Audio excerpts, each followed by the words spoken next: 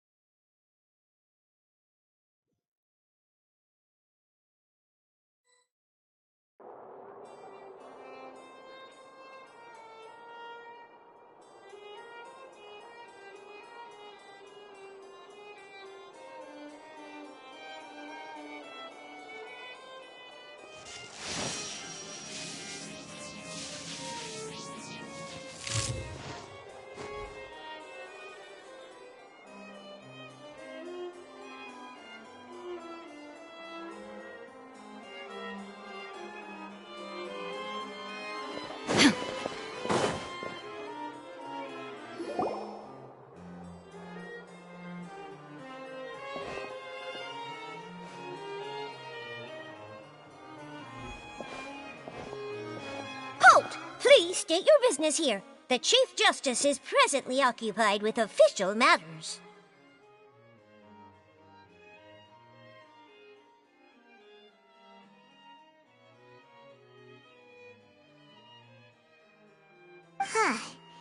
This place does look pretty heavily guarded. Guess that proves that Nervalet's files are really secure.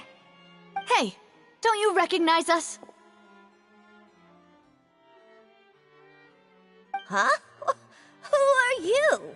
Just to be clear, I don't care who you are or who you might be related to. Our rules make no exceptions. See? They've got great discipline, too.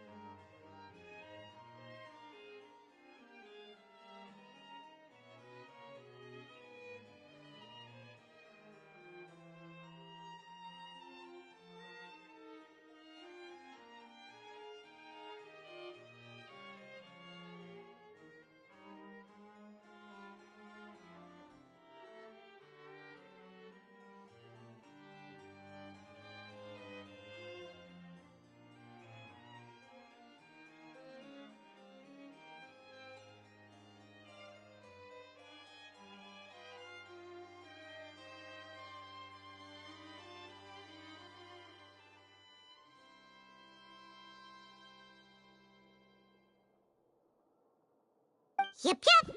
Paimon can tell.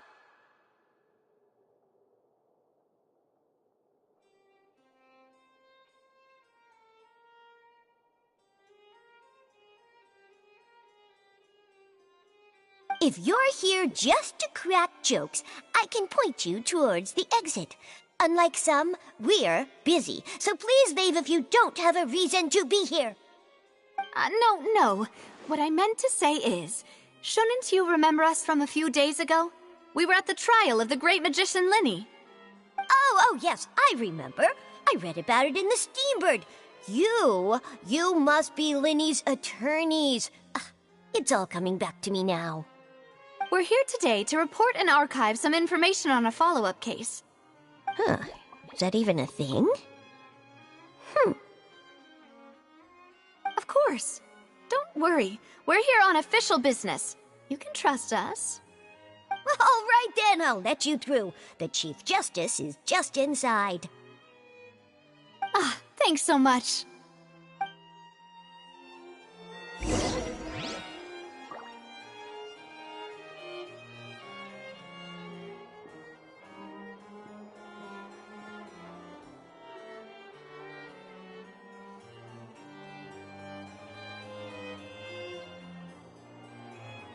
All the world holds dear is but a backdrop of constant motion. I stand before it, alone and unchanging. Please come in.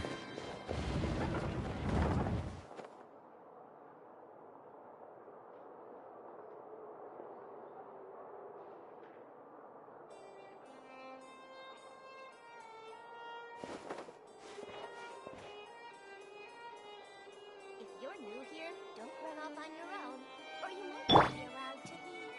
The food in the cafeteria is excellent, if you're lucky enough to make it.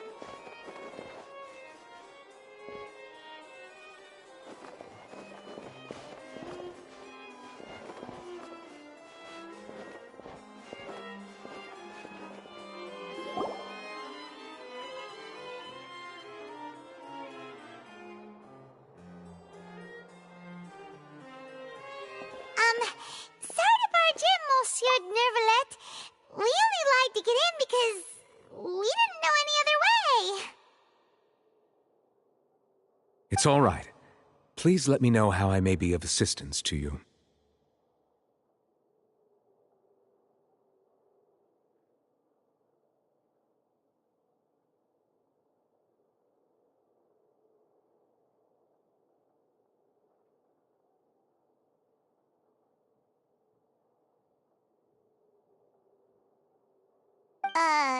So you're not mad at us?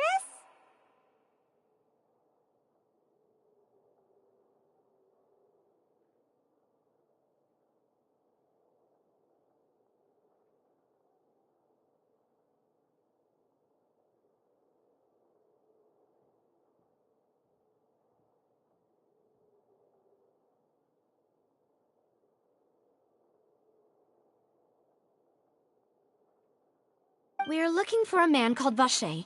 He may have been an eyewitness in the serial disappearances case. If we can find him, we may be able to unearth some key information on the case. Ah, I see. In that case, please wait here a moment while I browse through the files.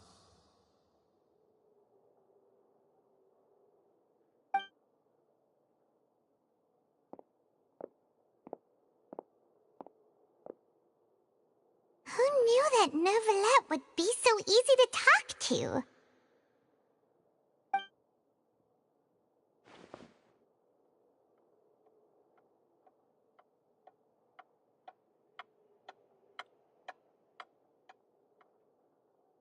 Unfortunately, I'm quite certain that no one by the name of Vache has been involved in any case, criminal or civil, in the past several years.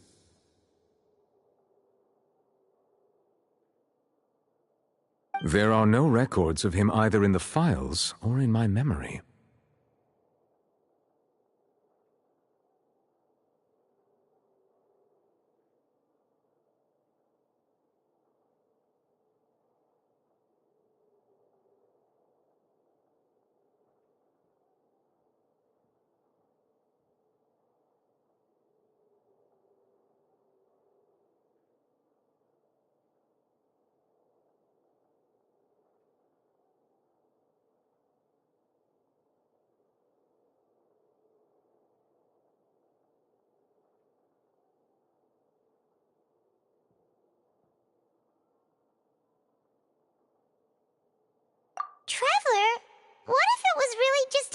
name?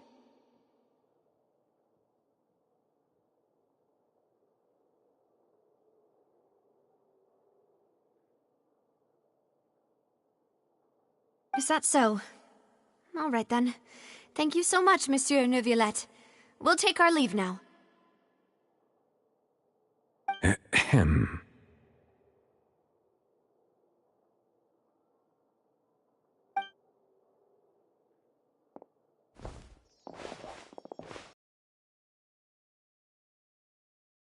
You feel?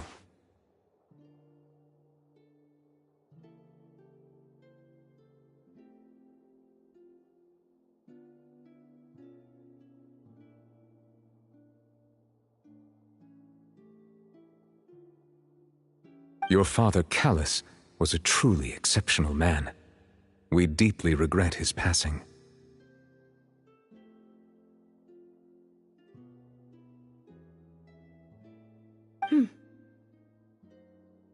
And what are you trying to say, Monsieur Neuvillette?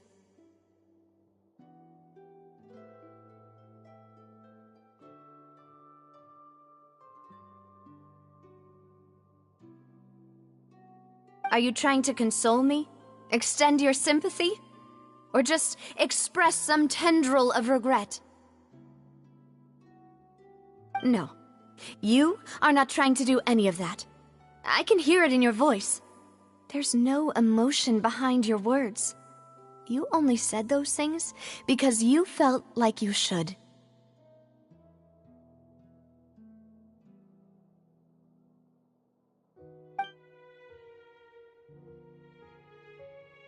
It's just like last time.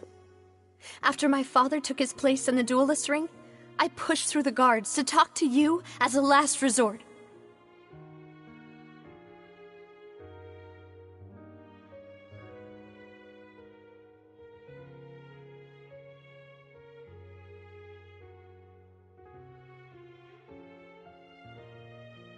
You even told me then that you thought there was something fishy with the case, yet you still allowed the duel to go ahead.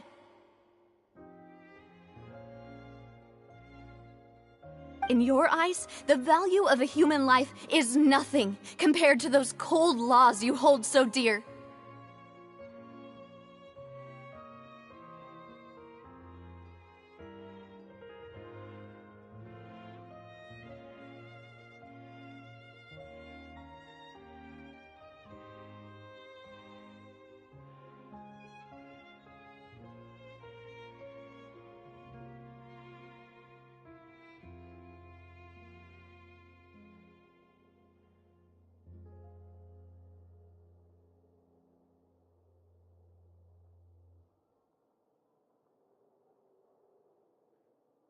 If you truly regret my father's death, then why didn't you call a stop to the duel?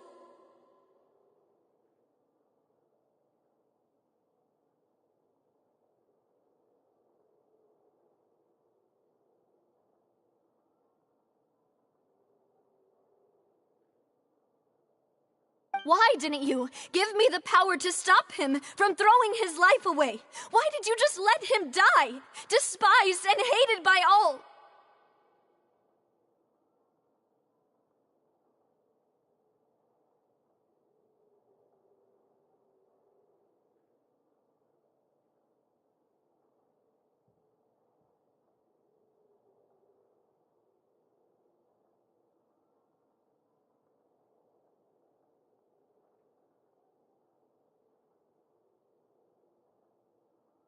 Everything was hanging on a thread at that moment. Just the tiniest effort could have changed everything.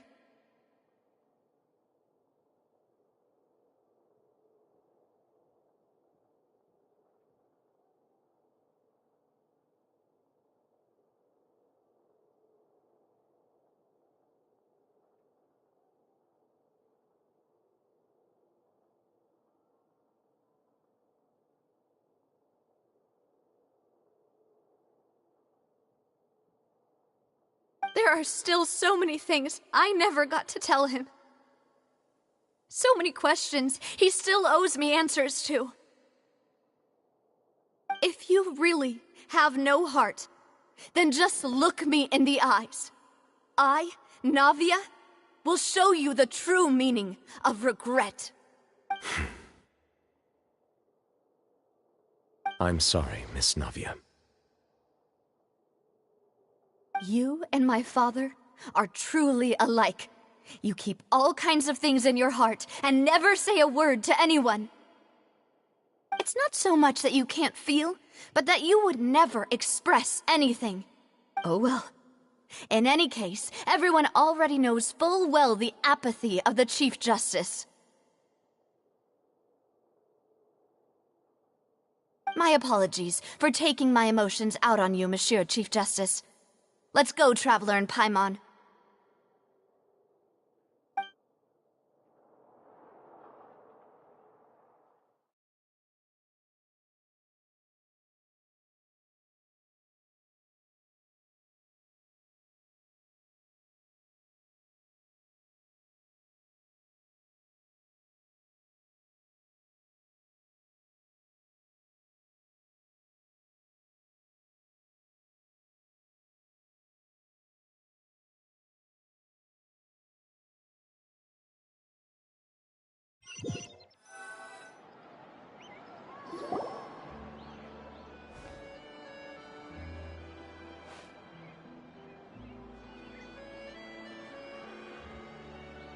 Navia, are you okay?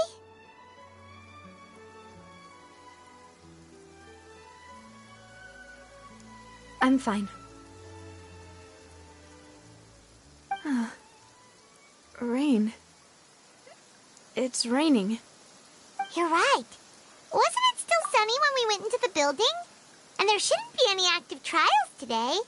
How strange.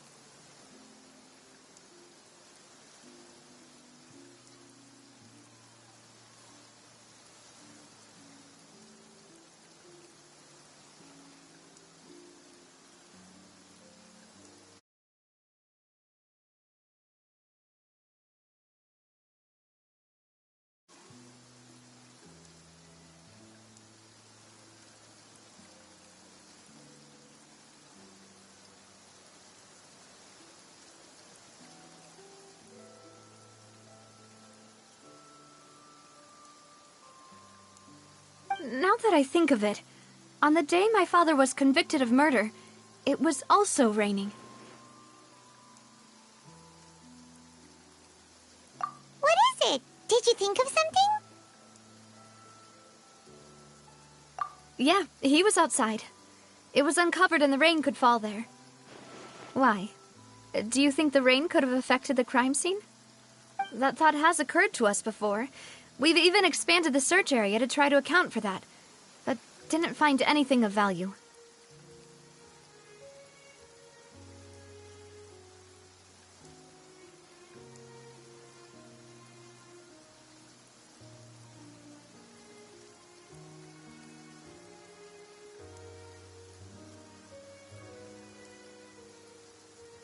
Oh? Wait. You don't mean...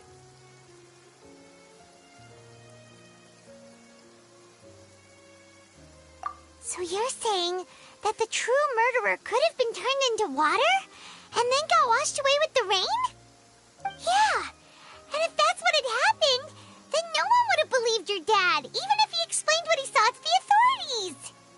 I really think I found a true genius for a partner. You're completely right. How did I not connect the dots earlier? All right, let's go to Poisson. With this new lead in mind, we'll get to the bottom of my father's case for sure. Yeah! We're gonna make progress for sure this time! Do you want to go with me now? Or do you want to head over by yourself later?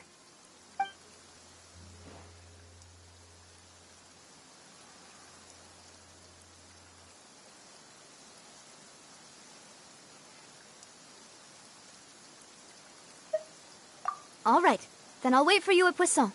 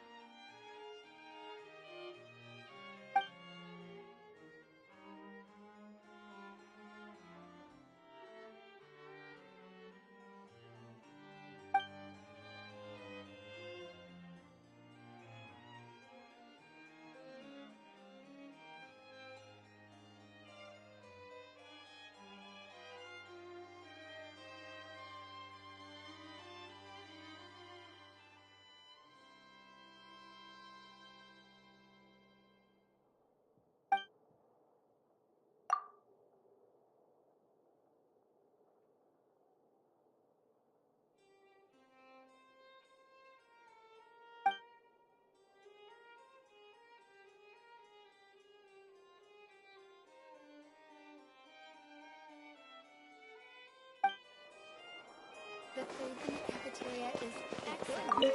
Don't run off on your own, or you might not be allowed to leave.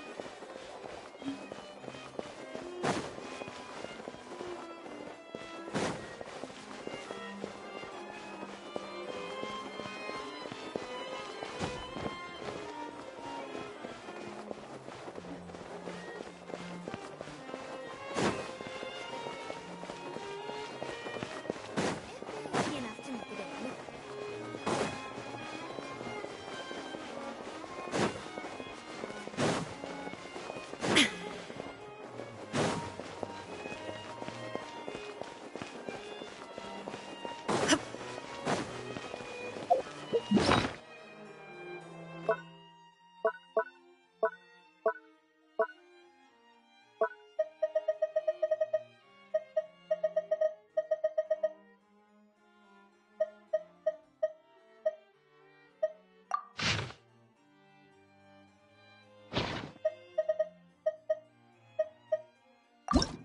Whoever the why would... Doesn't seem like...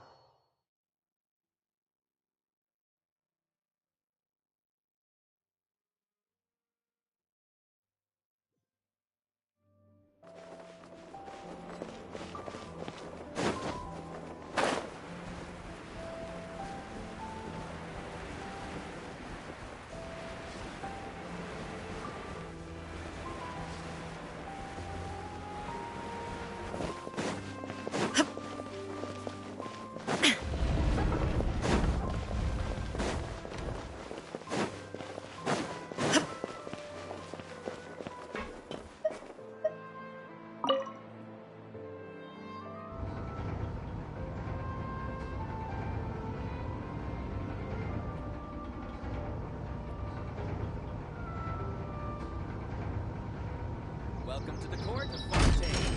Please watch your step.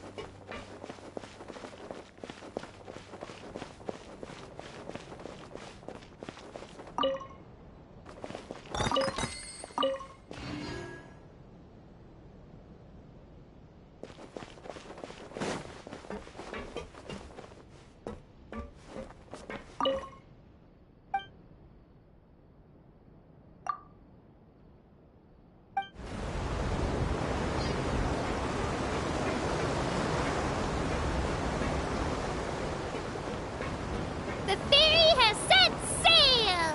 Tour guide Abel, at your service! I'll start by telling you a bit about our destination, Maritime Harbor. If you've been to the port before, you'll definitely have seen the huge lift. I've heard it's no small feat to make one of that scale. Not only that, but it's also designed to work using multiple energy sources. If you know any super rich merchants, that want to build really tall buildings, you can invite them to Fontaine to hire the designers of that lift. Or at least the people they taught their craft to.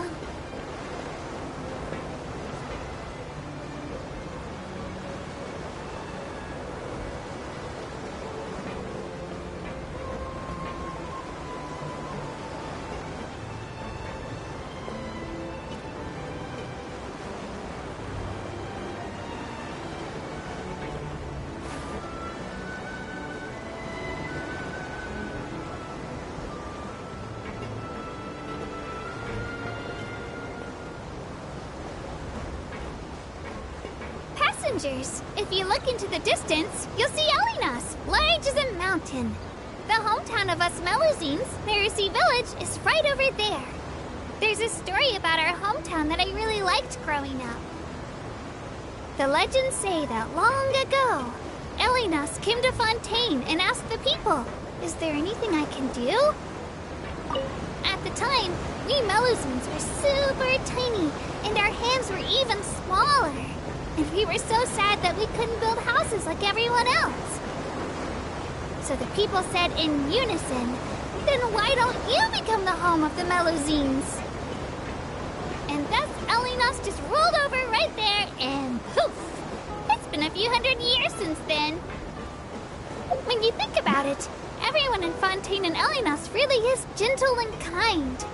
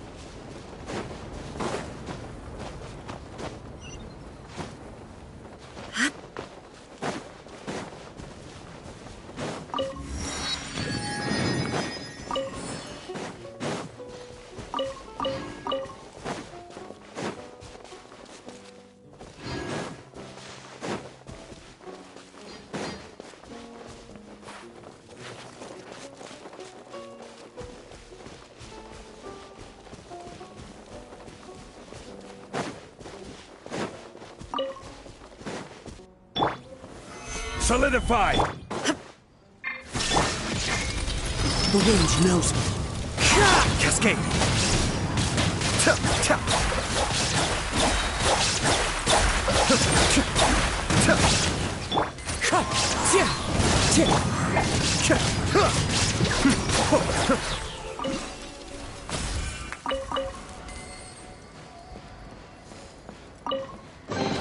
Oh, so you collect these?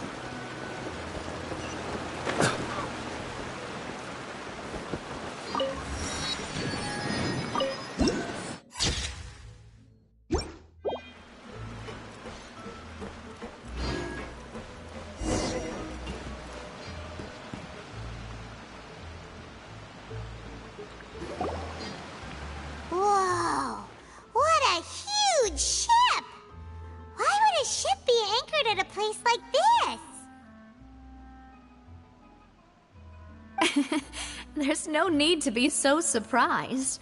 While it may look like a ship, it's actually Spina di Rosula's headquarters. My father was the one who asked for it to be built like this.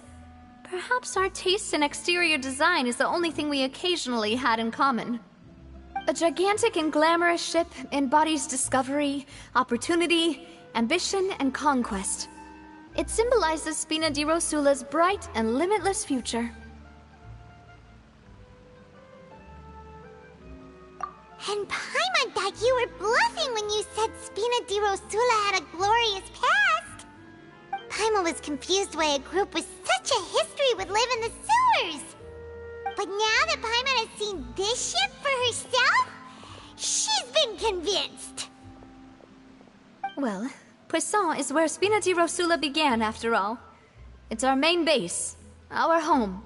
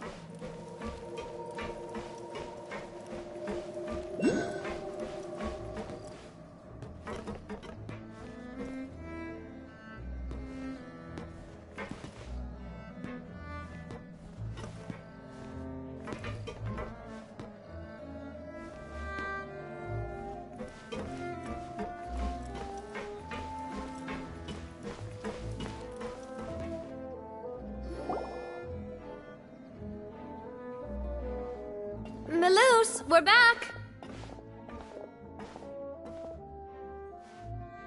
Apologies for the wait, demoiselle, and our most important partners. You said before that you still had some business at the court. What brings you back to Poisson so quickly? About that. It's because my partner here reminded me of something really important. You see, what if my father's case had something to do with water from the primordial sea? You still remember, right, Melus? On that night, it was raining? Yes, the case was quite similar to that of Mr. Linney's. Both were what you'd call impossible murders. Could you tell us a bit more about what happened before? Yeah, of course. Many years ago, something called synth began to gain popularity in Poisson. At a glance, it was a kind of drink that could excite your mood and produce many pleasant hallucinations. Wait! Didn't that guard guy who turned into water also mention that the primordial water could be used to produce some kind of potion? Yes, he did. Considering what we know now, it's almost certain that synth is created using water from the primordial sea. If you drink synth for an extended amount of time, you'll suffer many side effects, such as losing the ability to focus or control your emotions. And if you were to stop drinking it completely, you'll experience flashes of paranoia and anxiety while lacking energy to do anything. It's an extremely dangerous substance. As he oversaw Poisson, my father was compelled to put a stop to synth abuse and called for a complete ban of it. Boss's uncompromising attitude incurred the synth vendor's wrath, but no matter how much they threatened or bribed him, he refused to yield.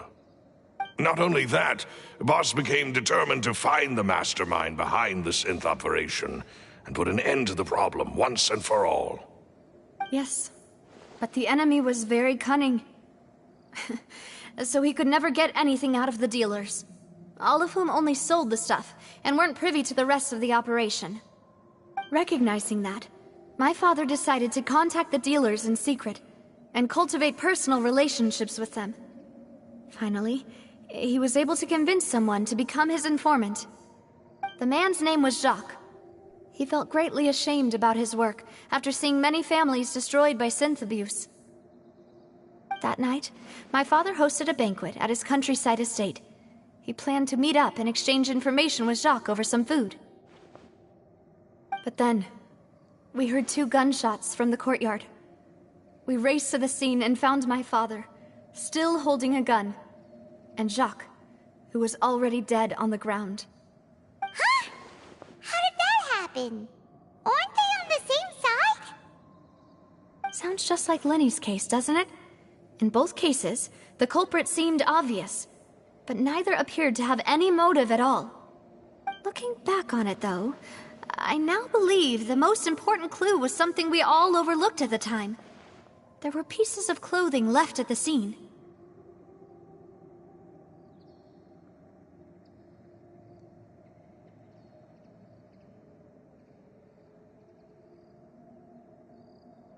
Precisely. It's all thanks to you that I made the connection now. Back then, we all just thought they were some costumes that Jacques used to disguise himself at the banquet. But, considering it now, it's almost certain that they belong to a third person at the scene. With one extra person, we'll also need to reconsider why the 2 shots were fired.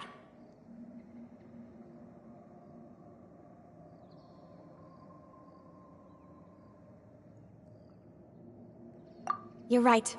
We still don't know what happened. But my intuition tells me that we're on the right track to figuring it all out. I'm finally headed towards the truth. Jacques was an empathetic man who was infinitely remorseful for his past actions. It's unlikely. Warning.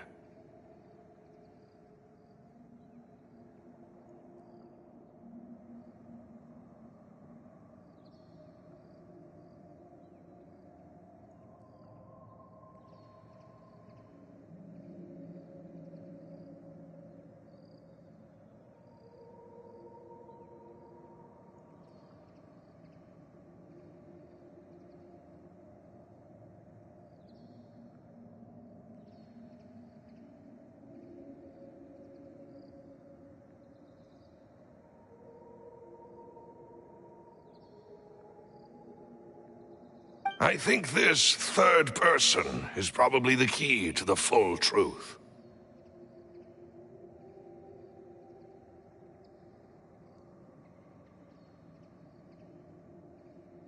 On that note, however, even though this will not please you, demoiselle, as your and your father's butler, I must still offer a word of warning.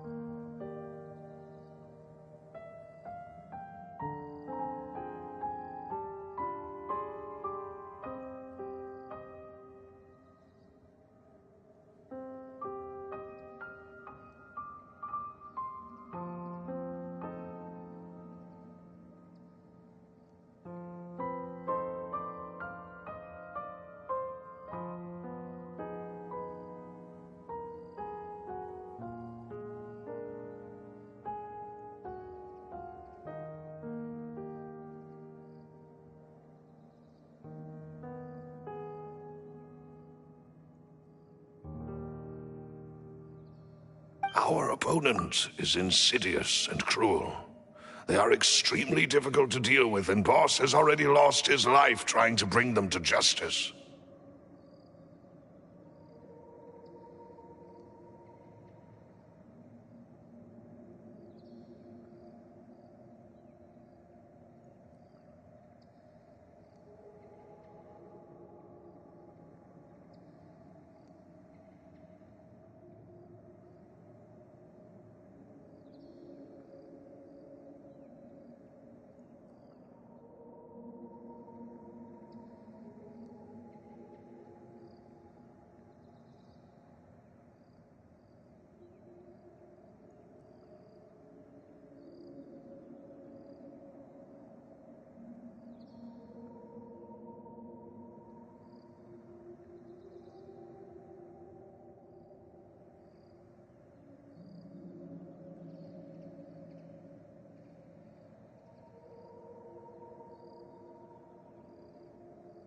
Even though Spina de Rosula has lost most of its former glory, Poisson has welcomed a new time of peace, and we have been allowed to live out our lives.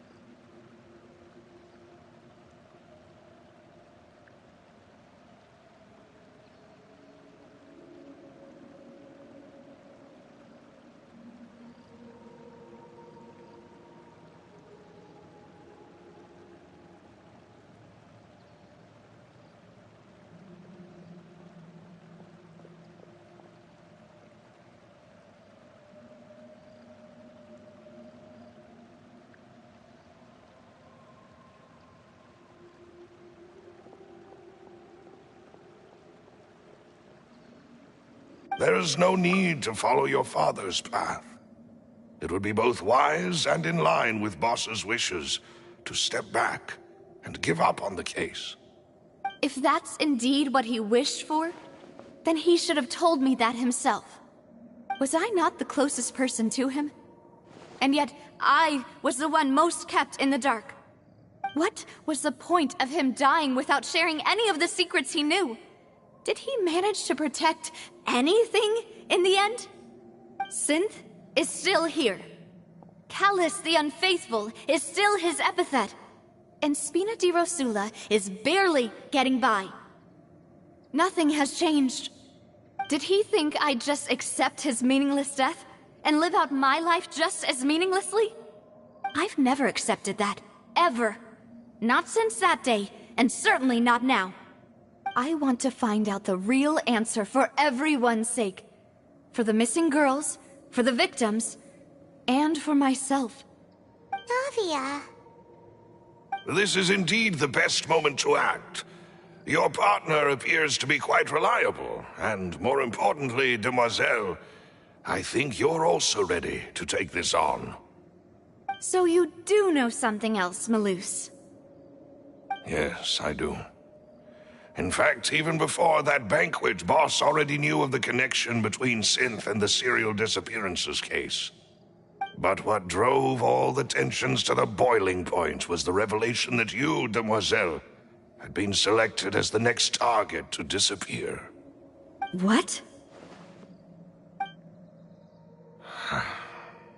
Boss also didn't tell you that he had been diagnosed with a rare illness.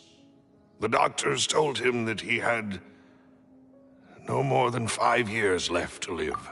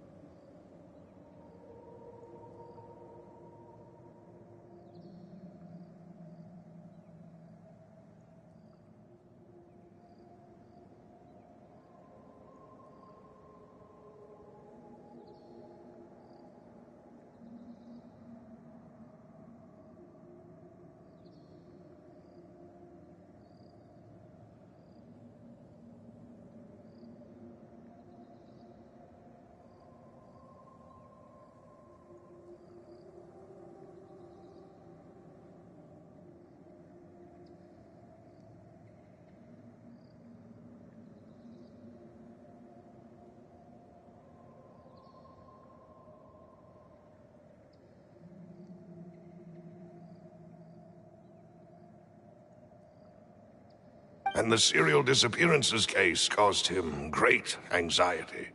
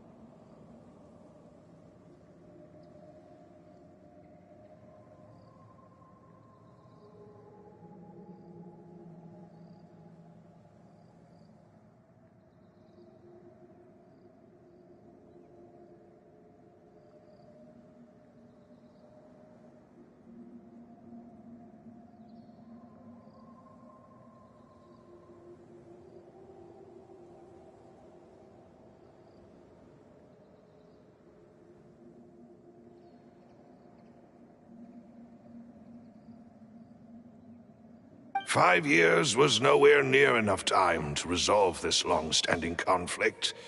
But once he passed away, all the danger would pass on to you."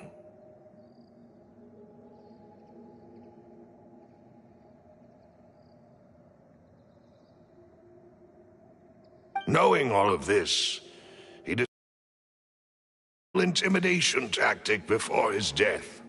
He claimed to have already gotten his hands on some key incriminating evidence for the other side, and even told some members of Spina di Rosula about the details. But as long as you remained safe, he would not share the evidence with the public. If something were to happen to you, then he and all those he told would immediately expose all they knew about Synth and the disappeared victims. Right, so nobody would be able to get off scot-free. As we've seen, Boss's tactic has worked. Even though Boss has been gone for a long time, the other side has not tried to take Demoiselle's life. No, I don't believe it. He never appeared to look sick to me. No father wants their daughter to see them weak and haggard, especially someone as proud as Boss. To him, dying in a duel and suffering lasting dishonor as the unfaithful was still far preferable than losing face in front of his daughter. So he chose to die in silence, so that he could protect me. I'm afraid you're not understanding this correctly, Demoiselle. What Boss wanted to hand to you was not a parasol, but a sword. If Boss's spirit could hear you telling me that you want to find the answer for the sake of everyone involved, I'm sure he'd be extremely proud. That fool. Couldn't he have just given it to me straight? No. He might have set up everything precisely because he never thought I'd be able to understand him. Is that the amount of confidence he had in me? And what if I was never able to make it to where I am now?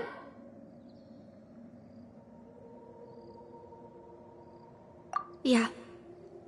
I suppose that's true. With the way he'd set things up, if I had wanted, I could have just lived out my life without a care in the world. But thankfully, He rarely talked to me about complex matters, and thus understood little of me as a person. In this case, he really didn't need to give me an easy way out. Malus, what was the key evidence that he shared with you? It's the location where synth is produced. Essentially, it's the enemy's headquarters. When he was threatening the enemy, Boss didn't share the specifics of the incriminating evidence he found. But if you want to use it against the enemy, you'll still have to take several things into consideration. Why? If we know where the place is, can't we just go storming in? You mustn't forget that we're fighting against a mysterious and dangerous organization that's been in operation for decades. There's no telling what might be lying in wait at their headquarters. We also have no idea what kind of evidence we may be able to find inside, nor what people we may be able to capture. But a single visit to their headquarters would be tantamount to a formal declaration of war.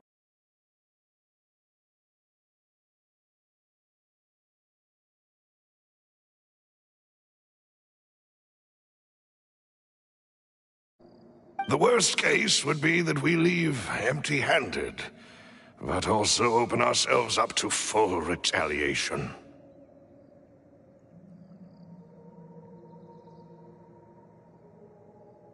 Then, in that case, why not work with the Fontaine authorities?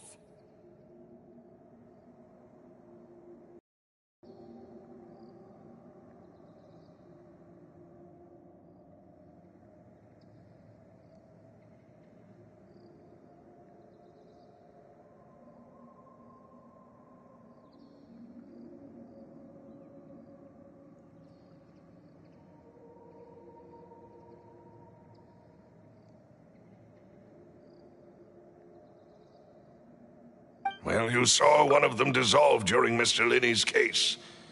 We have no idea just how thoroughly they may have been infiltrated. That's true. Seems my father really had no choice. But things are different now. It should be a lot easier to prove the other side's guilt, now that we've connected Synth with the disappearances case. You sound like you've put a lot of thought into this, Malus. I am the butler, after all. I live but to serve the boss and Demoiselle's will. I've always been willing to take on any kind of risk for your sake. But considering my relative lack of ability, I've spent my time keeping secrets, performing basic investigations, and waiting for the right time to come. Thank you for all of that, Malus. Have you discovered anything new in the past few years? Let me think. One conclusion I came to is that the enemy must be quite familiar with Spina di Rosula, or at least have an informant planted here. When I announced orders to the organization's members on Demoiselle's behalf, I used to deliberately keep a few people in the dark and observe the reactions of the synth vendors. If the vendors didn't change their plans, then the individuals informed of our orders must be innocent. If the vendors packed up and fled, however, then someone must have given them the news. After several rounds of testing and investigative tracing, I've narrowed the suspect list down to 3 people. The first is Florent, Spina di Rosula's senior advisor. Huh? Florent? Yes, surprising, isn't it?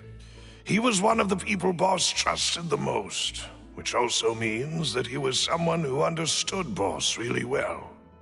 Thanks to his position within Boss's innermost circle, he always knew our upcoming plans and could thus avoid capture this whole time. There's someone else like him too. Marcel, the head of Confrérie of Cabrières. Uncle Marcel.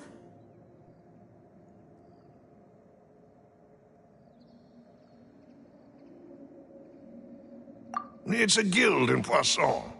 Boss helped it to grow to its current size and prominence. In the beginning, they were only reselling some daily goods, but now they're one of the richest guilds around, with a lot of business connections in the city. So, they're like a sister organization of Spina di Rosula? Yes, you can say that. When we were fighting against the synth dealers, they provided us with plenty of support.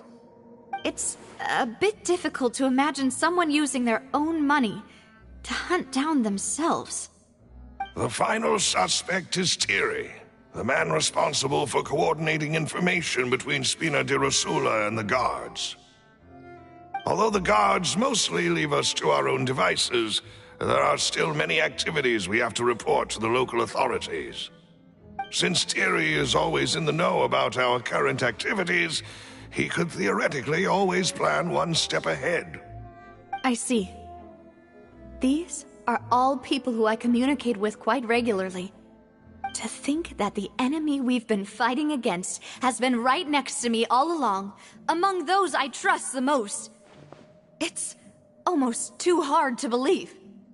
If you want to investigate them, please take every precaution to not alert the quarry. Judging from our experience, the enemy is extremely cautious. Of course. And thank you, Malus. You've provided us with a lot of great information. You're too kind, my lady. I'm just doing my duty. And before I forget, proving Boss's innocence would also mean clearing him of blame in Jacques' death. After that incident, Jacques' wife and daughter were taken into the Spina's care. They still live in Poissonte.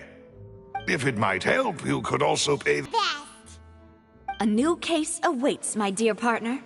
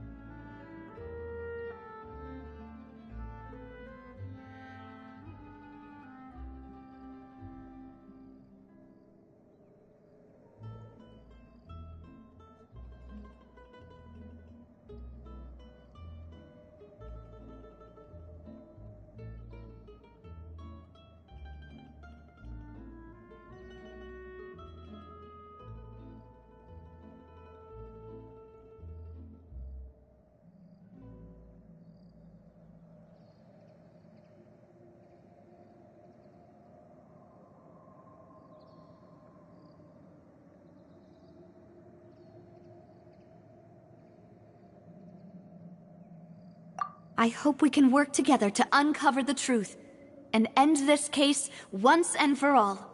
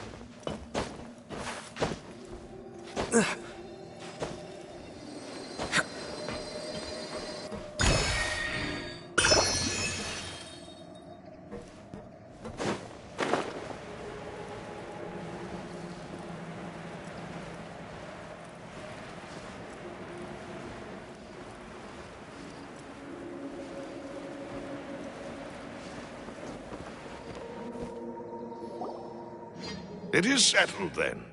Please excuse me, and enjoy your conversation at your leisure. Thank you for arranging everything for us, Malus. Excuse me, miss. Do you need anything from us? Hey,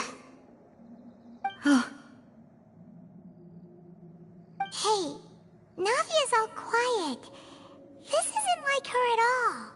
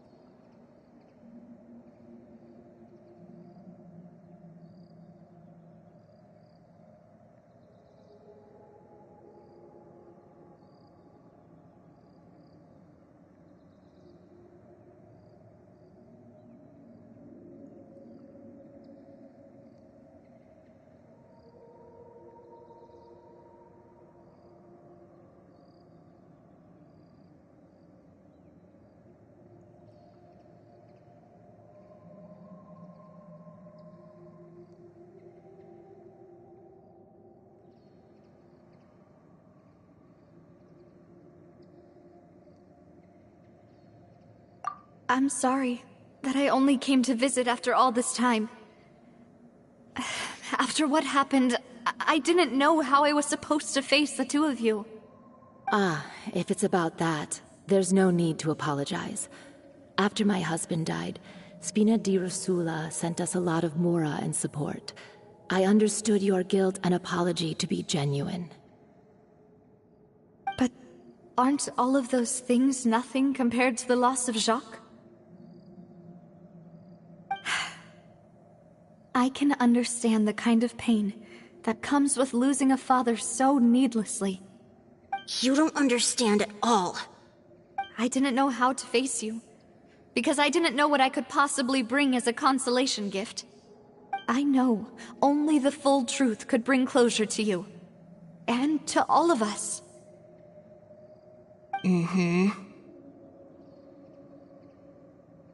I'm sorry. I appreciate the sentiment, but you don't have to carry all that guilt. On the matter regarding my husband, my daughter and I have more or less found our answer already. Would you mind sharing it with me? I really can't believe that my father could ever bring himself to shoot Jacques. I always knew that my husband's money was earned through others' suffering. He told me countless times that if he could turn back the clock, he would never go into the synth business again. He had many regrets, and felt that he took the idea of providing for his family too literally. For the longest time, he thought Mora was everything. So when Mr. Callis came to him with a proposal, he accepted it almost immediately. He tried to be as careful as he could, but even so, he was still found out by the higher-ups. They found out about his betrayal? Papa didn't say that exactly, but Papa did tell me that I should never be ungrateful. Before he left that day, he told me that he had no choice. It was only later that I realized it was his final farewell to the two of us.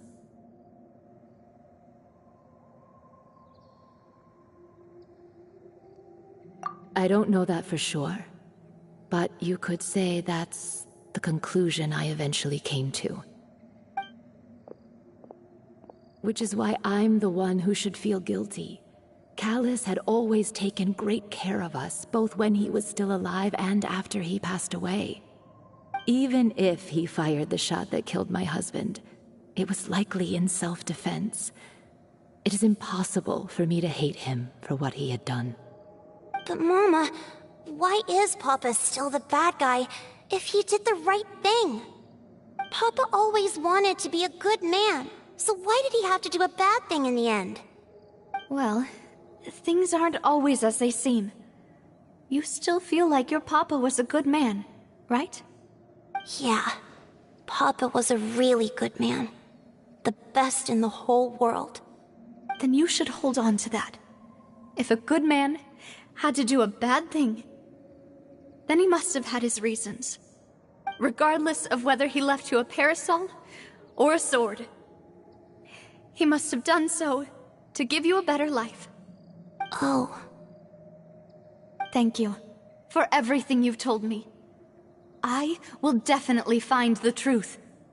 The current state of things is not something I'm willing to just sit back and accept. Thank you. I'm very grateful to hear this from you. Even though your personality is quite different from your father's, your determination when you speak is really similar. You really think so? That's the first time anyone said that to me.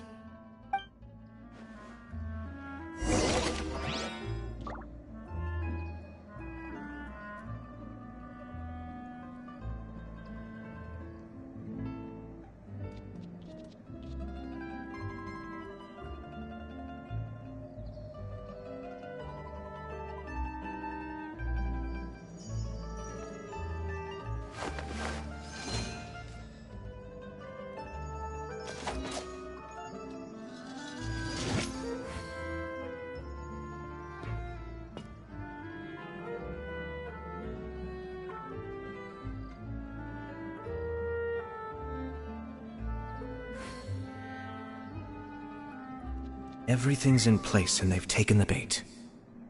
Yes. Now to start reeling them in. Are you okay, Navia? I'm fine. Don't worry. Let's investigate the 3 suspects next. Florent should be nearby, and we should be able to find Thierry and Uncle Marcel in the city. Greetings, boss. How may I be of assistance today? I'm sure you've heard about what happened at the Opera House. Someone got turned into water right in front of us. Yeah, I've heard. With something that dramatic, I'm sure journalists will milk it for all it's worth. And it'll be all the talk for the next several weeks. It also reminded me, on the day that the incident happened with my father, it was raining outside, and we found some clothes left at the scene. After my partner here put the dots together for me, I feel like we should try to reopen his case. Can you do me a favor and try to recall what happened that night? Let me think. Mr. Callis was feeling pretty upbeat that day. So he was drinking and bantering away with us at the table. After that, he told us that he wanted to go get some fresh air. So we let him go without thinking much of it. Who knew that we would hear 2 gunshots ring out right after? My first reaction was that Mr. Callus's life was in danger. So I grabbed my holster and made a mad dash toward the scene. But when I got there, it was already too late. Mr. Callus was standing over a dead body with a gun in his hands.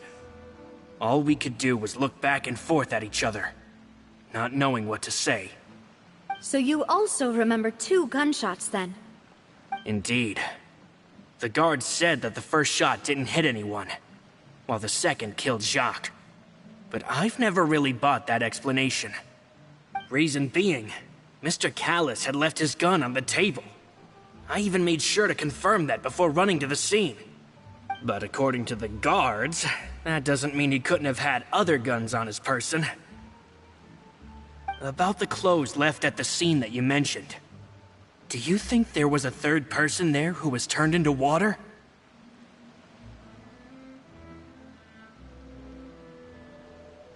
At least from our perspective, my father had no reason to kill. So he would also have no reason to bring an extra gun with him. The gun he was holding probably belonged to Jacques, or a third person on the scene. Yeah, that makes a lot of sense. So you're saying Mr. Callus ended up with the gun because he seized it from one of the other guys? But hold on. If that's what had happened, then why didn't he share the truth with any of us?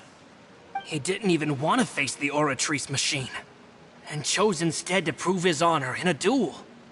Did he lose all faith in the courts after seeing someone dissolve right in front of his eyes? About that, Malus told me a thing or two. So, I think I can understand why he committed to the duel. I'll tell you everything, once the whole truth has been revealed. I understand. Then, I'll leave Mr. Callus's honor in your hands, boss. And if I may just say one more thing. The whole Callus the Unfaithful epithet has been a thorn in my side since the day it was invented. Many people have laughed at me for still calling him Mr. Callus, even after so many years have passed. But it was Mr. Callus's trust that allowed me to rise through the ranks of Spina di Rosula and live the life I lead today. No matter what others might say, he'll always be the man I respect the most. And he'll always be my boss. Don't worry. I will definitely find the truth. You and all our other comrades at the Spina deserve to know the truth as well.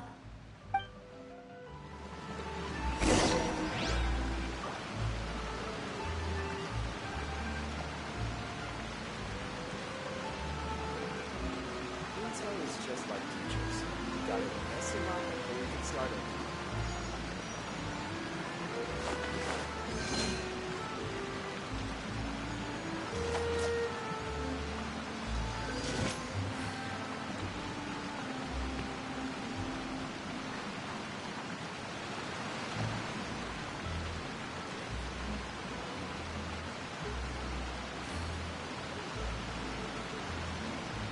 Intel is just like teachers. You gotta mess them up. I have to stifle a smile every time I remember the look on my retainers' faces when I informed them of my plans today. Panic-stricken, but unable to muster the courage to say anything in opposition. Yes, this was a fine idea.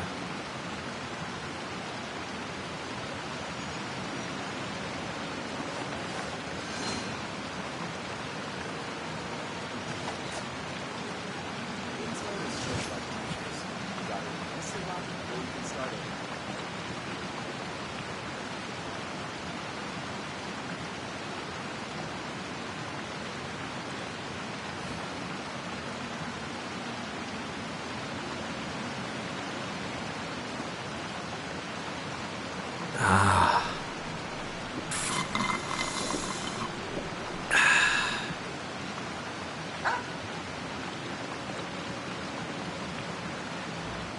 Intel is just like teachers. You gotta mess them up before you can start it.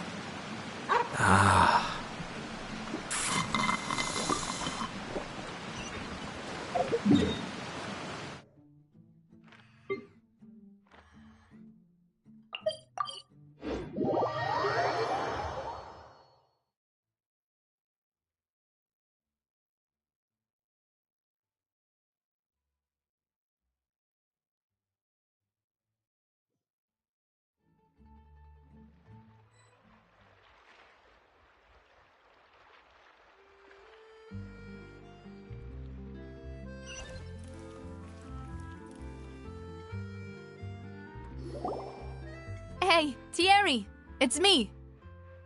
Oh, now, what brings you here, Miss Navia? I've heard that you made quite the name for yourself at the Opera House. Oh, so you've caught news of that already. Oh, okay. Hey, I'm also a member of the Guards, you know. The way you make it sound, people would think I was sent off to Poisson because I had done something wrong. Are you sure there isn't a little bit of truth in that? Under normal circumstances, shouldn't you have been called back to the city already? I mean, where I work is really up to me. Let's just say I enjoy the ambiance of Poisson. Callis did a fantastic job running the town, building Spina di Rosula from the ground up and clearing many obstructions in my way. It would be next to impossible for me to find a similarly easy but high-paying job in the city.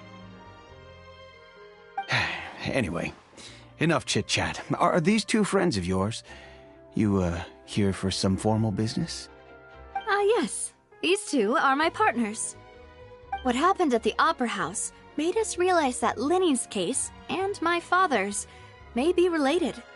We're trying to reinvestigate the details of my father's old case. Ah, I get it. You think there might be more to the case now that we know people can be dissolved into water, right? I was also flabbergasted when I first heard of it. If you want to go through the original files from your father's case, I can help you look for them. That'd be much appreciated. Thank you. Actually, I have another question. Do you have the authority to dispatch Gardamex? Of course. Without them, I couldn't possibly handle Poisson on my own. Why do you ask?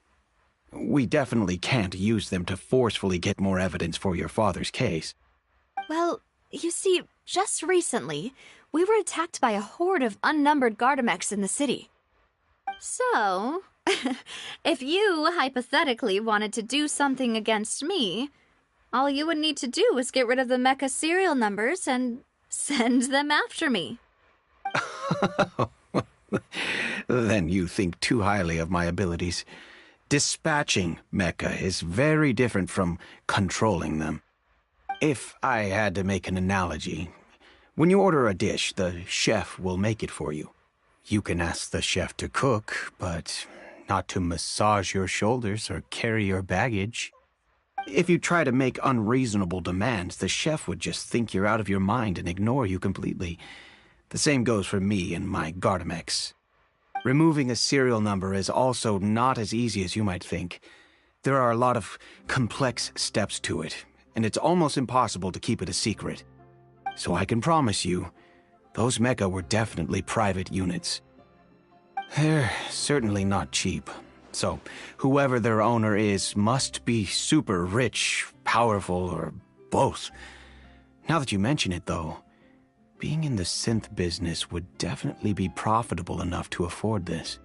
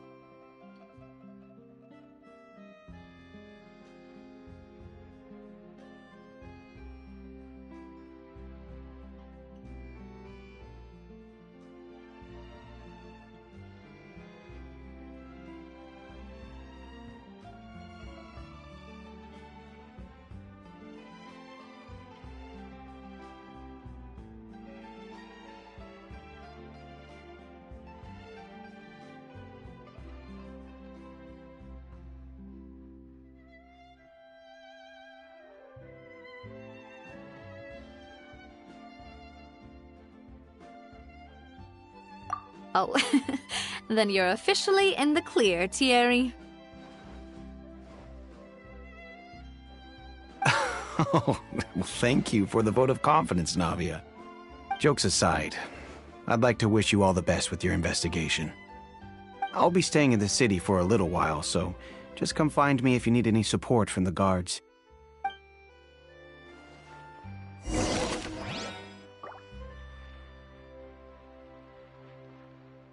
Welcome to Palais Mermonia. I have to keep an eye on the deployment of guards at all times.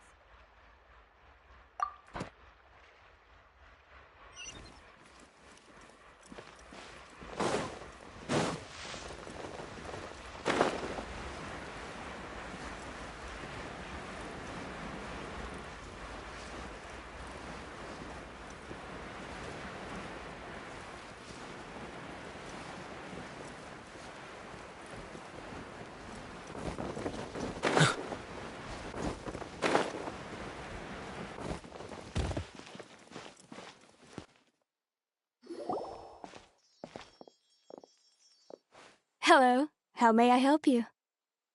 I'm here to see Marcel. Could you please let him know? You can just say Navia's looking for him. Sure. I will let him know right away.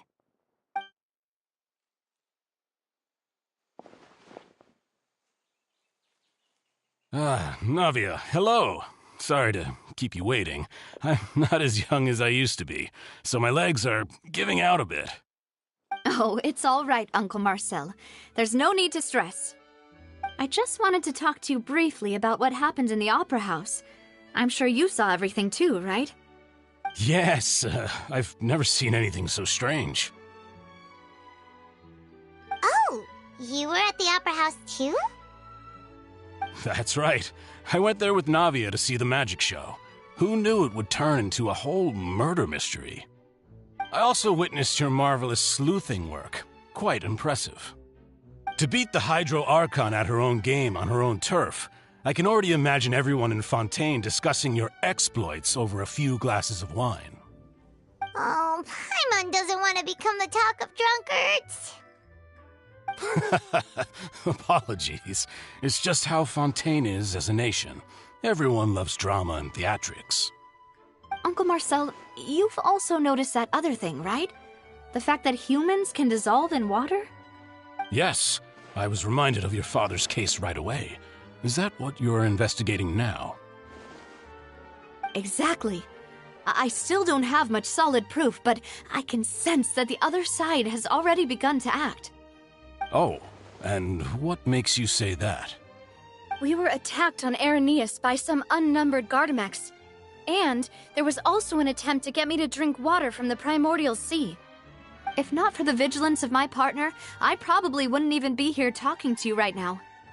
Oh, you're giving us too much credit. Wasn't it you who protected us? Alas, it seems things are heating up again. The peace that Callus sought so dearly will soon become a thing of the past. But rest assured, Navia, Poisson will always remain a safe haven for you. If you're scared, you can always return there. If anyone dares to lay their hands on you there, the Confrérie of Cabrières will use its funds to the last Mora to bring them to justice. Thank you, Uncle Marcel. But I don't intend to go into hiding. I'm going to strike while the iron's hot. Do you have any new thoughts on my father's case? About that. Sorry, my age is catching up with me, so it'll take me a while to recall my memory. The Confrérie was responsible for that banquet, so I was out and about the whole time making sure things were running smoothly. I didn't even have the time to drink with the guests. Then I heard the sound of a gunshot, and the rest was history. Oh, it's okay. No need to push yourself. We'll ask around some more, see if there are any valuable clues elsewhere. Sounds good.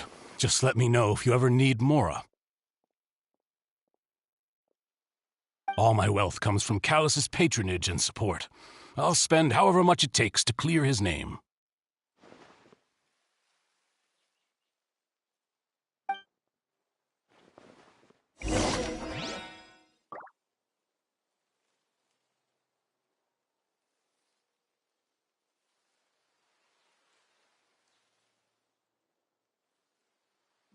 skilled at something doesn't make it a hobby.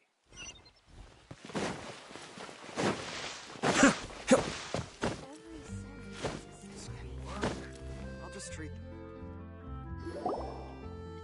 We've talked to all three suspects, purely based on their conversations with me. None of them sounded particularly suspicious.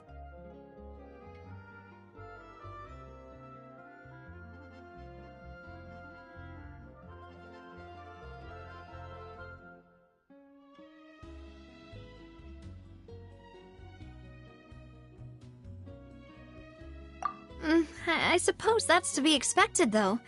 If a single conversation's all that's needed to find them out, then my father wouldn't have needed to investigate the case for so many years. Anyway, even though we didn't make a breakthrough, let's still compile what we were able to find. But where should we start?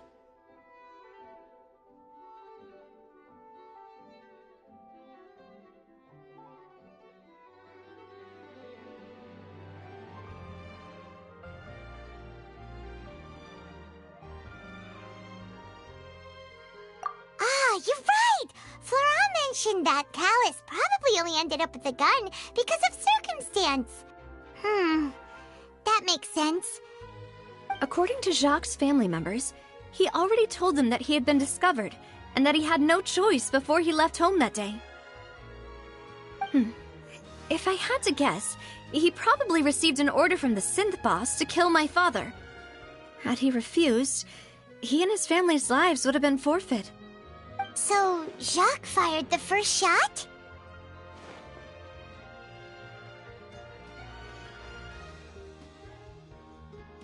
Oh? And why is that?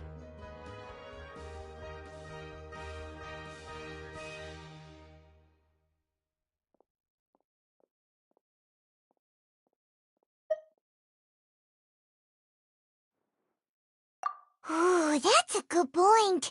Jacques probably already knew that he was just being used as a tool for murder. And once he had completed his mission, he'd be of no more use to his boss. So, what would make more sense from his perspective would be to turn his back on the order and seek protection from my father.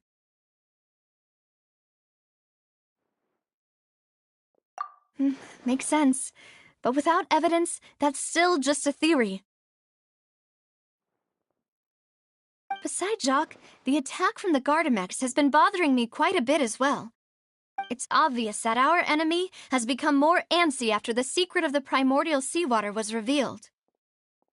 Do you think he knew, even then, that we'd follow this lead to the end? Given everything that's happened since, it's quite possible.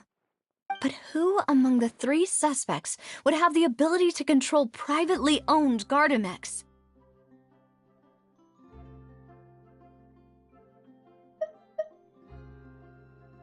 Uncle Marcel? My father did really trust him. And they worked together on a large number of projects. Maybe that's how he got to know Jacques. And with funds from the Confrérie, he could also afford a large number of Gardamex. It's still really hard for me to imagine, though. After all, Uncle Marcel has been around since I was just a child. Also, wouldn't this mean he has been spending a whole lot of mora and energy to fight his own synth business?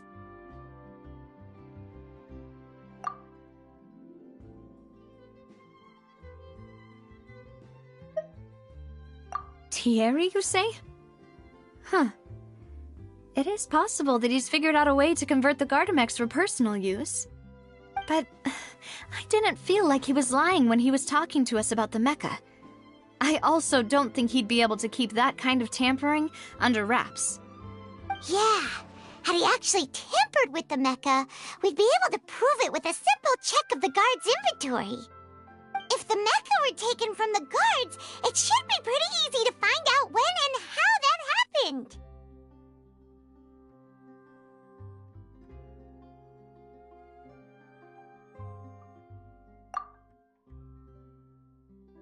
Florent?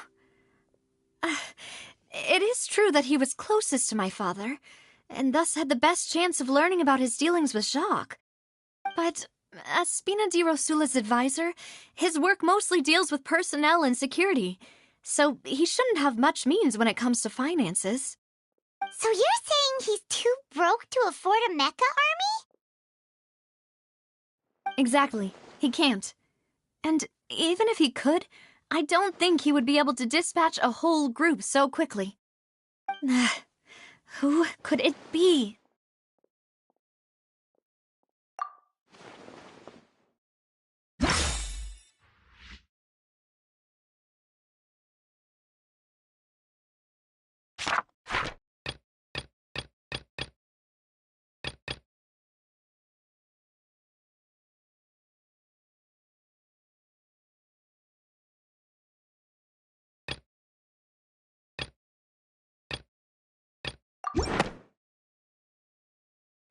You know, if you think everything through, Uncle Marcel is indeed the most suspicious of them all.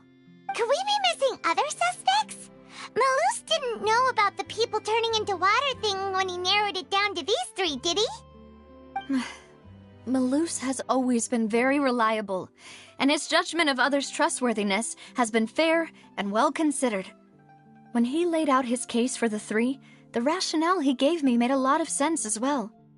The suspect is knowledgeable about the Spina's internal affairs, has the means to dispatch Mecha to assassinate us, and possesses significant intellect and foresight. Even if I don't want to believe it, I'm starting to see how things could all tie back to Uncle Marcel.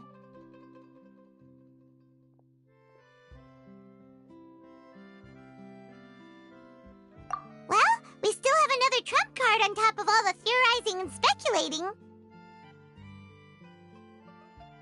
Yes, Malus did say that charging straight in there would be extremely risky, but we don't have any other options right now. We need far more solid proof before we can hope to go charging in on our enemy. Navia, here you are. Oh, I've been looking for you. Huh? Aren't you the guy from the guards? Did something happen? Yeah. News came from Irenaeus just after you left. We've got another trial on our hands. Wasn't that place built specifically for holding trials? What's so newsworthy about this one? I know. But they said the person they're putting on trial is a Fatui harbinger called Tartaglia.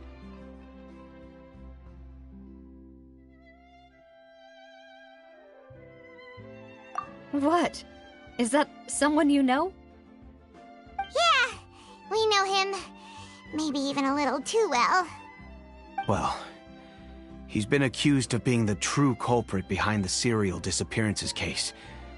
It's absurd, don't you think? Wait, how? None of our investigations have had anything to do with him. That's what I thought was strange about it, so I came to tell you the news right away. If the charge against him stands, then it'll be next to impossible to get the guards to support any of our planned investigations. Right, because they'll think they've already found the culprit. Yeah, and it'll be a lot harder then to clear Mr. Callus's name. I understand. Well, partner, what do you think we should do? We still haven't found any conclusive evidence.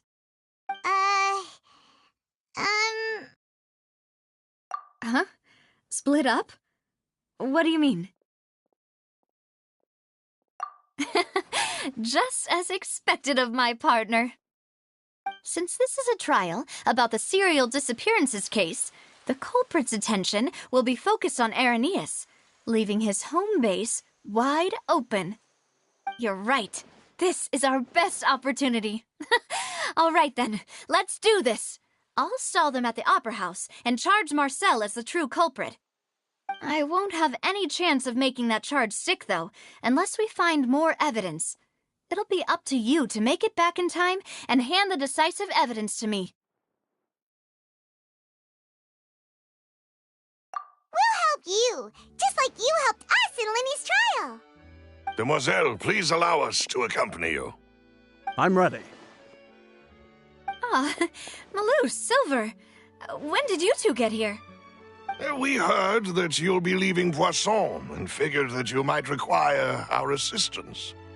It's our hope that your confidence will be bolstered with the two of us by your side. Thank you so much. Then, let's make haste for Irenaeus. Paimon, Traveler, I'll see you at the Opera House. See you then!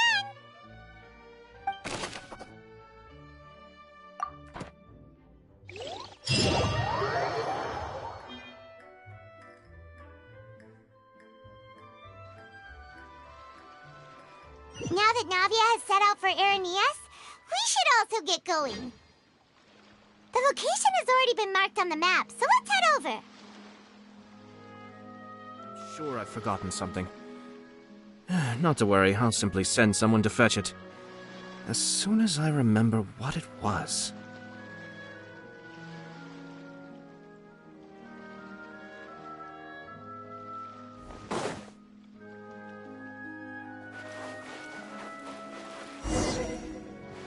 Huh. According to Malusa's info, the synth production base is underwater. Let's go and try to find the entrance.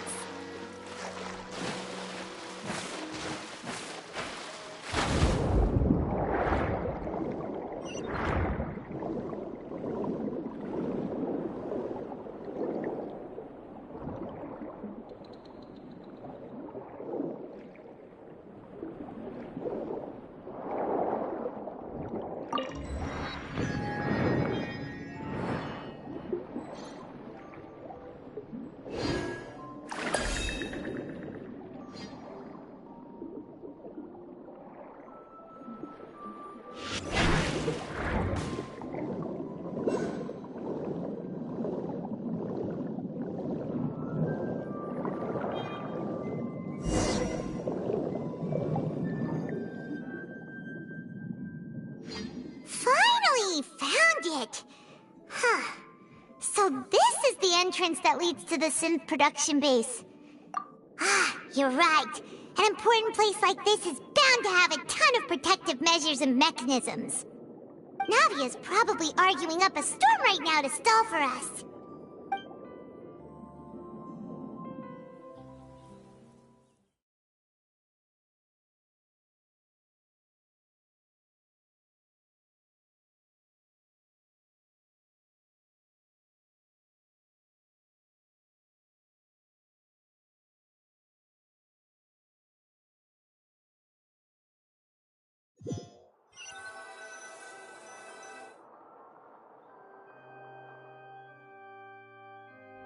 It would appear that I must repeat my question again, Mr. Tartaglia. Do you accept the charge that you are the true culprit behind the serial disappearances case? To be perfectly honest, I don't understand your country's complicated court system, or the reason why I'm being charged with something I've never even heard of. However, I did hear that people who have been charged can choose to participate in a duel to clear their name. Is that right? In which case, as long as I accept the charge, I can have an all-out fight with that champion duelist Clorend, right? I've got to admit, that's one of the most enticing offers I've ever received. When I privately sparred with her last time, she was obviously holding back. Real disappointing. Hey! Don't you understand? You're currently the prime suspect for a major case. This isn't the place for you to be looking for fights. Oh? Sounds like the Hydro Archon wants to lecture me on the ways of the Opera House. Then why don't you duel me too? I'm the kind of student that learns best in the heat of battle. No. That's not what I meant. Alas, it would appear that communication with the defendant is going poorly, and we have made very little progress. In that case, let me explain everything from the very beginning again. The goal of this trial is to determine the culprit behind the serial disappearances case. That case had nothing to do with him! You've got the wrong man! Huh? What's going on? Why is she interjecting again? I told you it couldn't be one of the Fatui Harbingers. Miss Navia, this is the second time you've interrupted the court proceedings. I only tolerated your behavior last time because you were able to provide the court with a key eyewitness. But that was an exception rather than standard court protocol. I can very well charge you with contempt of court for your interjections. Oh, please. Did you ever think I had any respect for this place's pointless theatrics? We can put that discussion aside for now. I'm not here to argue with you. I'm here to charge the true culprit behind the serial disappearances case. And if my charges prove true, then Tartaglia here will be proven innocent by default, correct? Oh, a young lady has charged in and offered to clear my name. How fascinating. Well, I'd gotten half bored to death by all these rules and procedures anyway, so I'll take you up on that offer. So, Your Honor, is there nothing else for me to do now? You may take a seat for now in the audience, but that doesn't mean the suspicions against you have been lifted. Now then, Miss Navia, who is the person you would like to charge instead? That person is...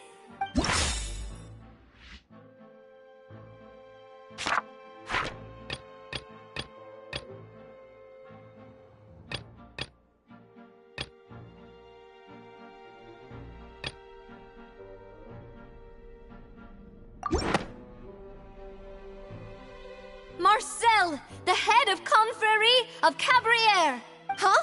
What confrérie?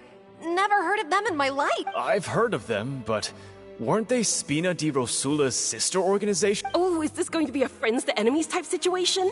Please let me remind you, Miss Navia, that charging someone is an incredibly serious matter. Committing to the charge also means taking on the legal responsibilities associated with it. And if the charge fails, depending on the circumstances, you may also be charged with the crime of making a false accusation.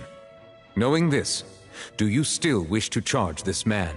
Yes, I do. In that case, I declare the charge to be valid. Miss Navia and attorneys, please take your places on the court. Members of the guards, please contact Mr. Marcel right away so that he may stand trial.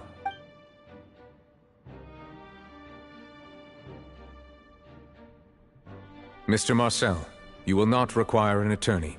Is that correct? Apologies. It all just happened so quickly. I still haven't figured out what's going on. I think an attorney won't be necessary. This is probably just a misunderstanding between me and Navia. Very well. In that case, since both sides have now arrived, Miss Navia, please present your charges. I would like to take everyone back to 3 years ago, to the case of Callus the Unfaithful. Only through elucidating what really happened in that case can we connect all the dots for the serial disappearances case. Navia, do you really think that I was the one who killed your father? Come on, why would I do that? Callus was my benefactor, and remember, both you and I only ran to the scene when we heard the sound of a gun. If that's enough to make me a suspect, wouldn't that make everyone at that banquet a suspect as well? I think there's no point in getting into the specifics right now. The audience doesn't even have the big picture yet. Even I'm... Exactly correct, Your Honor. I must refresh everyone's memory about that case before I can explain my charge and reasoning. I see. In which case, I will recount the findings about that case as originally recorded by Maison Gardiennage.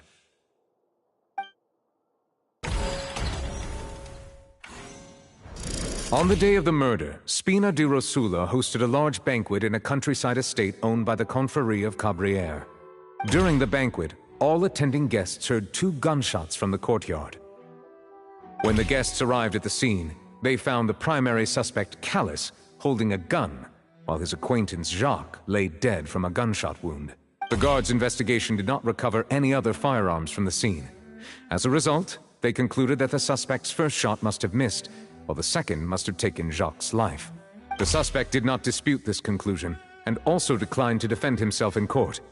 Instead, he chose to prove his innocence through a duel. Callus was defeated by champion duelist Clarande in the ensuing duel, and soon succumbed to the injuries. These are the known facts about the case.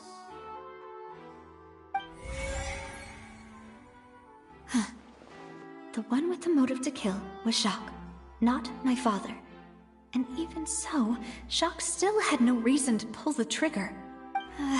In truth, the third person shot Jacques first, and was shot in turn by my father when my father seized the gun from him. After that, the true culprit turned the third person into water. erasing all traces of him from the scene. Thank you for the summary, Your Honor. Of course, the guard's conclusion appeared quite sensible to us at the... However, we should revisit the case now that we've gained new information about the abilities of water from the primordial sea.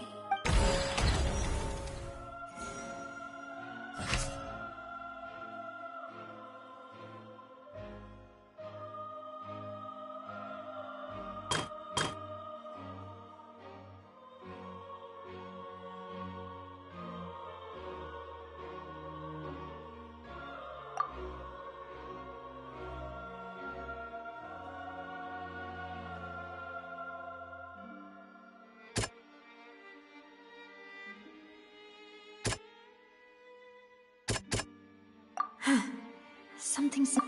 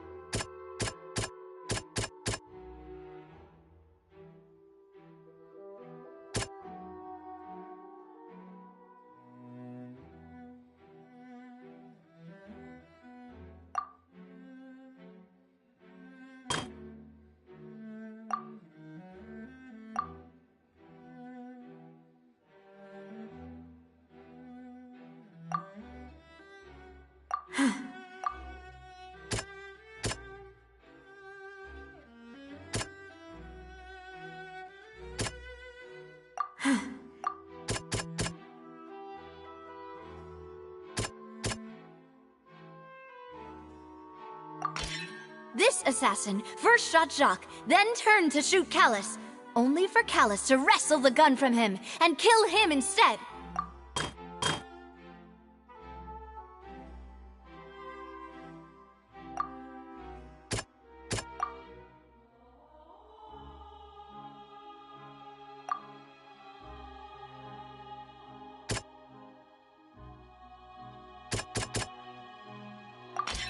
A pile of clothing was found at the scene. The guards once believed they were used by Jacques as a costume to disguise himself. But since it was raining that day, the culprit was confident that they could use the rain to wash away all traces of their dissolved accomplice.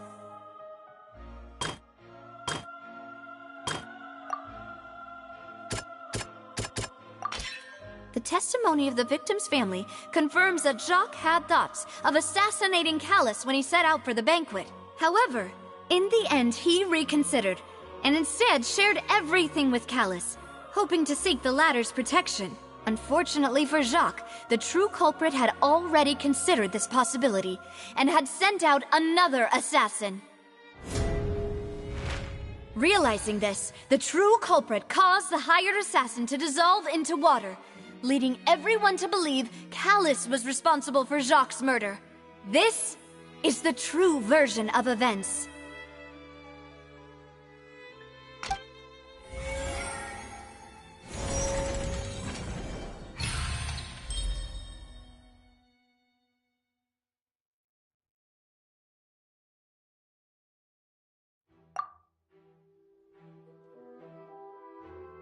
Ah, so that's what happened.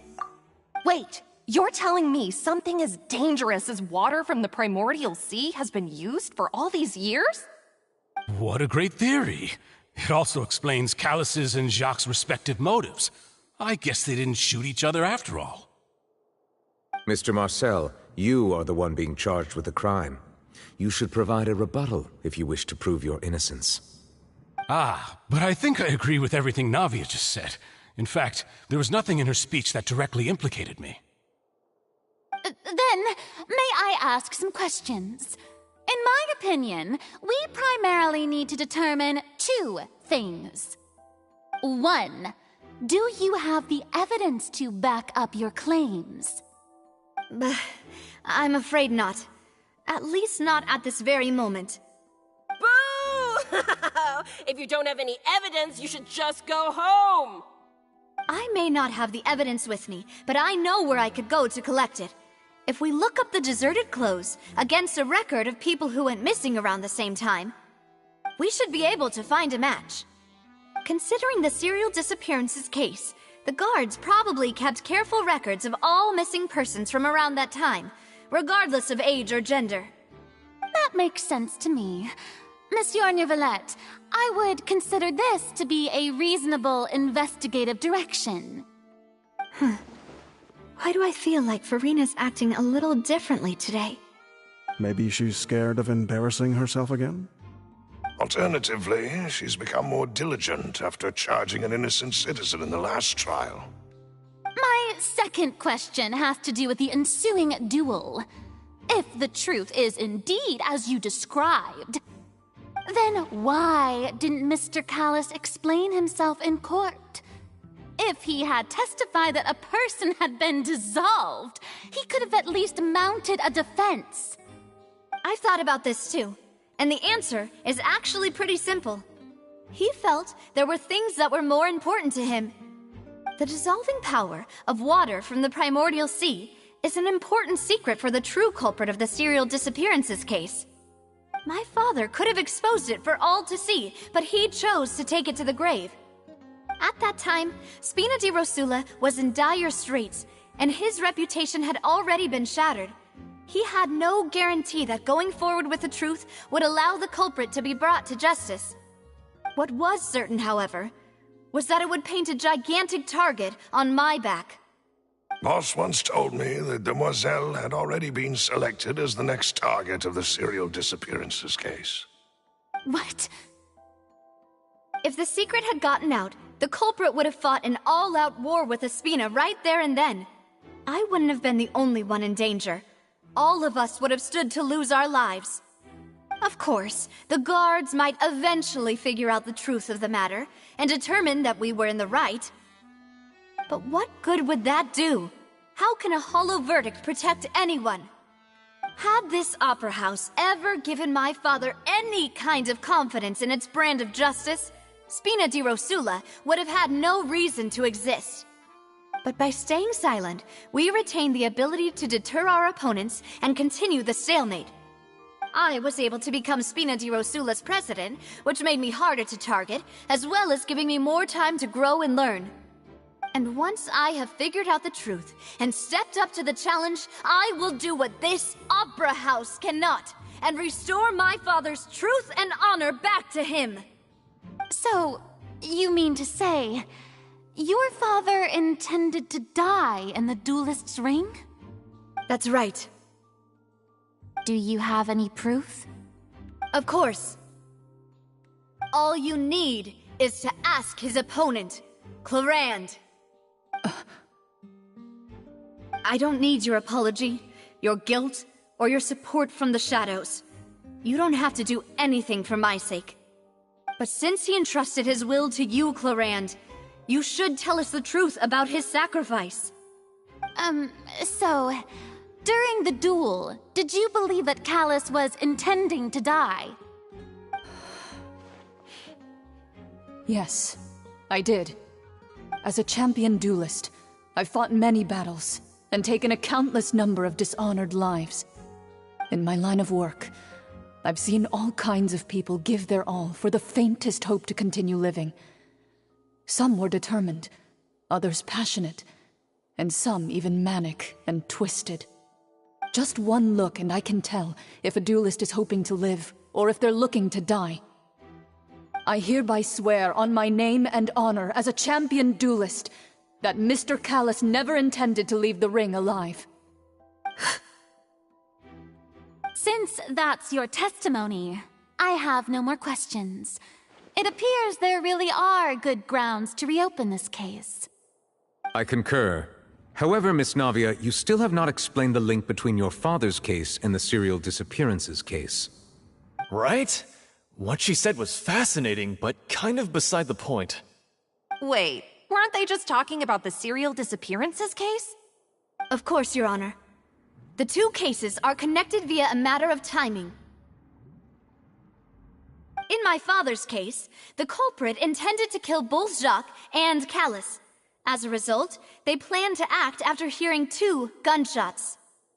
And at the end of Linny's trial, the culprit also only dissolved the victim in front of everyone because they realized they were at risk of being identified. The culprit could only time their actions so precisely if they were already at the scene. Coincidentally, Marcel attended both the banquet and the trial. So that's why you suspected me. Even after hearing your reasoning, I still can't help but find it a little preposterous. I'm used to it, though. You've always been an impulsive and sentimental child, Navia. It's one of your most endearing traits. No need to appeal to pathos. I won't try to refute your points one by one, but even if everything you just said was true, can you prove that I was the only person present at both events? On top of that, does a person have to be physically present to control the timing? Can't someone remotely monitor the place?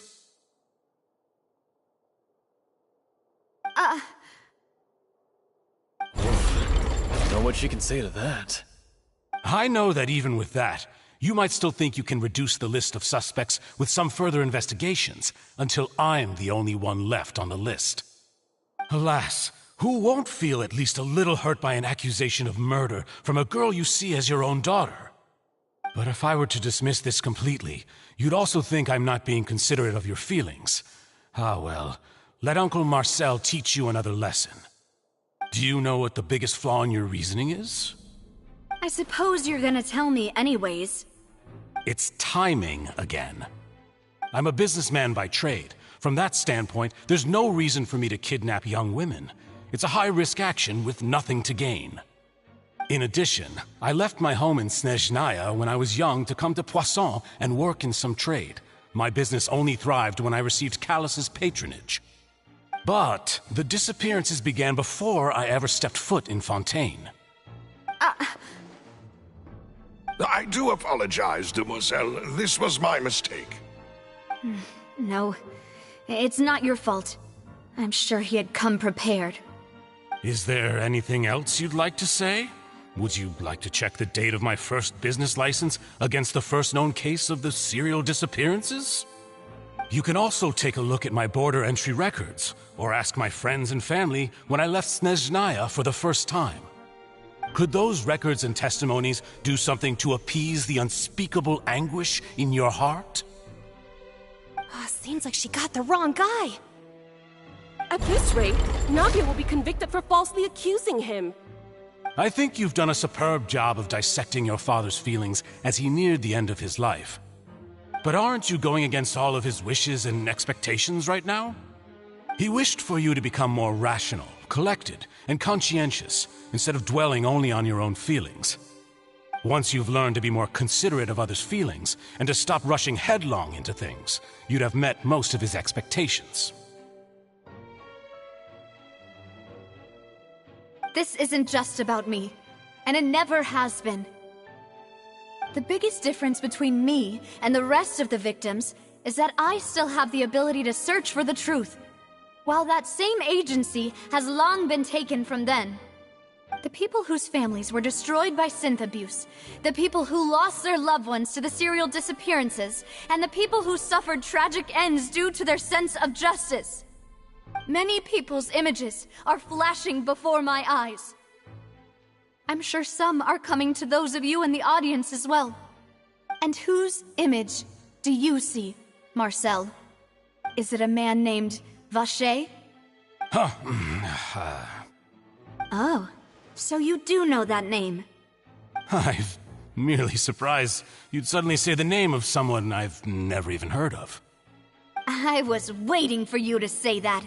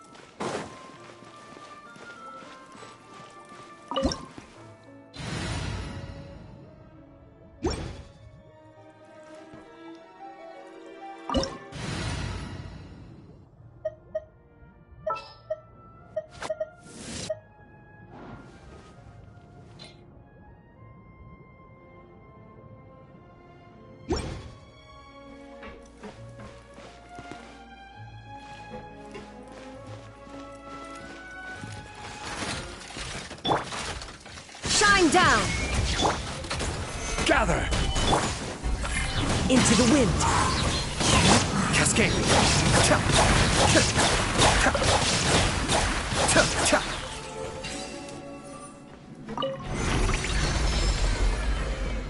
Whoa! The floor is going up! Is it because of this mechanism in the middle? That guy really prepared a lot of stuff for this place.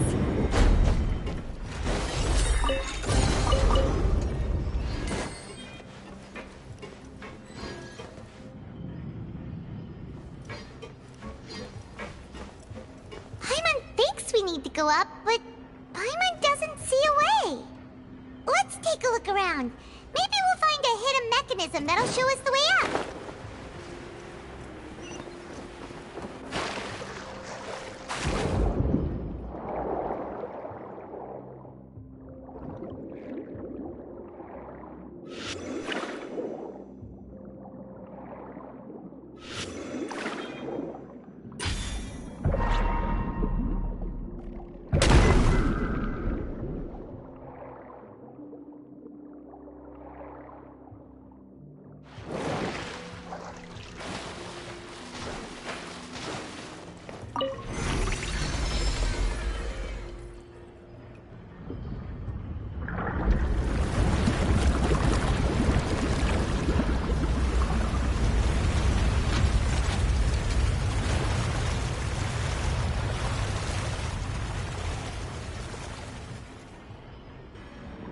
The water level is rising!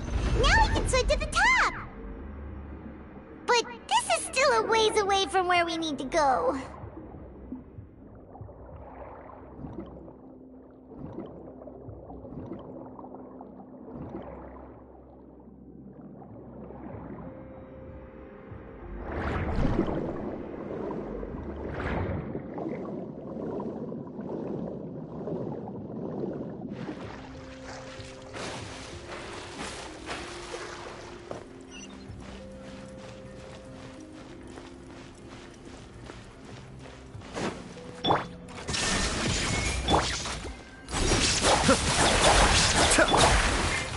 The wind knows me.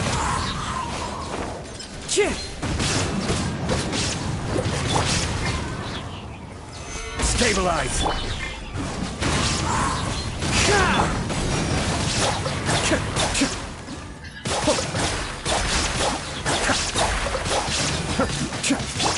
Wind strategy.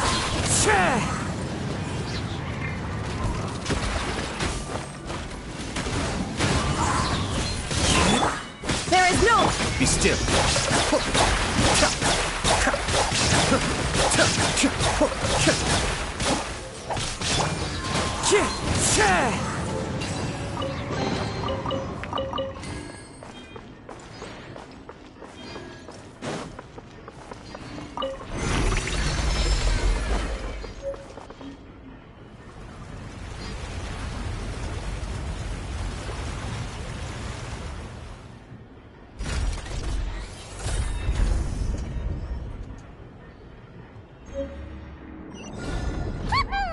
Now the path is clear! Let's go!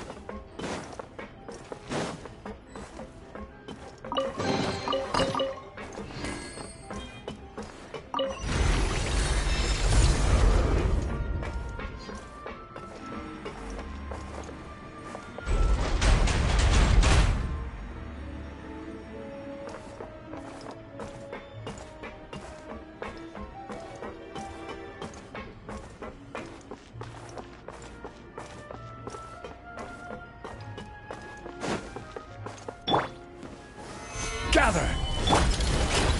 One with nature. Shine! Cascade!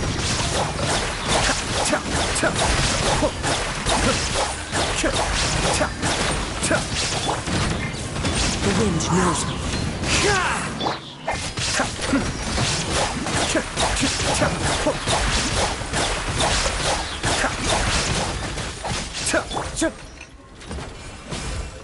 Into the wind.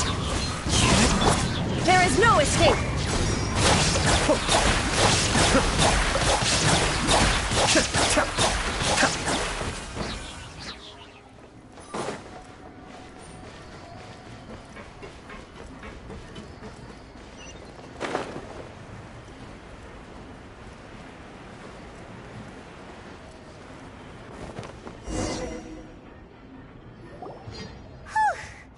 After all that, we finally made it to the innermost sanctum. Though, as expected, the mastermind isn't here. That's right. Then let's hurry up and find some evidence so we can get back to the Opera House and help Navia.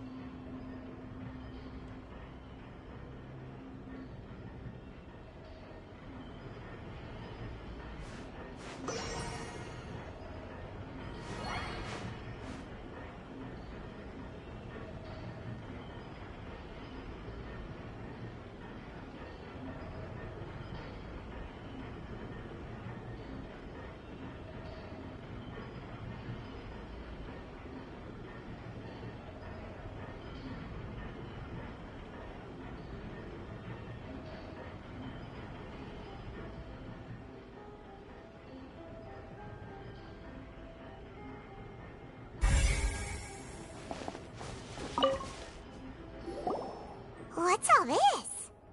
Aw, it's a bunch of really cute things! Pink accessories, a hair tie, a necklace, even a makeup box!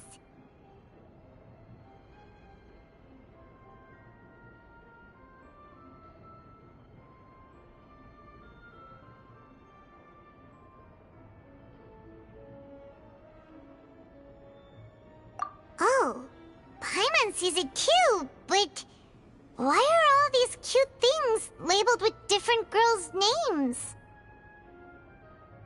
Huh? You mean the girls from the serial disappearances? They were brought here? And then they were turned into water. And all the boxes of things, these names. That means... Oh, this is terrible!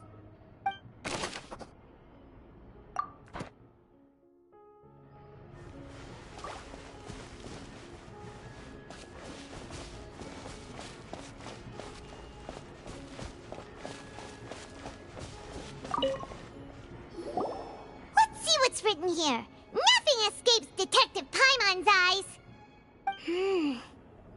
Callus. Navia's father. Oh, this seems to be an investigation report on him.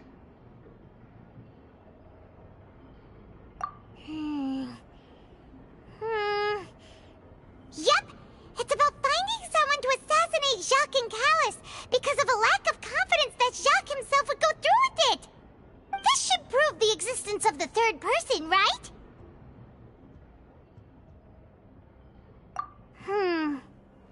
We still have not determined the exact content of the key information Callus has passed on to certain members of his organization. The old dog's a real menace to deal with. Even if he abides by the promise he's made to us, he will still have the upper hand. He can act whenever he wants to make our lives miserable. The only option left is to remove him from the picture entirely. I concur. Let's send someone to kill him. He won't declare war as long as we don't touch Navia. Oh, seems like we've got a bunch of correspondence between the higher-ups. They're all just so evil.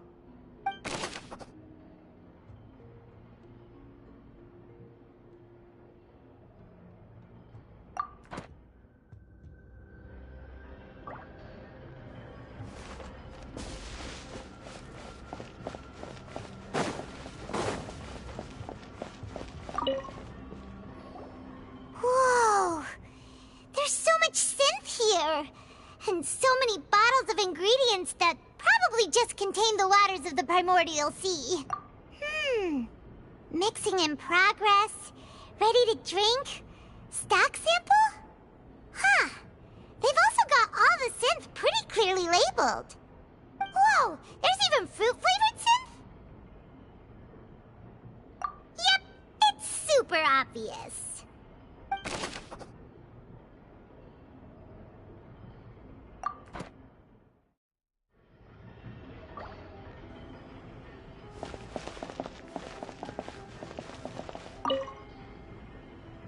What's this over here? Looks like some kind of place for research.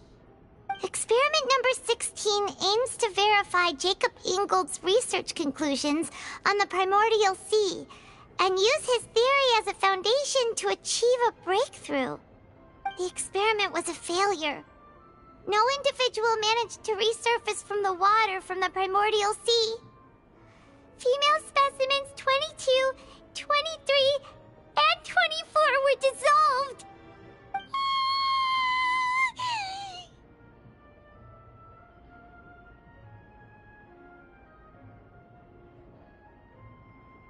Sorry, Traveler. Paimon will try her best.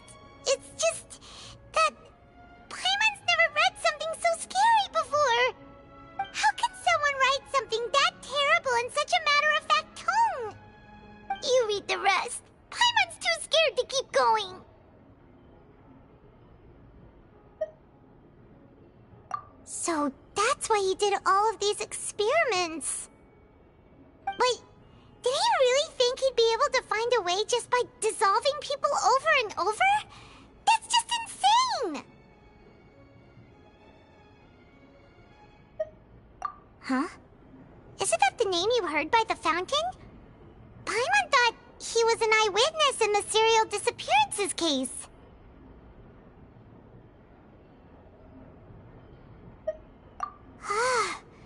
You mean Vache is the one who did all of these... experiments? So that's it! Vache was no victim, but personally took his lover and... No, that's not it either! If that's the case, why would he want people to resurface from the water?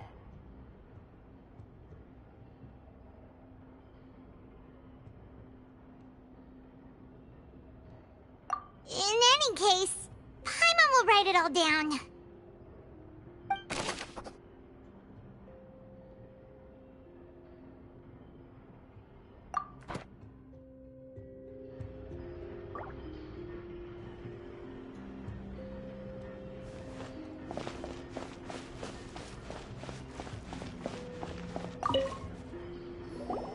Oh, look!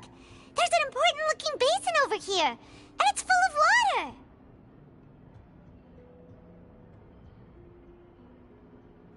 That means this is where they make all the synth! And that special water is the main ingredient!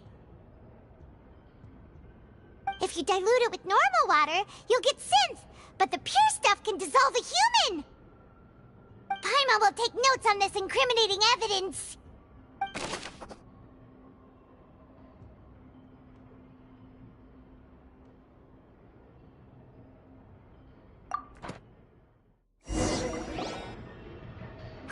looked at almost everything here, and it seems like our theories were spot on. But...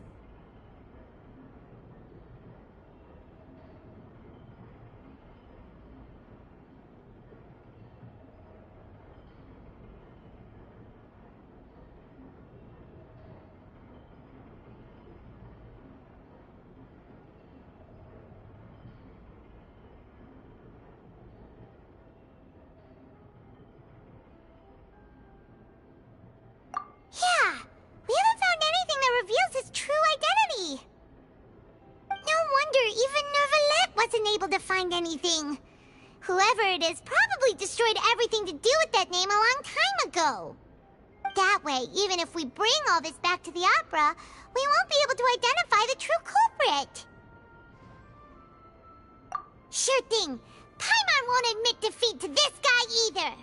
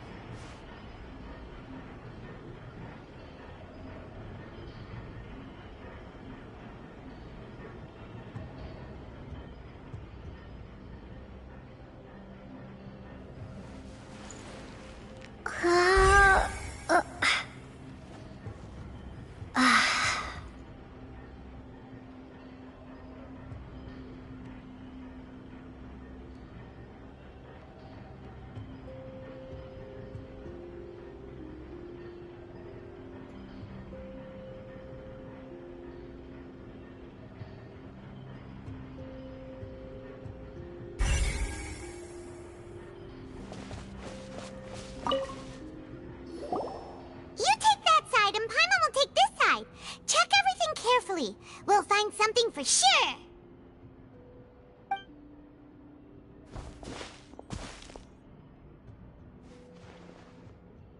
Ugh. Nothing at all. And Paimon can't even find snacks either. Whoa, really? Let Paimon see. Vinier. Isn't that Vache's lover's name? Then you found her diary. Let's see. Aw, it's just a normal diary chronicling their love story. She was so sweet, too.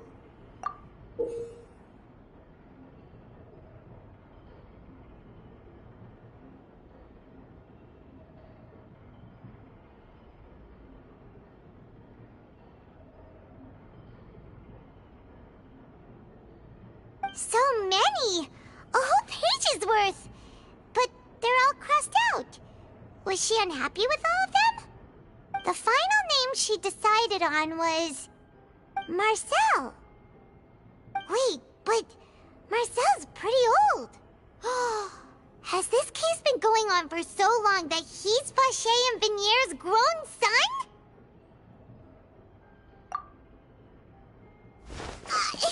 Hey! Paimon still hasn't figured it out yet.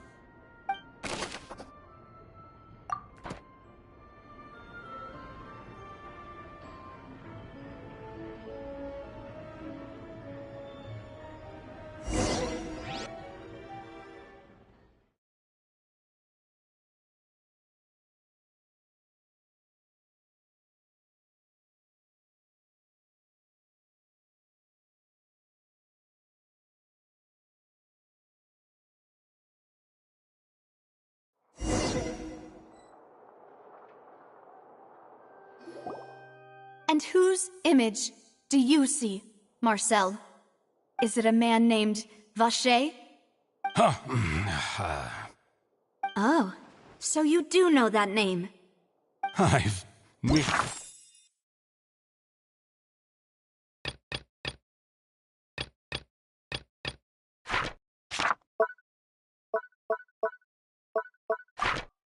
Really surprised you'd suddenly say the name of someone I've never even heard of. I was waiting for you to say that. Navia! We're back! As expected of my partner. I just knew you'd return in the nick of time. Just how often do you intend to flout the rules of this court? It's all right, Monsieur Nervalette. Given their confidence, I expect they've found the crucial evidence.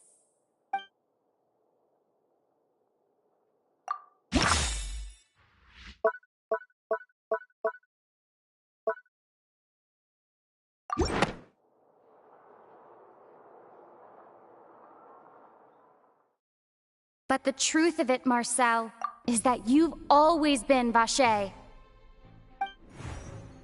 Huh? We've investigated your lair and we already know everything. After your lover, Venier, was dissolved, you kept abducting young women to experiment on the hopes of bringing her back to you. You even created Marcel as a new identity and destroyed all records of your past as Vacher. So that's it. Even the villains in opera performances rarely go that far. And with that, Marcel's motive has now been established. This information regarding your past also dismantles your prior timing defense. Well, Marcel, do you know where you went wrong? You fixated your gaze on the lover that passed away, instead of paying attention to the living people around you. So, you never noticed how we changed, or how we grew as individuals. You also never understood Boss's real expectations for his daughter. Or our determination to see things through. Your determination. Mr. Marcel, please speak up now if you would like to defend yourself. Otherwise, the trial will move on to the next stage. Do you really think I wanted to do any of this? Pay attention to you? What for? Have you ever paid attention to me? Ever empathized with my pain? Ever known how it feels to watch the love of your life dissolve right in front of your eyes? No one helped me. No one even believed me. All those decades ago, even the officers from the Maison Gardiennage were laughing at me. They said there's no way a human being can turn into water. So I must have gone mad from grief. Vinier's death was brushed away by all of you as if it didn't matter at all. Well, now you know, don't you? Ha! Well, it's too late now. All those who were dissolved are gone forever. You only have yourselves to blame. You set up this ornate opera house in pursuit of your so-called justice, your beloved drama, while turning a blind eye to the suffering of the people. Venier is dead. We promised each other that we would always be together. Wherever she goes, I will follow. But I'm not from this blasted place, so I can't be dissolved, no matter what I do.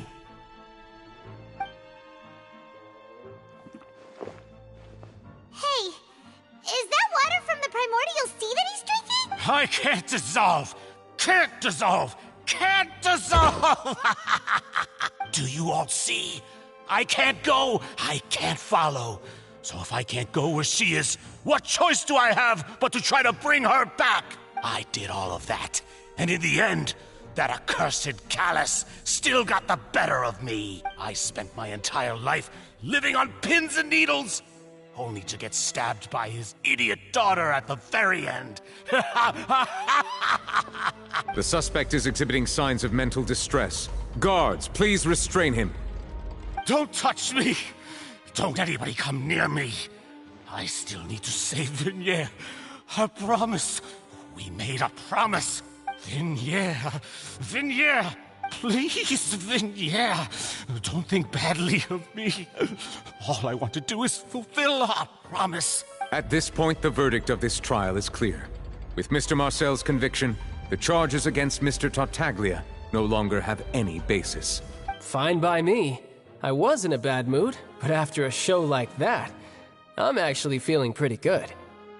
Traveler, please submit all the evidence you have collected to the guards, so that I might review and summarize the truth behind the serial disappearances case. The man now known as Marcel was originally named Vacher and worked as an adventurer with his partner and lover Vignere.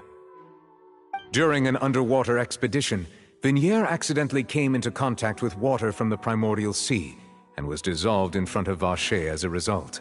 Vacher learned of the primordial water's existence through the work of others and began to kidnap young women for research, with the goal of discovering a method to restore Vignere back to life. To cover his tracks, he invented the new alias of Marcel and began to operate a business in Poisson. During the course of his research, Vacher discovered that a diluted concoction of water from the primordial sea can induce feelings of euphoria, and began to manufacture and market synth. However, as he accumulated wealth to fund his continued research and expanded the scope, he came into conflict with Spina di Rosula. After exchanging blows with Spina di Rosula for many years, Vacher decided to assassinate their president, Callus, at a banquet. Although the assassination did not go as Vacher expected, he was able to turn Callus into the murder suspect by dissolving the assassin he sent to the scene. And just recently, Vacher attempted to frame Linny as the culprit of the serial disappearances case, using a similar method.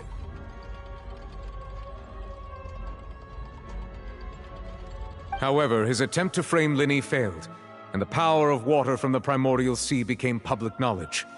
This case also exposed enough of Vacher's machinations that he was eventually successfully charged in court. Thus concludes the enigmatic history of the serial disappearances case, with the truth revealed to all.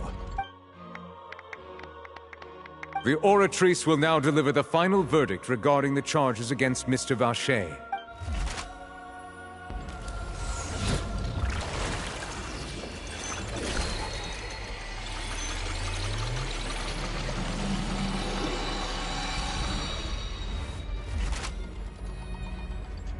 According to the judgment of the Oratrice Mécanique d'Analyse Cardinale, Mr. Vacher is guilty.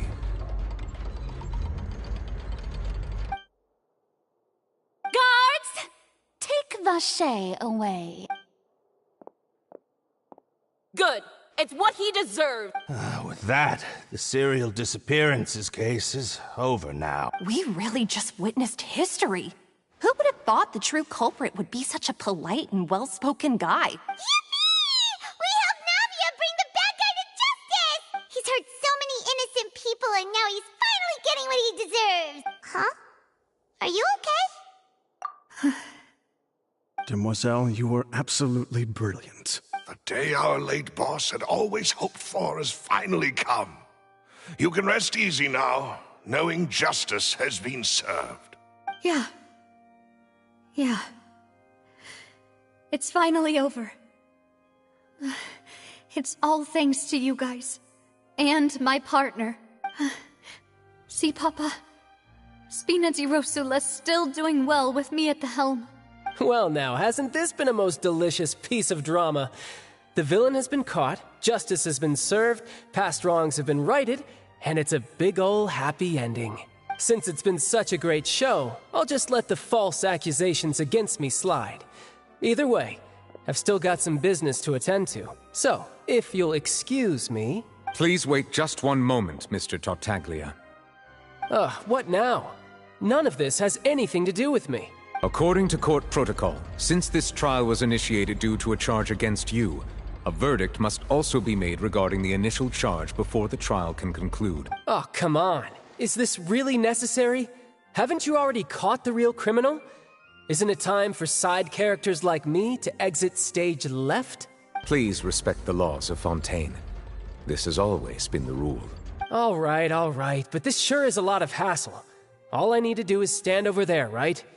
Let's just get this over with. Through evidence presented in the public trial that was just held, it has been established that Mr. Tartaglia has no direct connection to the serial disappearances case. The guilty party has been identified, and thus it is logical to suppose Mr. Tartaglia is innocent of the charges. We now turn to the Oratrice Mécanique d'Analyse Cardinale to render the final verdict on the charges. According to the judgment of the Oratrice Mécanique d'Analyse Cardinale, Mr. Tartaglia is guilty. What? Hey! That's not funny! Didn't you just say I'm supposed to be innocent? What's with this verdict? Is your justice machine malfunctioning? Huh? This has never happened before. The Oratrice actually returned a different verdict from the Chief Justice. I mean, have you ever heard of an innocent Fatui Harbinger? But weren't the charges about the serial disappearances case? No matter what else he's guilty of, it shouldn't affect the verdict in this case, right? The judgment of the Oratrice Mécanique d'Analyse Cardinale is, by law, the final verdict of the court. We must accept. Guards, please take the suspect into custody per court protocol.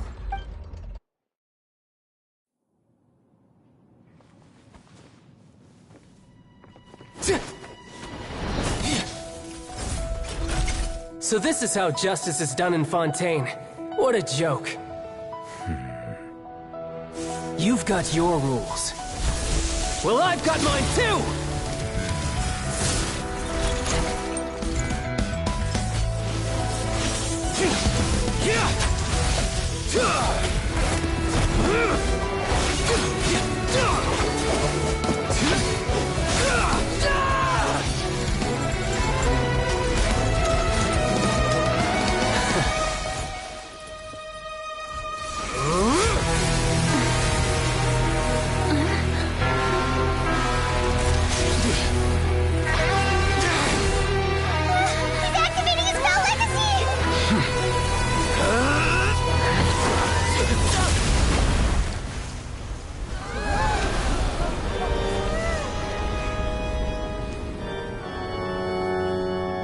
I am sorry.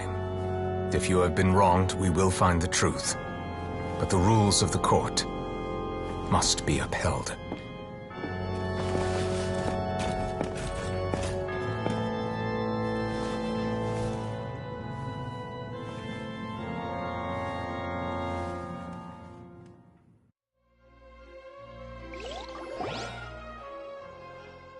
Hey, Monsieur Novelette, what's going on? Shouldn't they have been cleared already? Apologies. This is also the first time I've encountered such a situation. However, according to the rules established at the conception of Fontaine's court system, the Oratrice's judgment is the final verdict of the court. All I do is follow court procedure.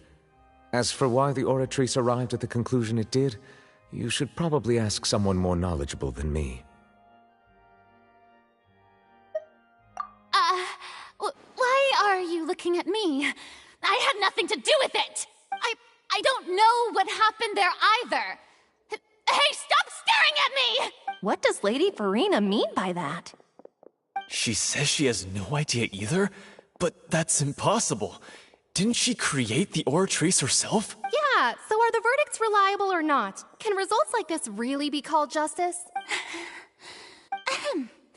My dearest citizens, did you really think we'd allow an incorrect verdict to be handed out in this court?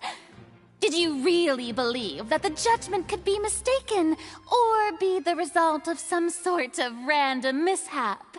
Don't tell me. You thought even I had been blindsided by the Oratrice's result. But the way she looked just now, it was pretty obvious she had no idea what was going on. However, given the state of things, I shall give you an explanation. Everything that just took place, including my supposed shock and bafflement, was a part of an elaborate performance, with every action meant to... And, of course, for every performance, there is a script.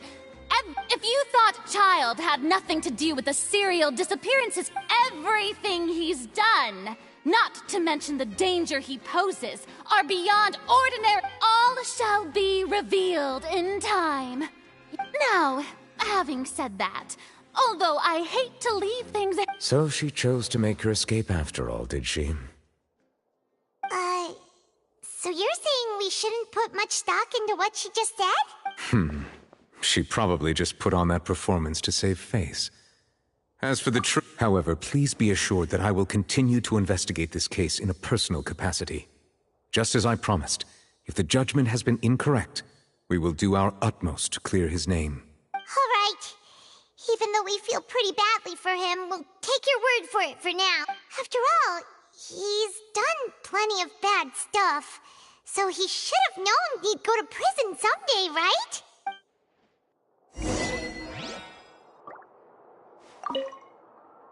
Oh, Monsieur Neuvillette! That power you showed when you took him down. Who are you really? I'm the Chief Justice of Fontaine, of course. If officers of the law lack the strength and capability to enforce it, then it makes a mockery of justice.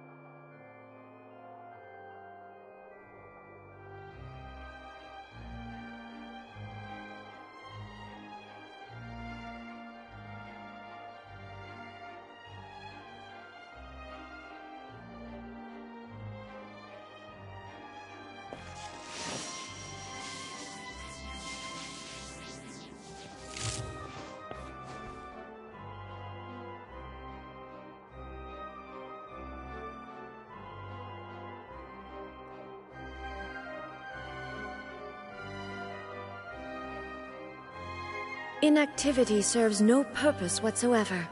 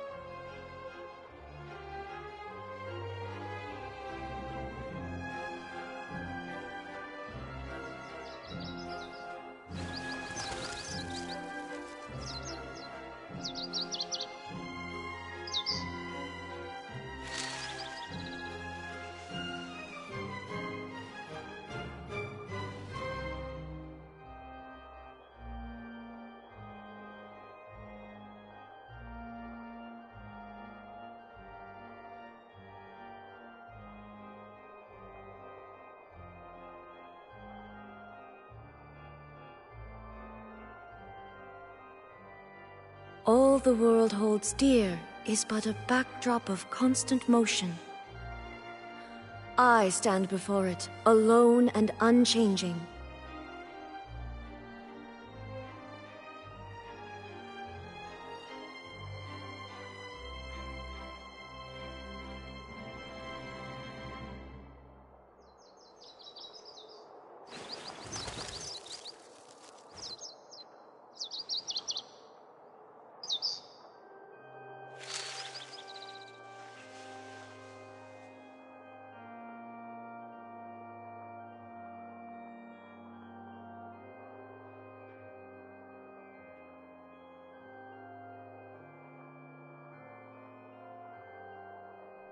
Inactivity serves no purpose whatsoever.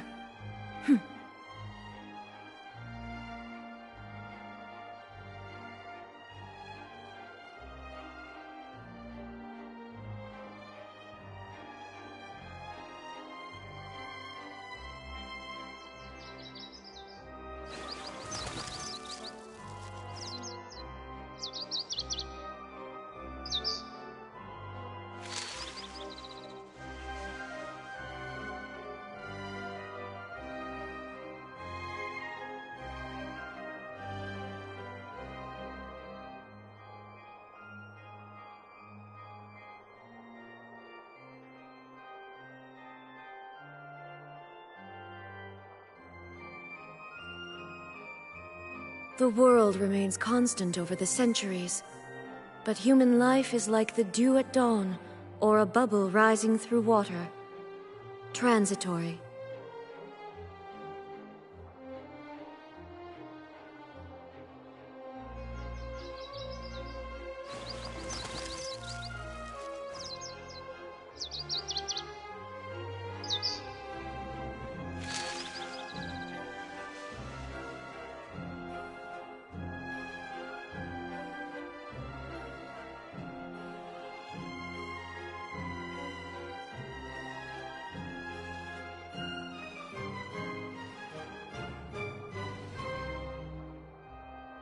Inactivity serves no purpose whatsoever.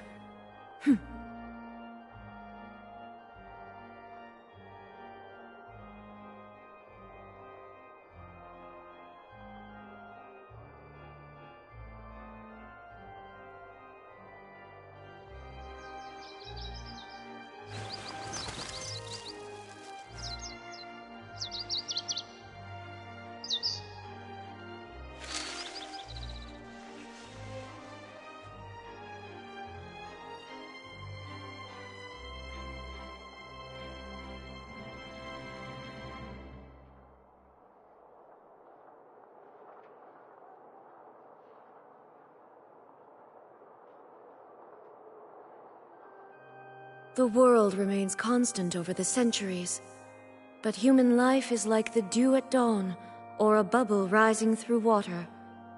Transitory.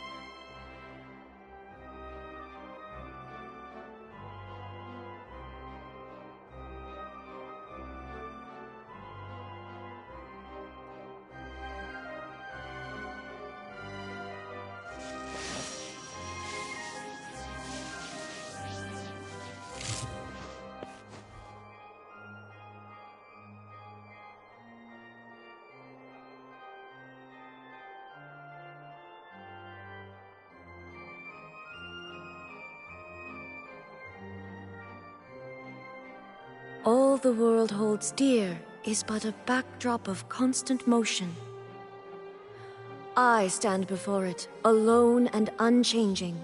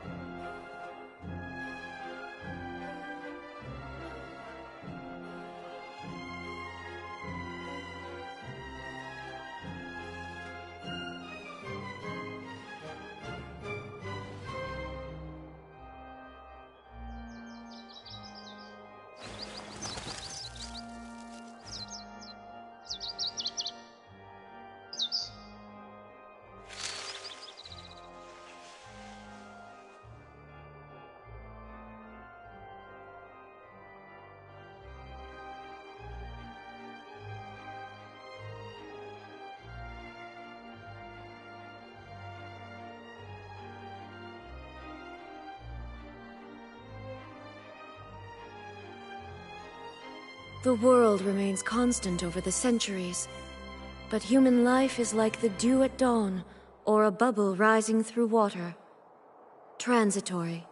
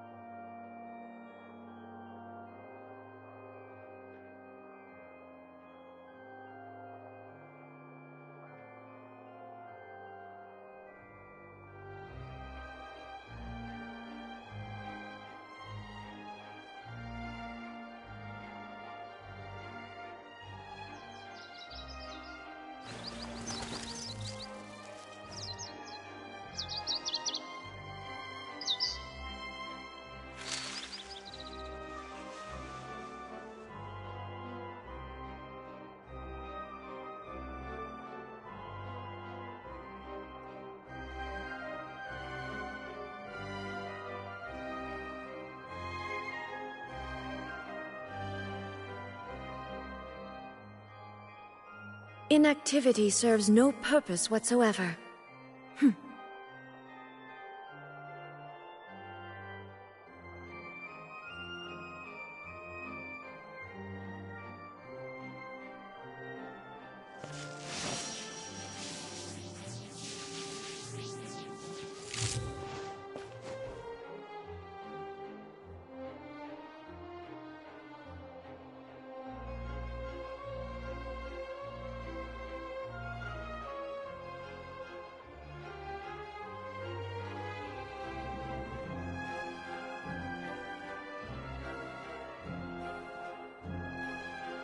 The world remains constant over the centuries, but human life is like the dew at dawn, or a bubble rising through water.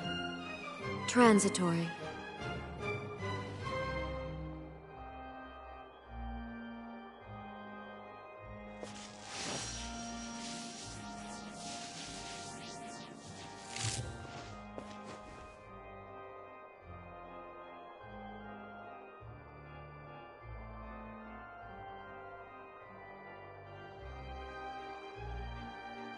Inactivity serves no purpose whatsoever.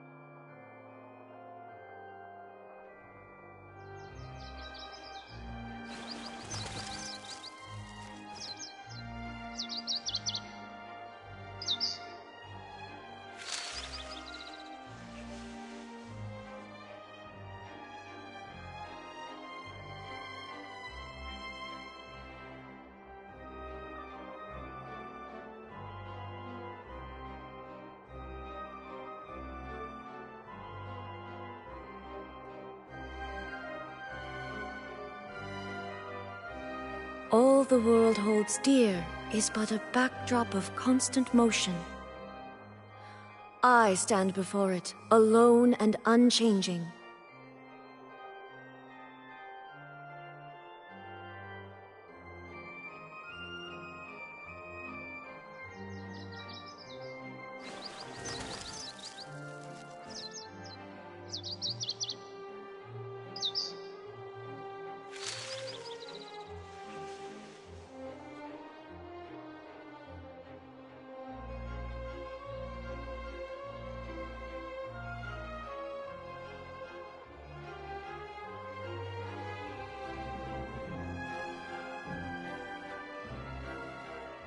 The world remains constant over the centuries, but human life is like the dew at dawn, or a bubble rising through water. Transitory.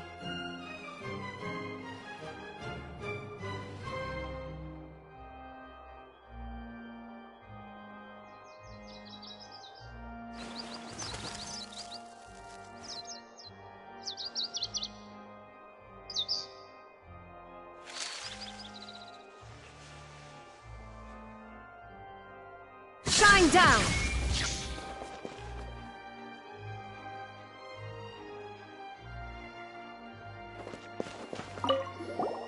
Oh, Monsieur Nervalet! That power you showed when you... I'm the Chief Justice of Fontaine, of course.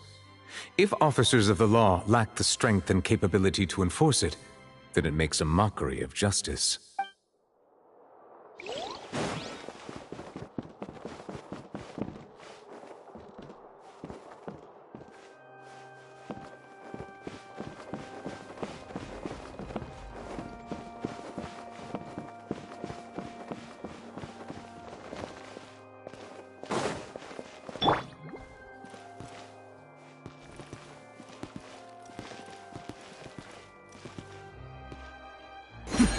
The depth beckon!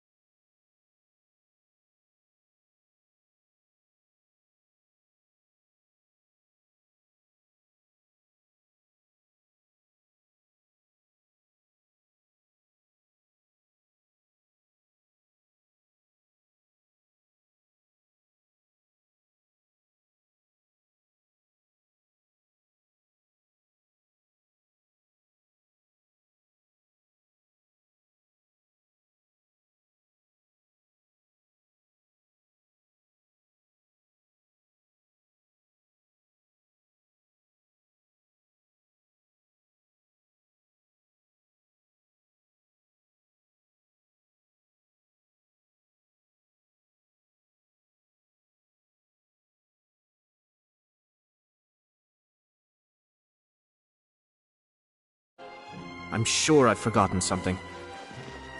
Not to worry, I'll simply send someone to fetch it.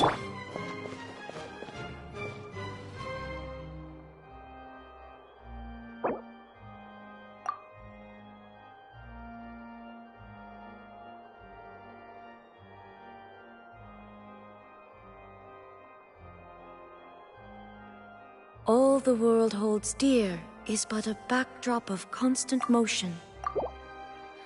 I stand before it, alone and unchanging.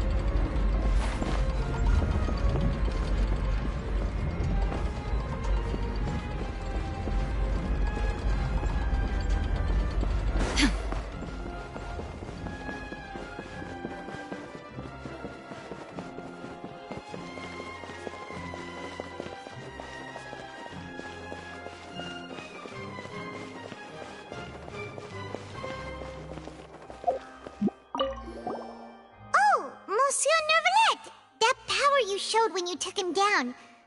Who are you really? I'm the Chief Justice of Fontaine, of course.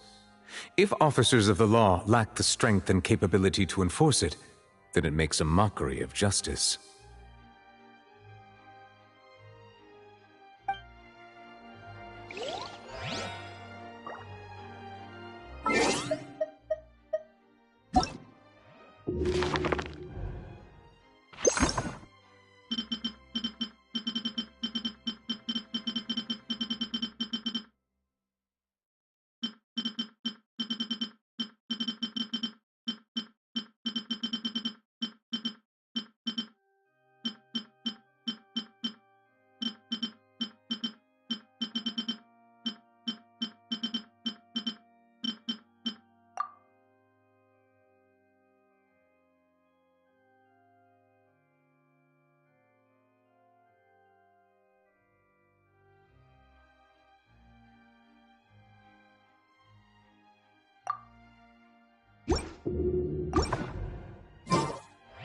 Inactivity serves no purpose whatsoever.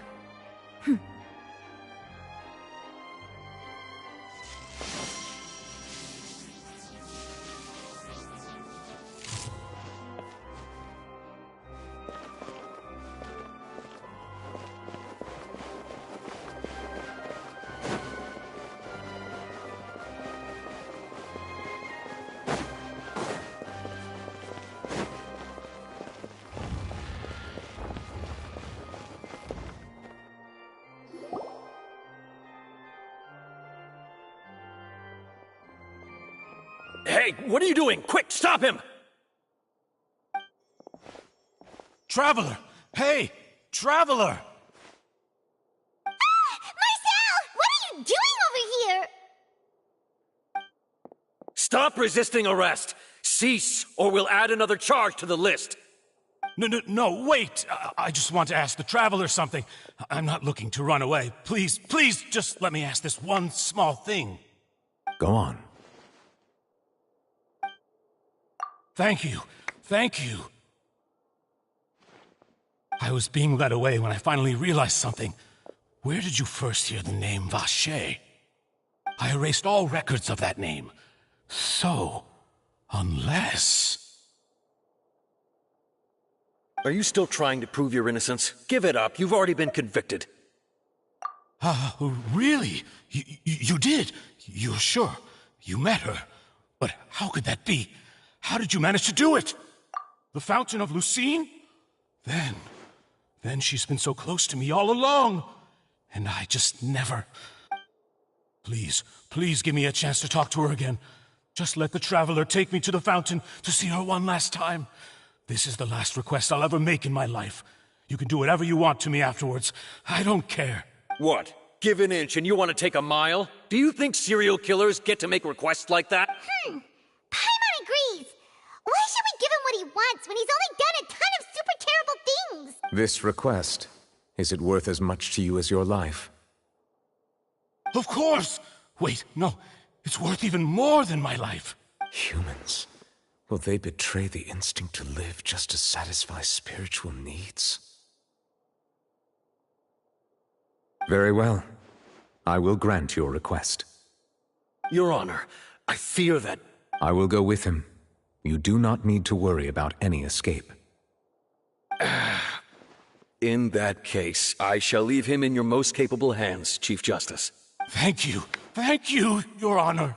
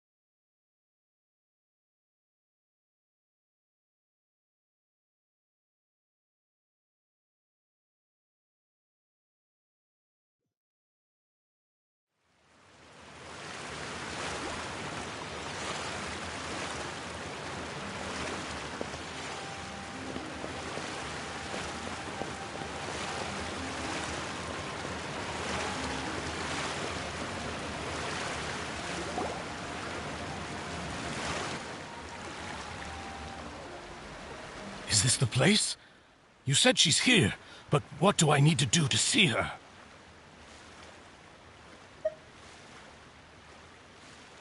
Yeah, and even Paimon could hear her after drinking that thing. Didn't you just drink a lot of it on the stage as well?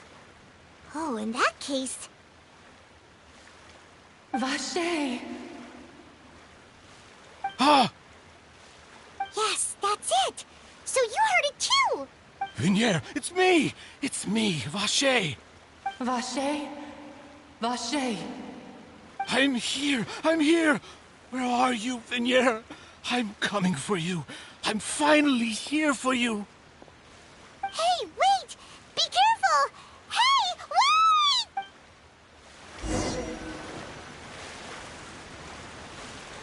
Vignier, is that you? It's me, Vache! Vignier! Vache? Why did you come? Didn't I say? You don't need to look for me. You look a lot older than I remember. How long has it been? It's been more than 20 years. I've suffered for over 20 years since the day you left. All this time, only the thought of bringing you back has kept me alive. Nothing else mattered to me. I must be dreaming. Who would have thought I'd get the chance to tell you all of my feelings like this? Vignier, you are my everything. I really don't know how I could live without you. But Vache, if you ask me, this world would be better off without you. What are you saying? If not for you, I would have finished my law degree and probably become a top-tier attorney one day. If not for you, I would have continued to pursue my love of the arts, and my works would have been displayed in the Palais Mermonia itself. If not for you, I would at least have been able to take care of my mother.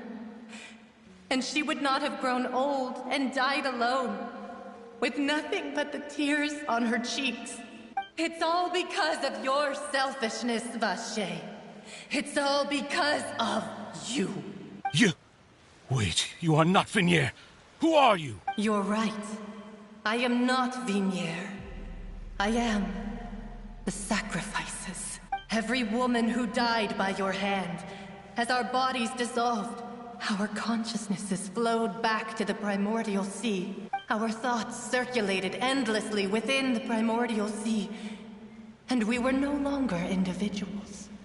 But we became one, just as streams of water come together in the sea. I'm Cressy. I'm Lemony. I'm Azine. The only one I am not is Vignier. Why? Where's Vignier? She doesn't want to see you anymore. Every tendril of her consciousness is avoiding you. This is what you get for your selfishness. Your selfishness robbed us of our lives and our futures. You said time and time again that you'd do any and everything for her. But did you ever consider whether she'd want to see you do the things that you did? If she would despise you for what you became?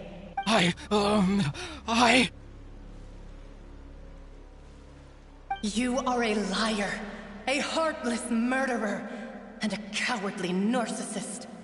The only thing you are not is Vignier's beloved. From the moment your first victim died and her consciousness merged with Vignier's, she has had nothing but pure hatred for you.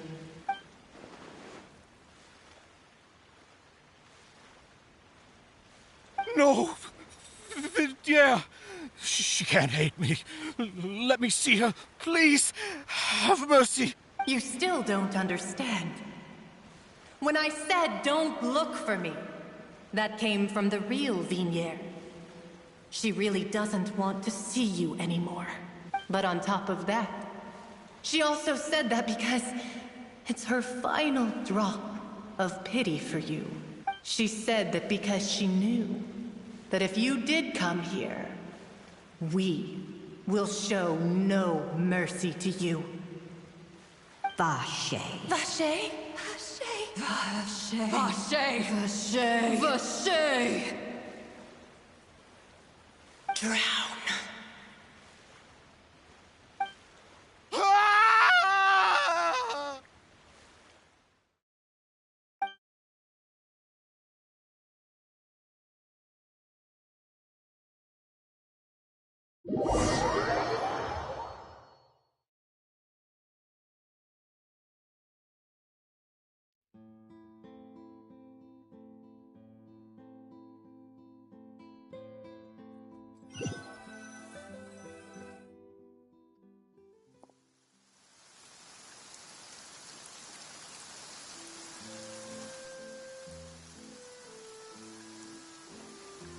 Finally, we have some time to do shopping.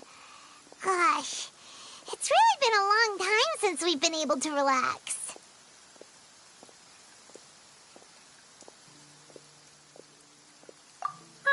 Well met, partner. I knew something great was going to happen when I woke up in such a good mood today. Even this weather can't put a damper on the demoiselle's mood.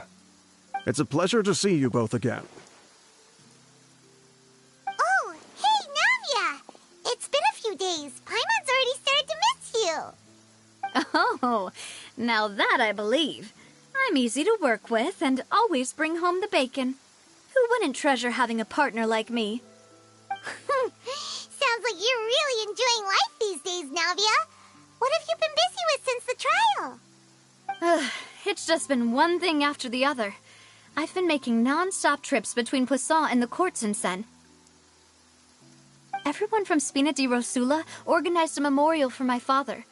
We never held a memorial when he first died, since everyone knew that even if we held one back then, no one was going to come.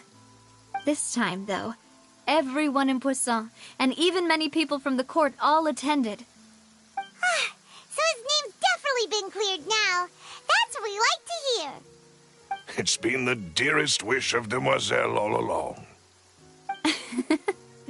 That blasted stubborn fool. I was right to put my faith in him. I'm so glad I didn't give up on the case all those years ago.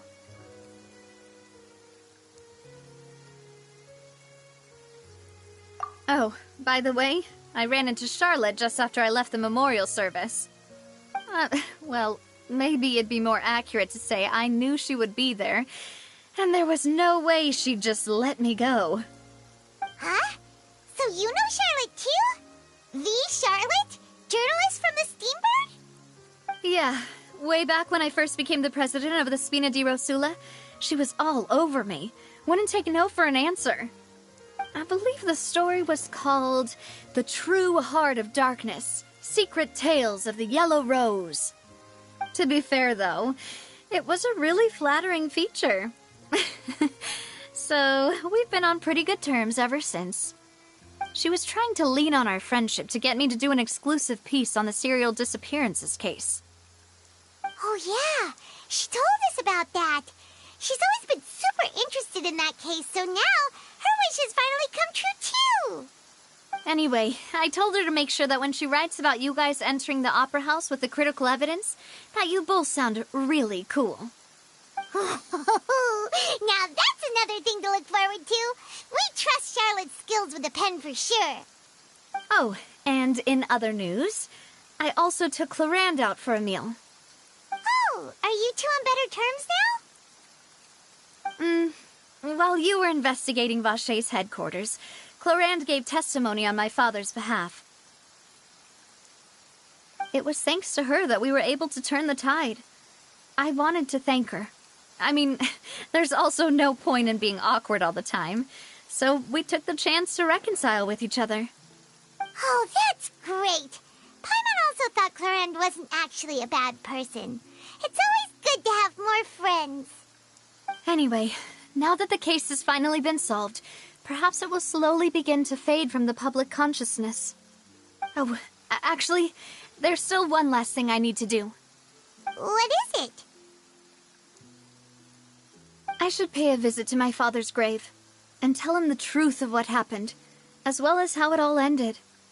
And on top of that, just how much people still look up to him, to this day.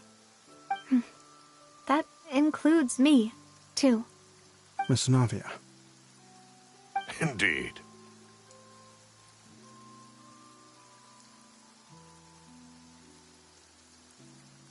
We want to go too! We also think Callus is a really admirable person. Sure thing. I'd like you two to share the moment with me. After all, without you, there might not have been such a positive ending. Then in that case, everyone, let's be off. Considering the recent weather, we'll be lucky if we can reach Poisson before dark. Yeah, you're right. It's been raining non-stop for a few days now.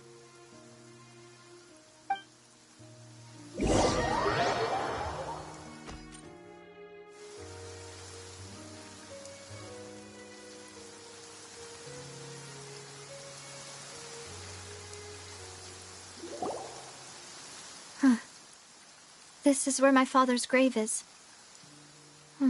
To be perfectly honest, even I haven't been back here for a long time. Huh? There's someone there already. Wait. That figure. It can't be... Hmm? Isn't that Nervalette? Why would the Chief Justice be here? Huh? Navia?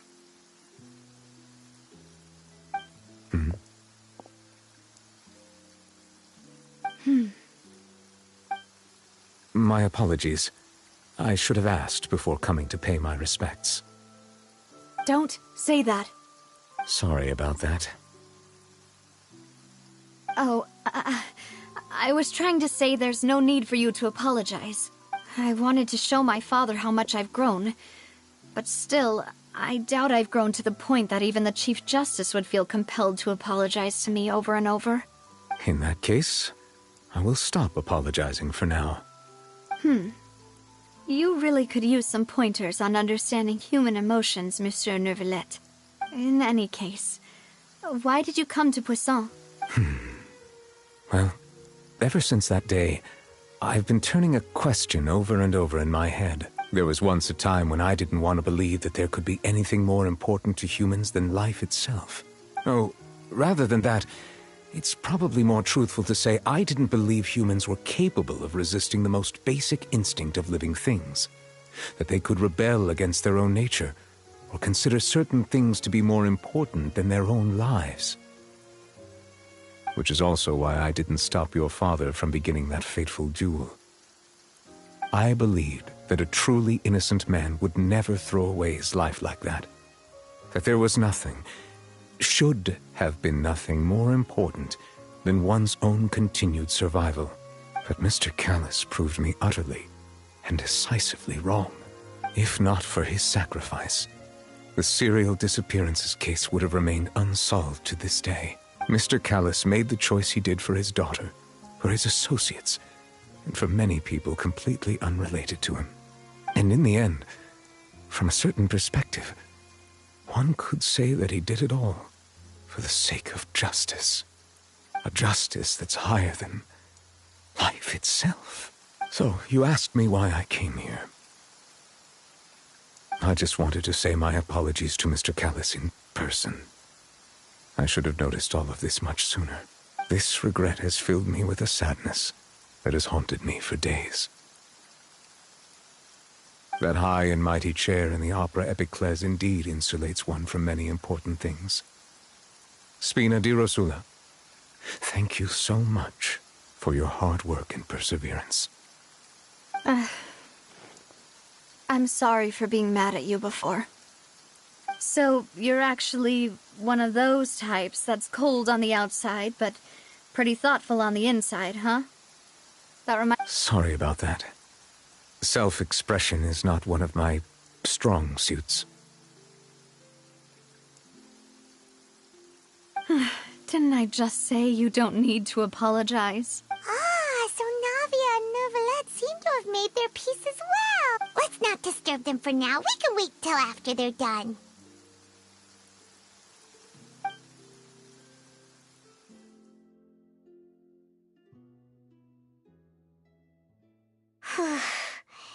Paimon's never paid respects at someone's grave before. Did Paimon do anything rude there?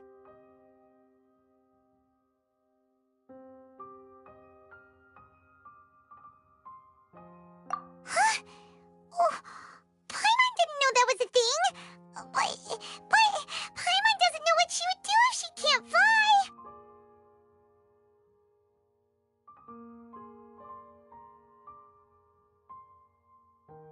Oh no! Paimon hopes Miss Navia won't be too mad! Anyway, Neuvillette is still standing around there.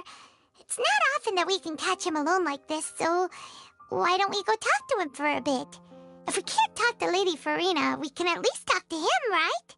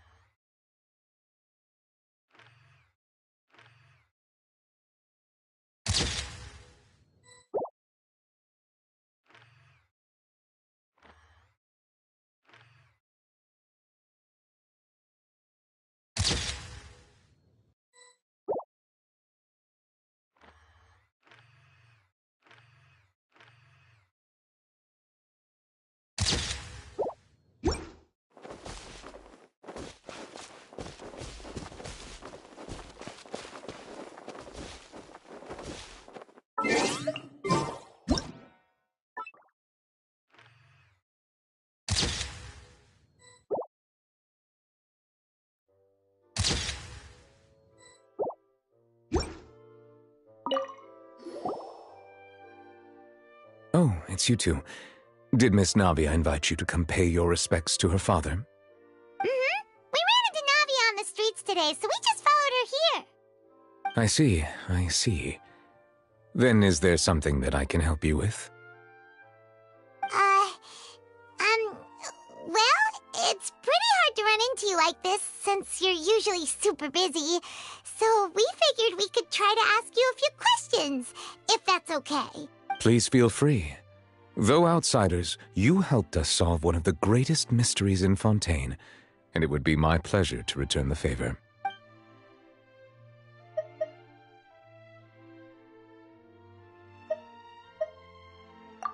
My apologies. My investigation has still not reached its conclusion. However, I still believe the judgment of the Oratrice was not rendered arbitrarily. But you also said you thought he was innocent. For many years, I have been quite aware that the Oratrice does not simply mechanically repeat the verdict that I give on each case. As a divinely created mechanism, the people's unified faith in the concept of justice is integrated into it. Not only can it produce the incredible power of indemnitium, but it likely also possesses other traits, such as self-awareness. Which is all to say, I have been prepared for a situation like this for a long time. Huh. So when Lenny told us that he heard a human voice from the room where the Oratrice's core is stored... I was not aware such a thing had occurred. Perhaps that could serve to prove my conjecture. I will add that to the list of items to investigate. In any case, I am inclined to believe that the Oratrice does have a methodology all its own. We just do not have enough information. Based on Farina's reaction, I doubt even she had any idea what was going on. She managed to bluff her way through it, though, with her time-tested twin tricks of bravado and drama. While we do intend to get to the bottom of this, for now, we regret to say that the Fatui Harbinger will just have to bide his time in the fortress of Meripede. If we did incorrectly convict him of crimes he did not commit, we will most certainly compensate him to the fullest extent allowed by the law. If you ask Paimon, the only compensation he'll want is a no-holds-barred fight with you. Is there anything else you'd like to ask me about?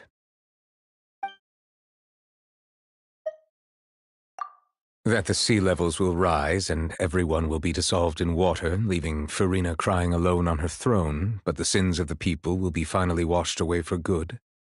Does that appropriately summarize the version you've heard? That's right! It was Lenny that told us back then. And that about covers all the main points. Yes, up to the present, I think we reached a point where we have no choice but to confront this prophecy directly. Rumors have it that this prophecy is rooted in the last words the former Hydro Archon left to the world before she passed away. A prophecy? Of the former Hydro Archon? Wow.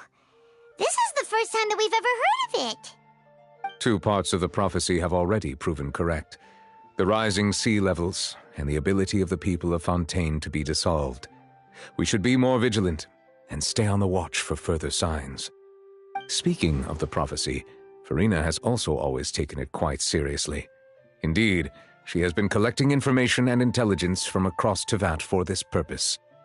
If the rumors were true, then perhaps this prophecy is the conundrum left to Farina by her predecessor. But with Farina being the way she is, can we really trust her to solve it? Is there anything else you'd like to ask me about?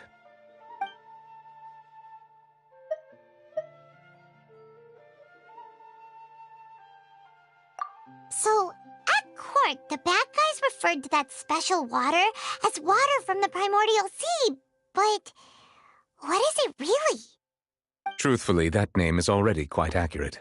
I can only surmise that Vacher and his ilk only learned of its nature and existence after extensive research. There used to be a special sea on the surface of this planet. The nature of its seawater was rather different from that of the sea we know today. Most of Tevat's life forms were first born in that special sea. You could say it nurtured much of the life on this planet. Huh. So it really was where everything began. It makes sense to call it primordial then. But today, the primordial sea no longer exists on the planet's surface. What Vacher discovered must have been some kind of special case, or a remnant from a truly ancient age. Huh. So that's how it is. Oh, you really know everything, Monsieur Neuvillette. But if that's the case, then why would people, at least people from Fontaine, dissolve in that kind of water? Indeed. Why would the primordial sea, which was known to engender and nurture life, suddenly reverse itself and devour life instead? To be frank, that also doesn't match my understanding of this world and its laws. There must still be some unknown secrets around the people of this land. Is there anything else you'd like to ask me about?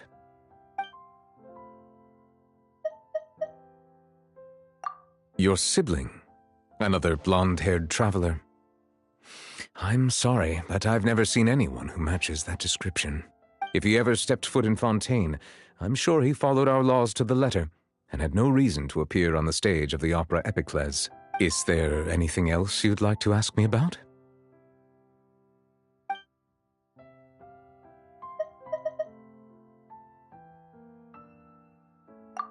Very well. It was my honor to provide you with what answers I could. I very much enjoyed conversing with you. It will soon be time for me to leave this blissful tranquility behind and return to Palais Memornia.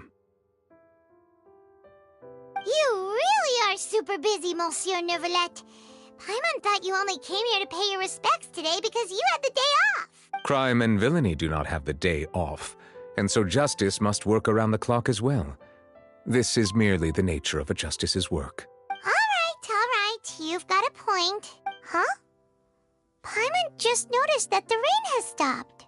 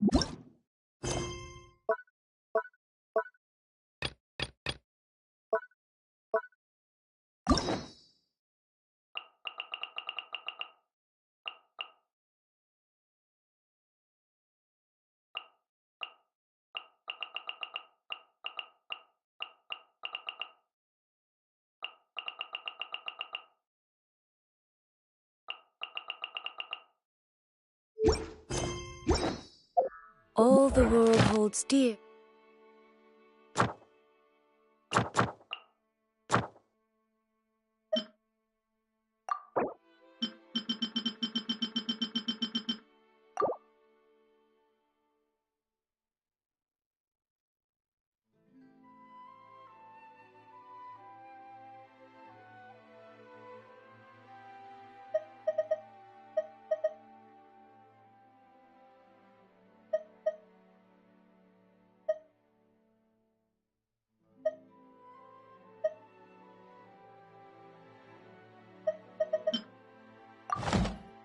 Is but a backdrop of constant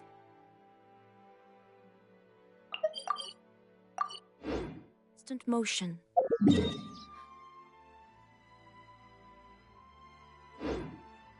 I stand before it, alone and unchanging. Illusion shattered! The wind knows me.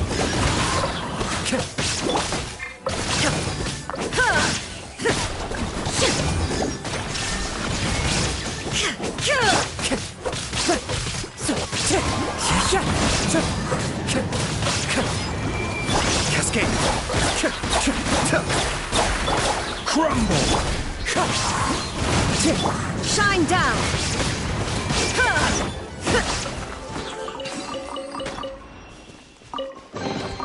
But a momentary distraction.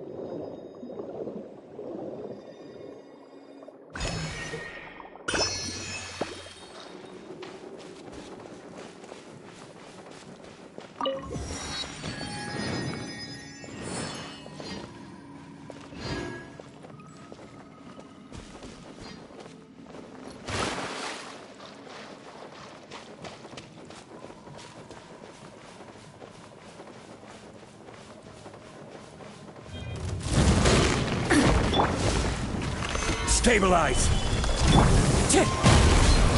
As one with wind and cloud! Kamisato-wa! Suiyu! There is no escape!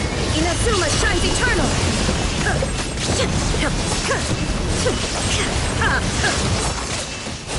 This is order! Ride! Cascade!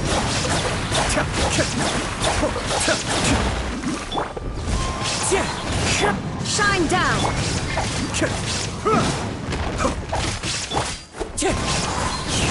Be still. The depth back. There is no Wind Strider! Fallen leaves, adorn my nut! Order guide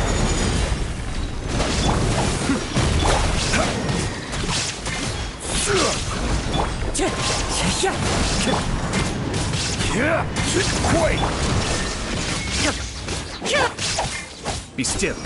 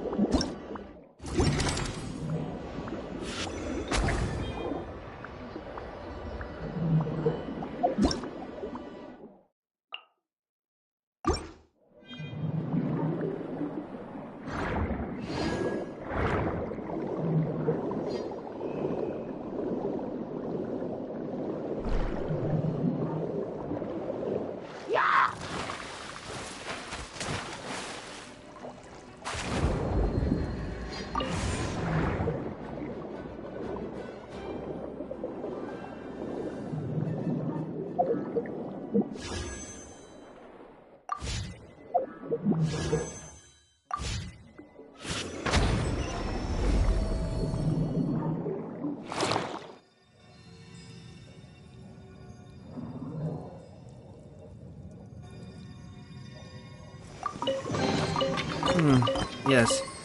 Very nice.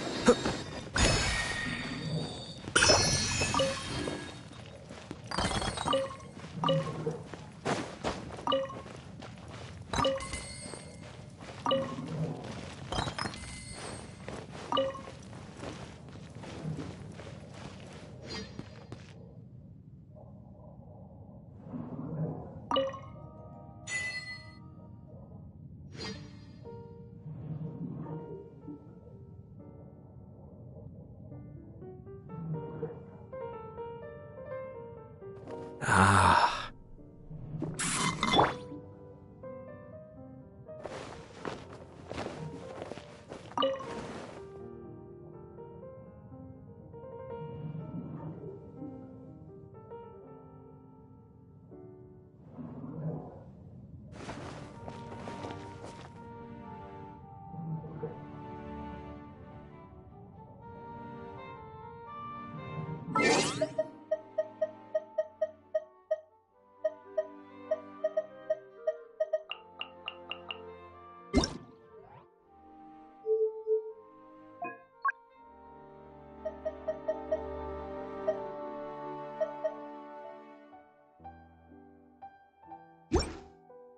The world remains constant over the centuries, but human life is like the dew at dawn, or a bubble.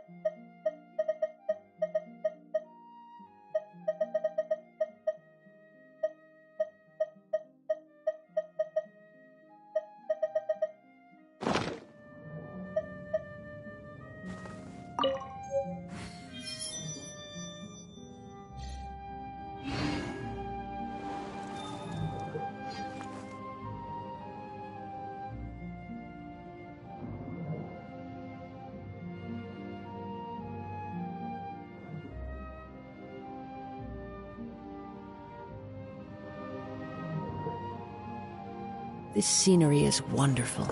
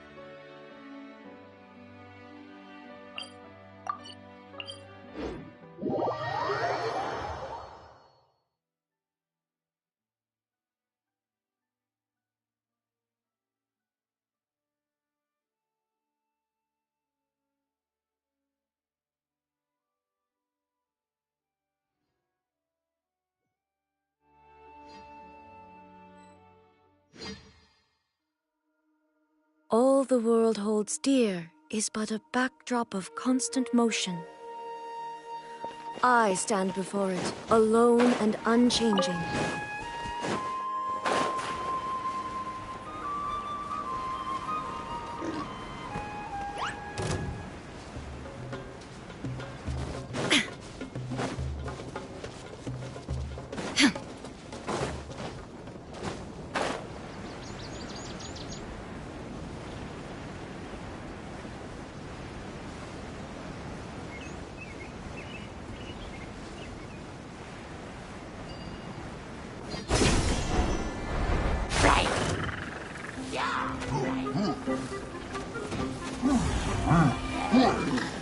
Illusion shattered!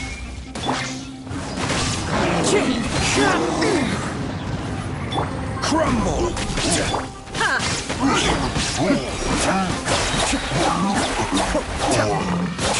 Wind strike!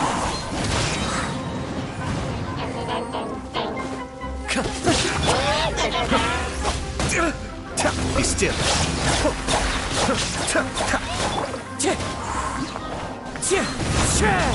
Shine down!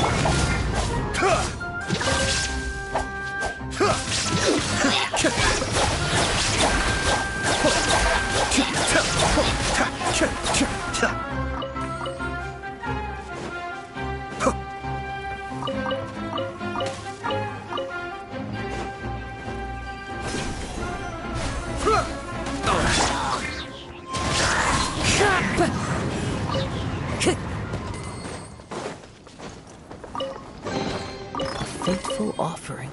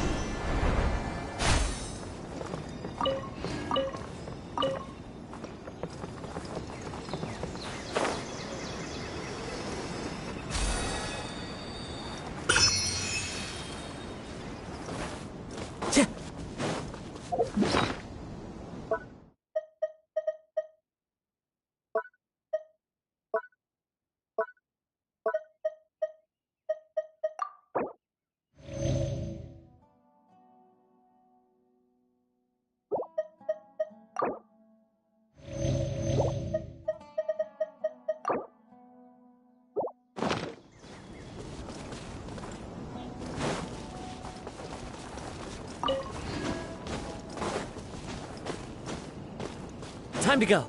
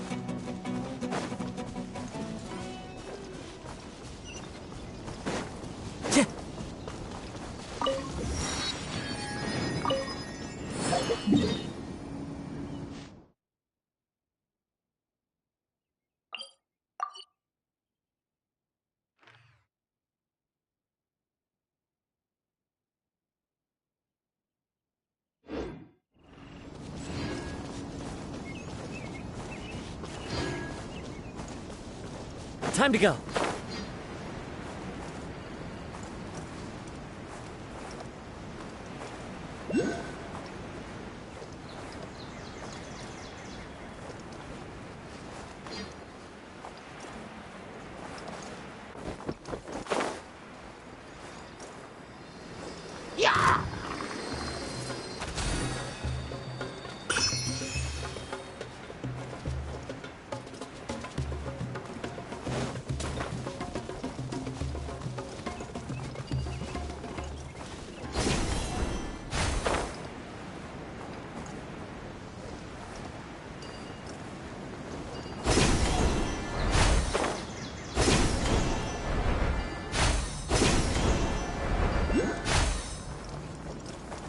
This is the end.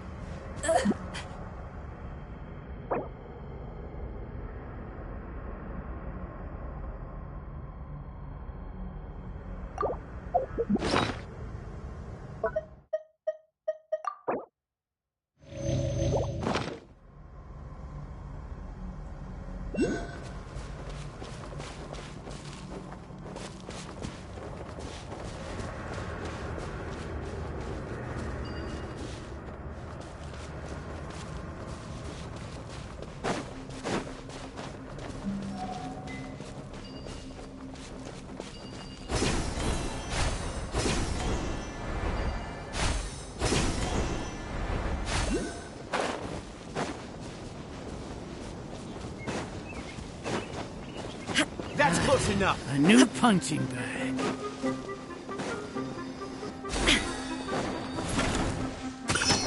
Take that!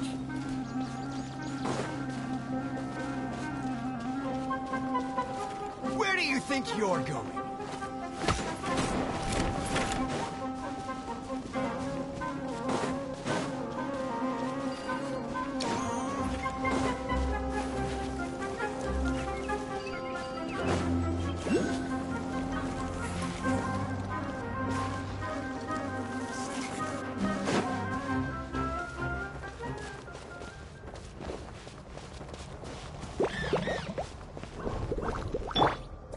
Into the wind.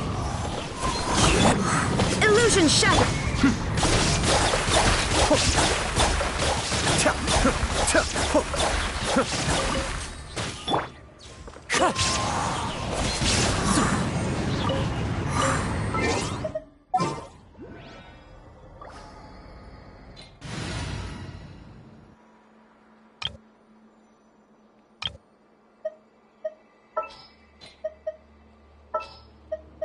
I'm here.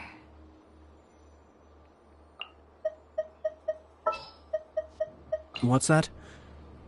Join you for a walk?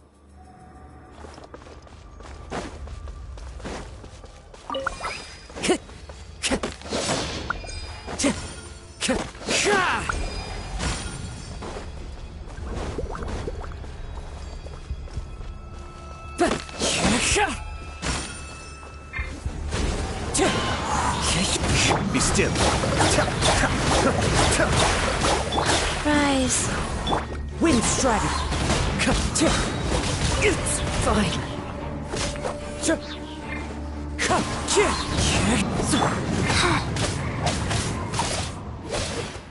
Cascade.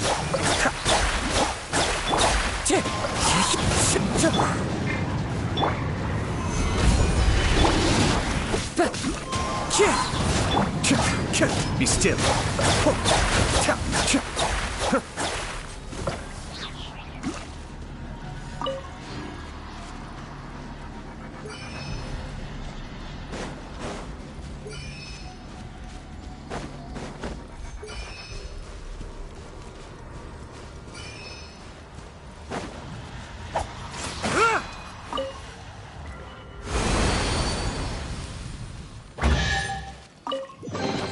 Oh, so you collect these?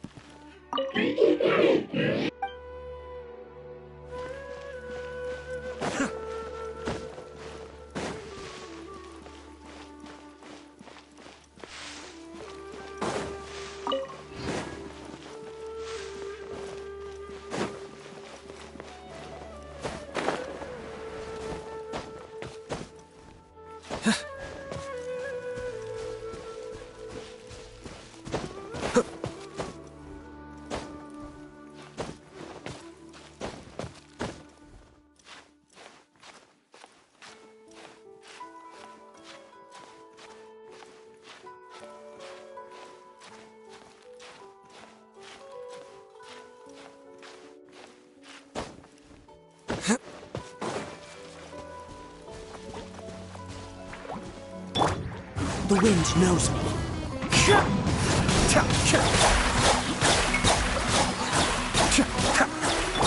Wheel of Life.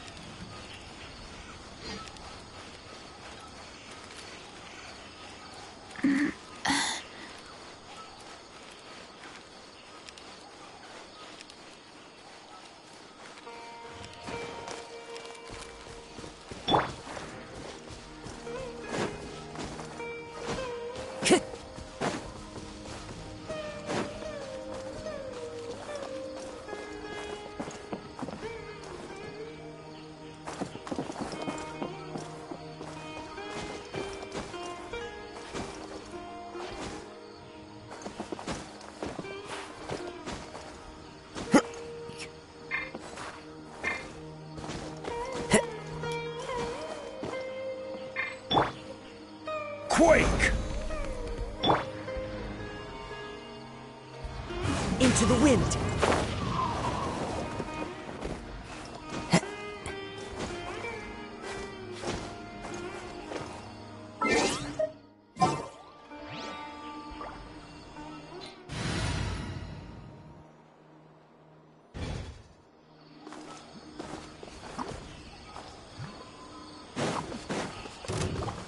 Time to go.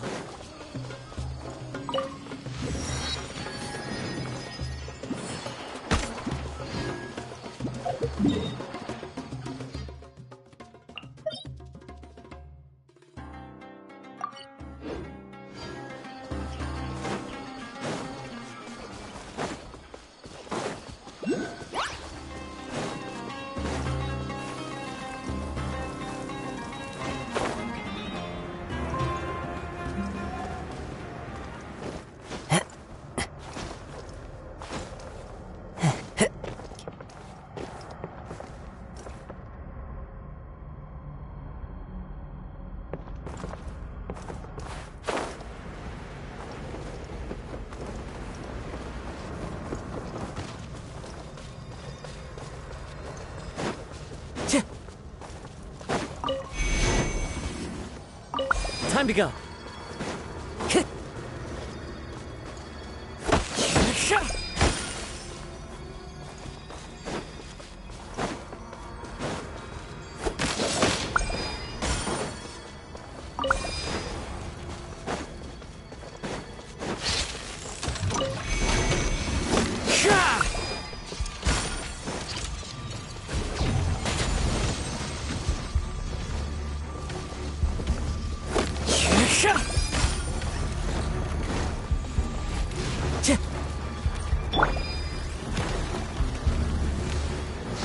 Solidify!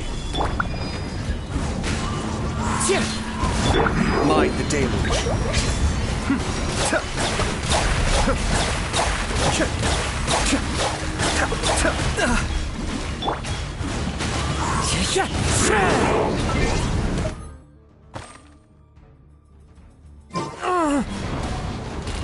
I will have order. Rise! Clouds high. The birds call! Vast sacred name, fortune preserver.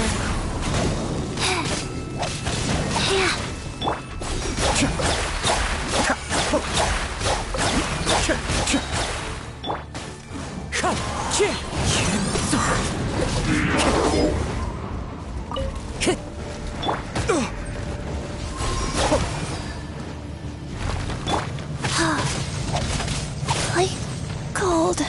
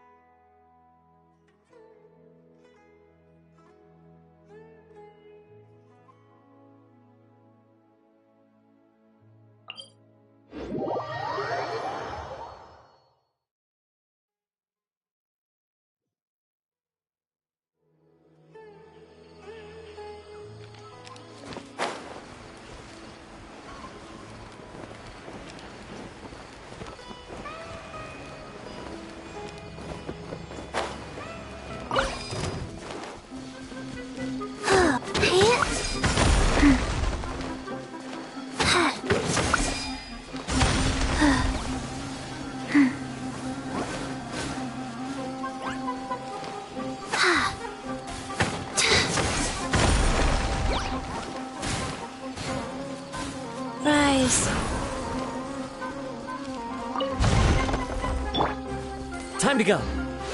One with nature.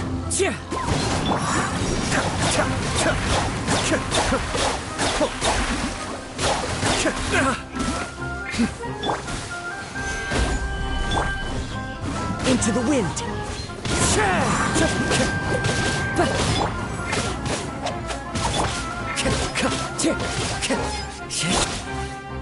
Quake! Be still.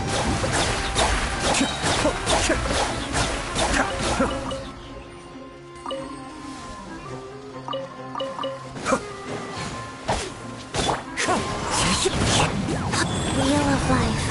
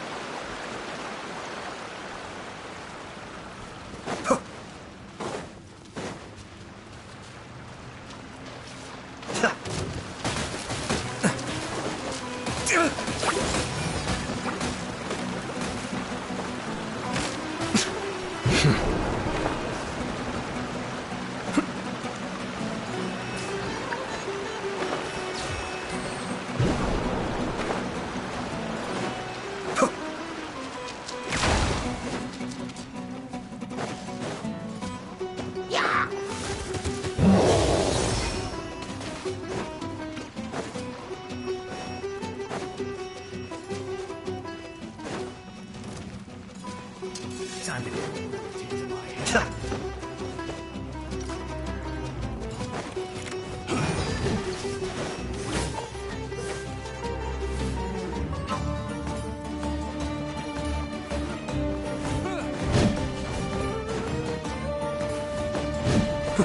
Be still.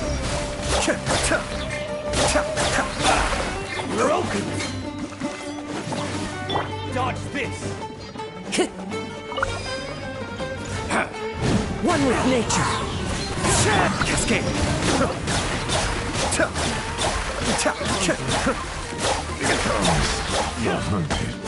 You're open. Now you're testing my patience.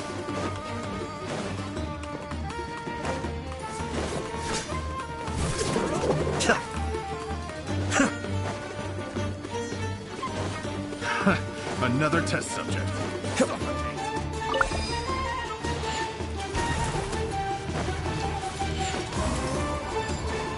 Suffocate! You're open!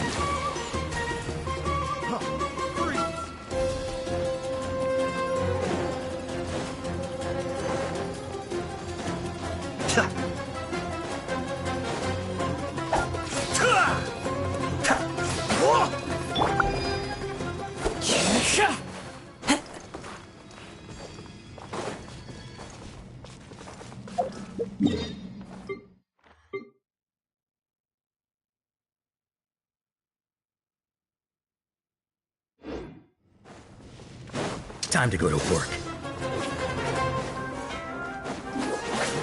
Let's end this now!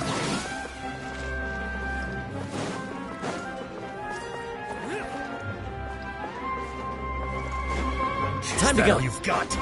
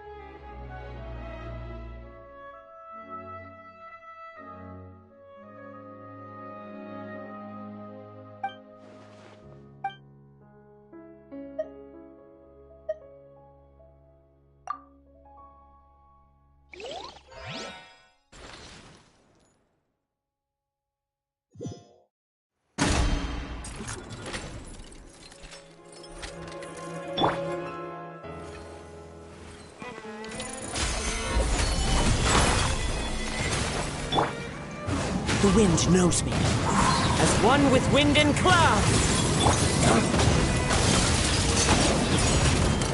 Order guide you.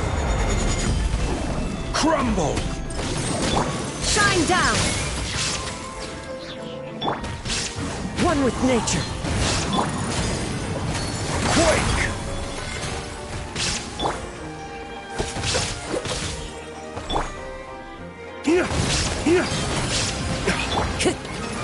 Into the wind. Illusion shut! Flames, purge!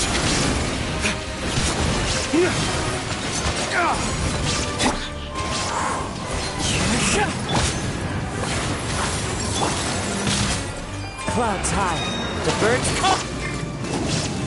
Gather! This is order. Ways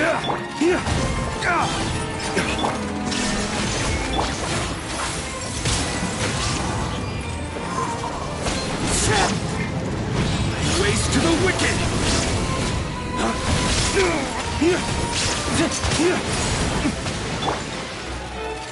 Solidify! One with nature.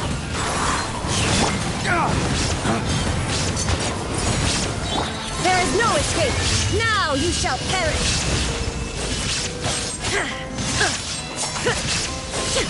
Wind strike!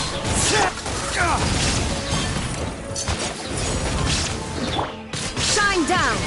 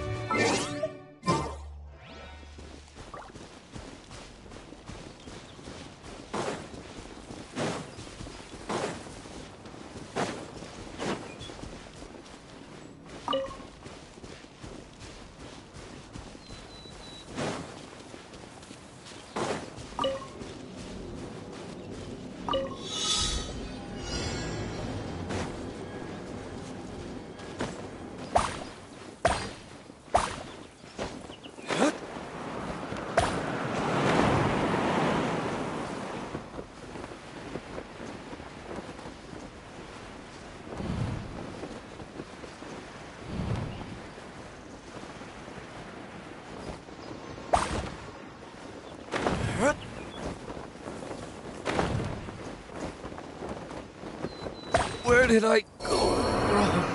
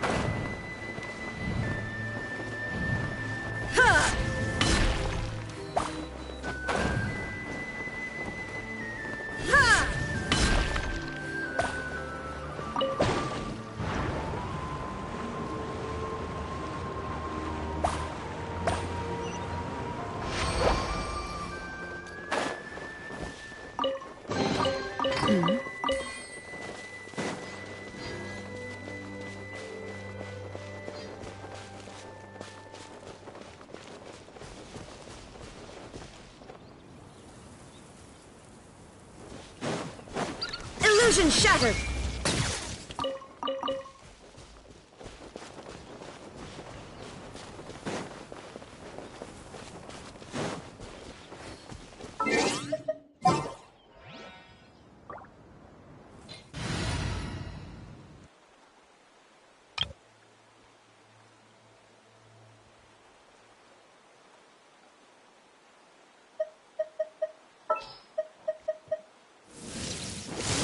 What is the situation?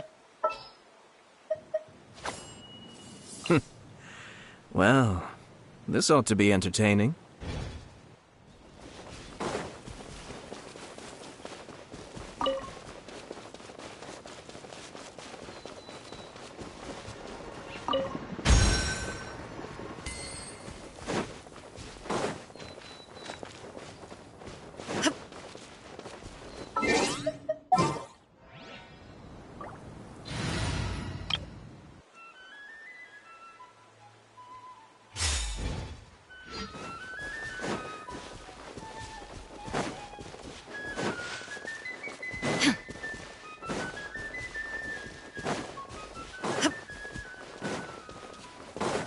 Shine down! Wind Strider!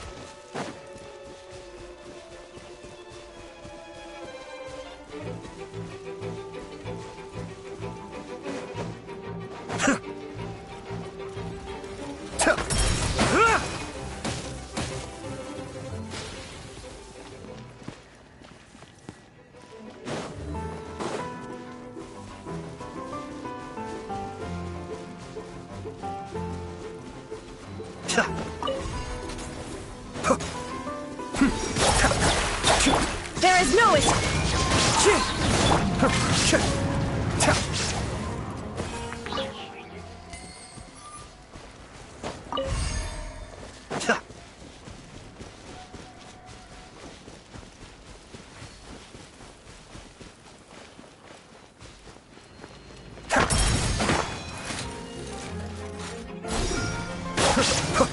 Shine down! The wind knows me.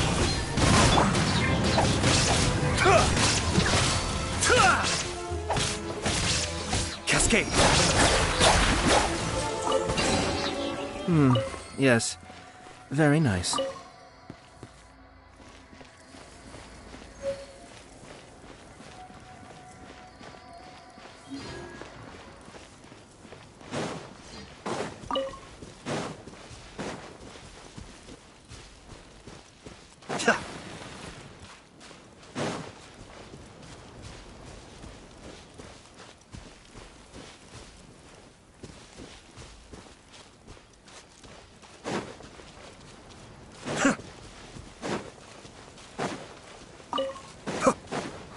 Be still.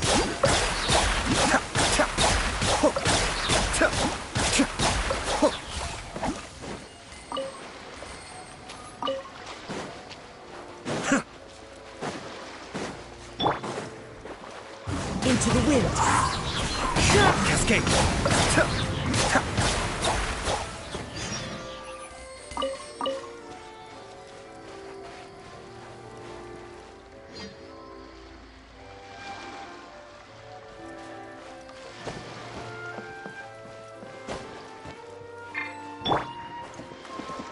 One with nature.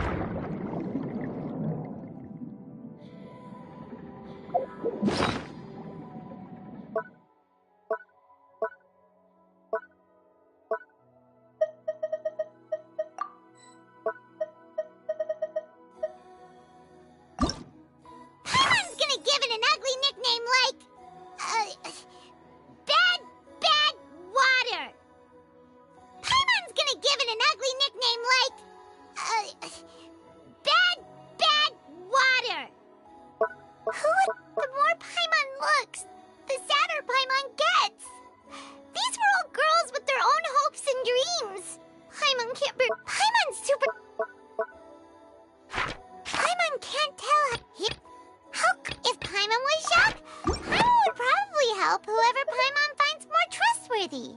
Someone like the Traveler.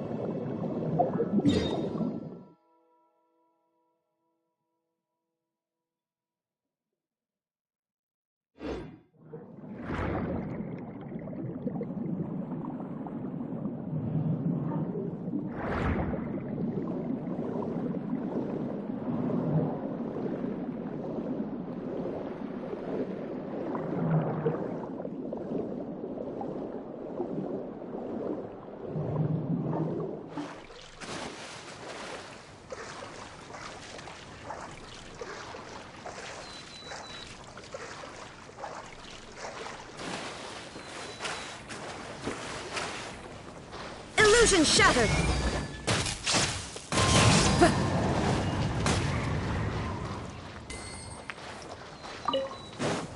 Time to go.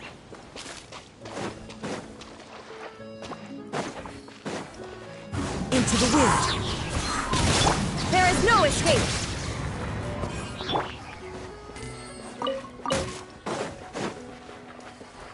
The wind knows me. Be still. Illusion shattered!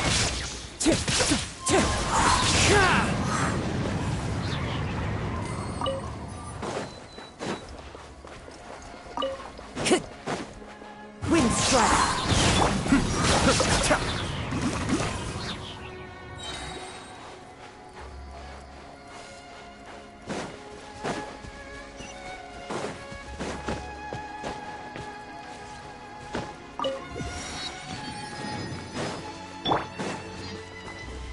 Into the wind! Escape!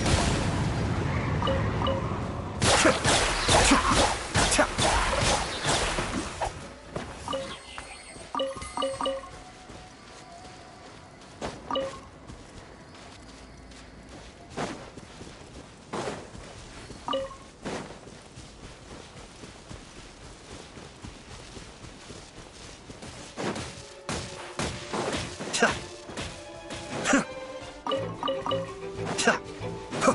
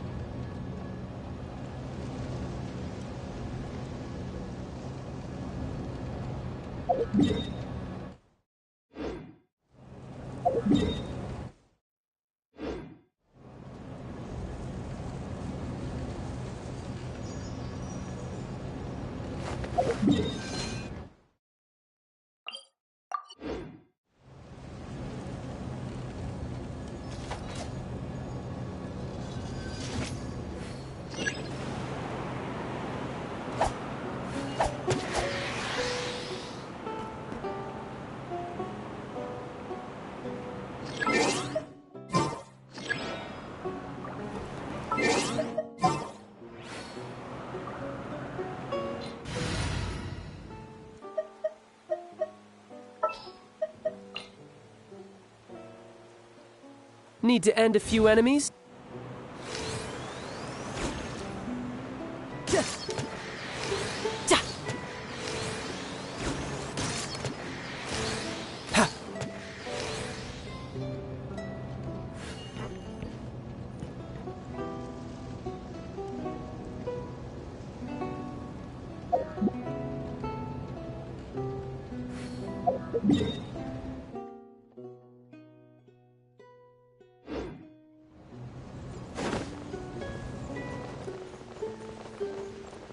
I could get used to this.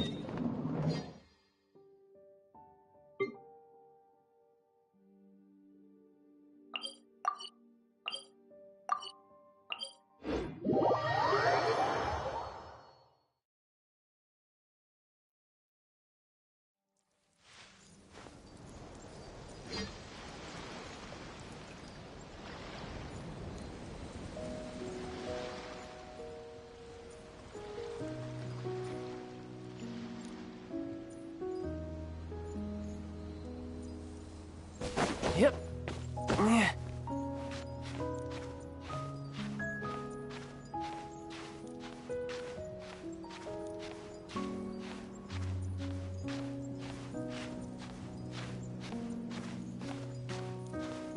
Yeah.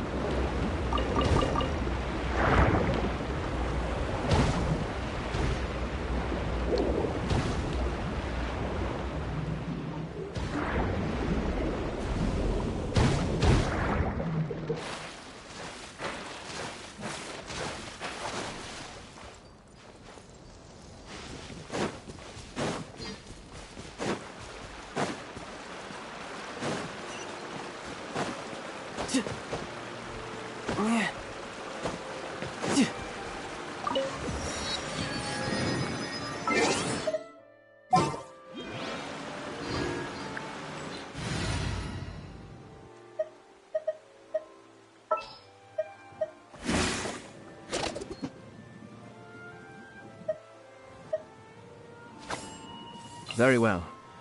I shall put my official duties to one side for the moment.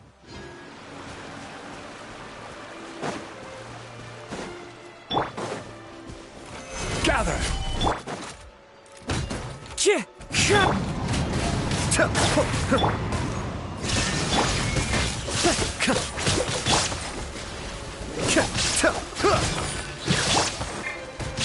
The wind knows me. Fallen leaves, adorn my night!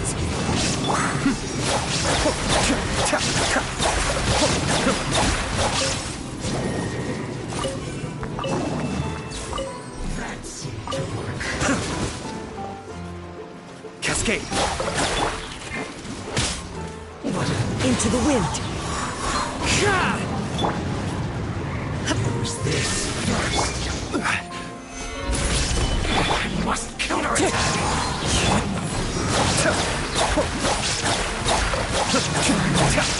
Some quiet.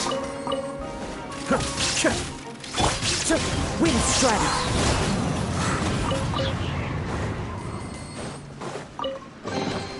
Brings a smile to my face.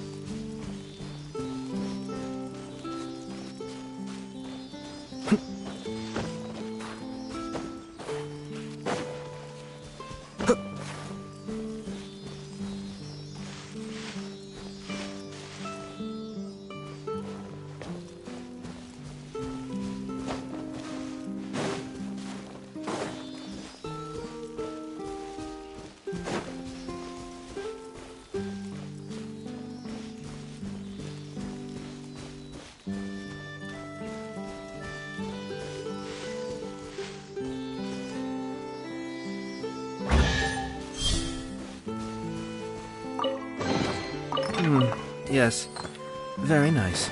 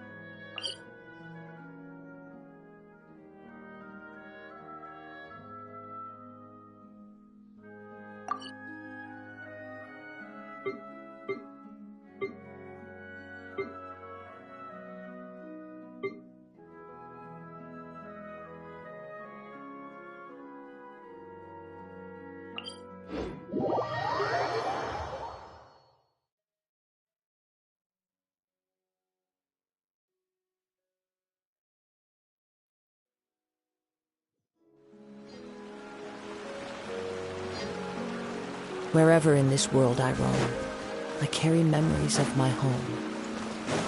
This blade, it is the last link I have to the land of my birth.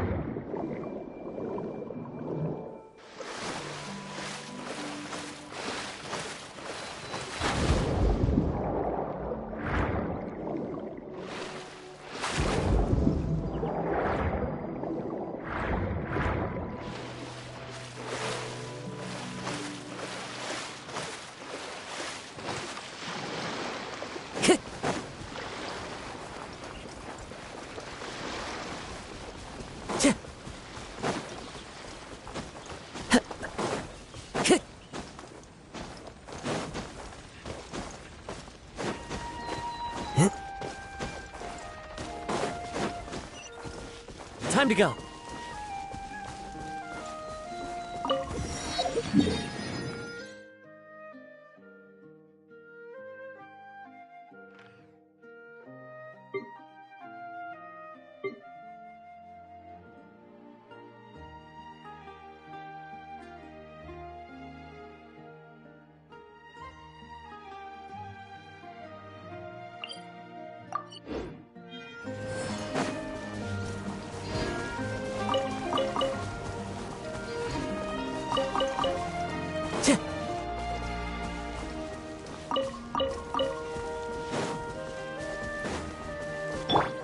Be still.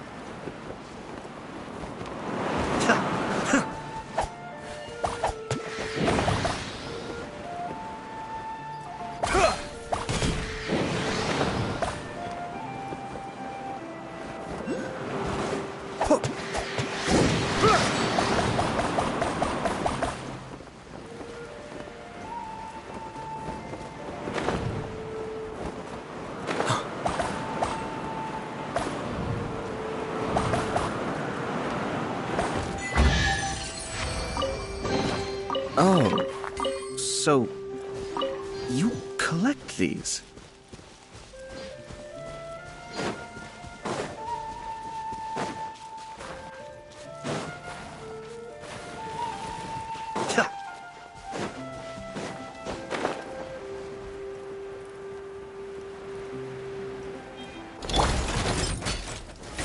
Solidify! The wind knows me.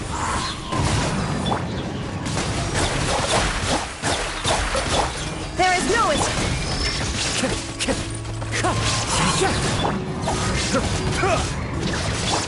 Crumble!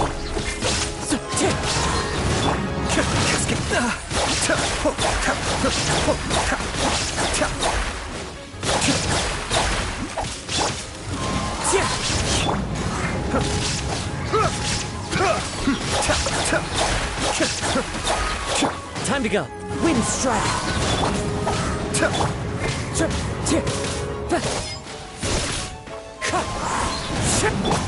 Be still.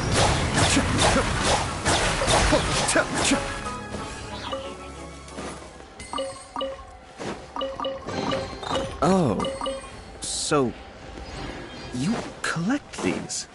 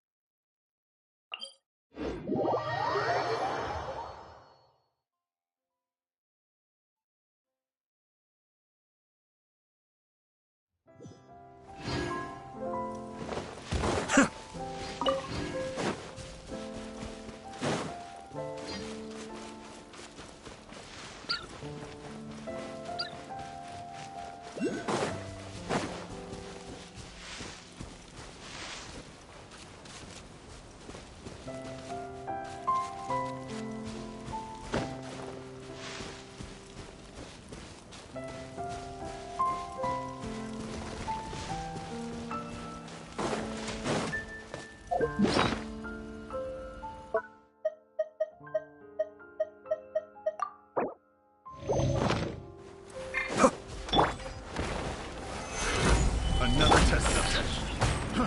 Fry! Torn to oblivion! Clouds high. Fry! The birds? The depths beckon. I will have order. Cascade.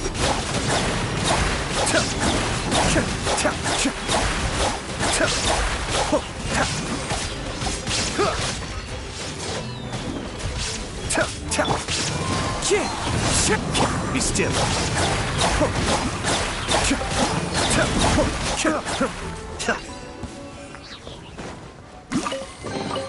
Oh, so you collect these?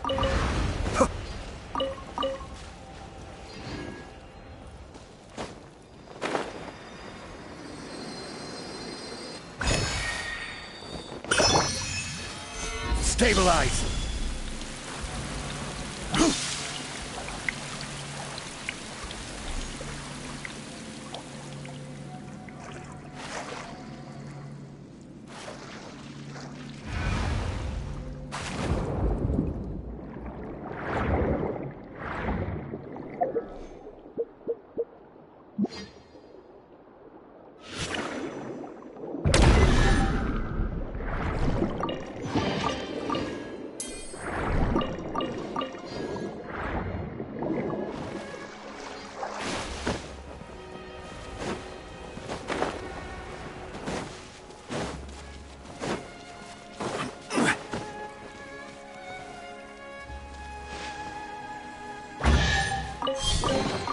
Certainly worth the extra mile.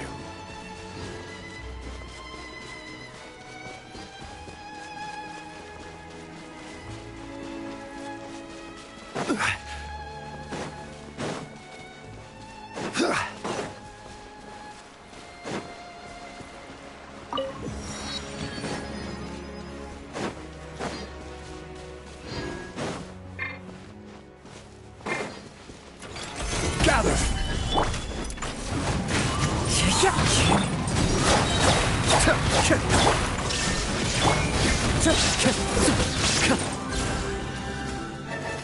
One with nature.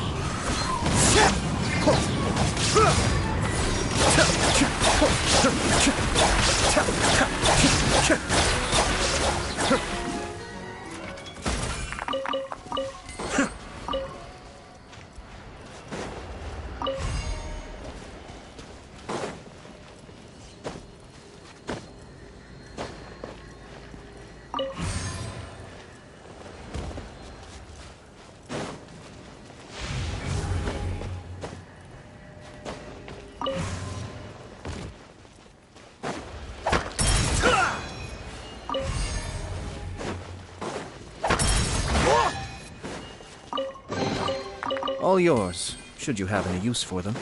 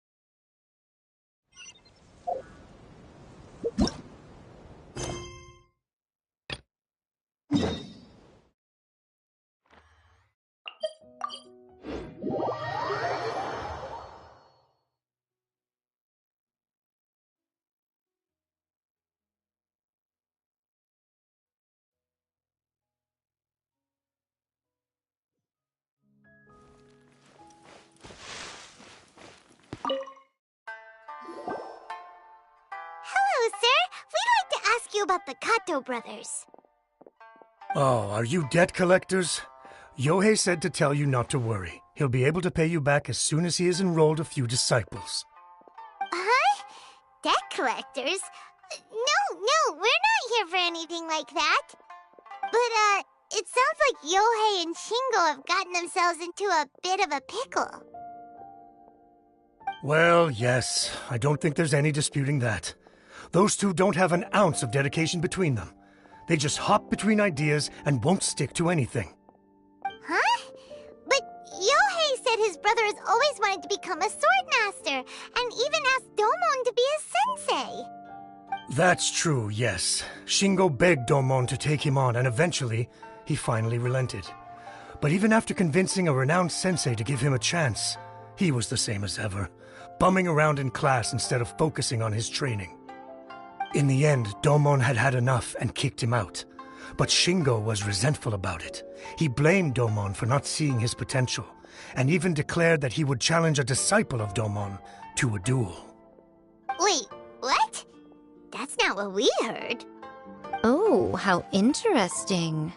We heard a slightly different version. My brother wasn't about to resign himself to defeat. He trained every day as hard as he could and finally proved himself by defeating one of Domon's best disciples in a duel recently. Yohei said that? That Shingo trained hard. That's ridiculous. He just lay there cussing to high heaven all day, every day. Some training regimen that is. Yohei did tell me about Shingo winning the fight, but I took it with a grain of salt. You can ask Kenji at the village entrance more about that. He always has reliable information.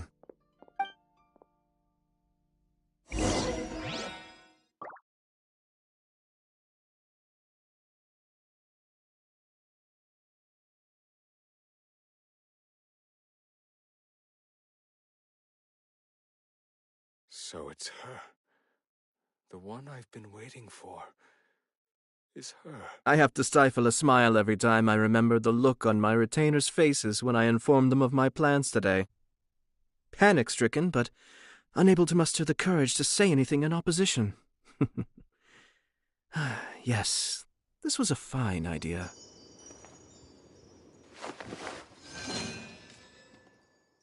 One day, I'll be as great as Ryu. So it's her.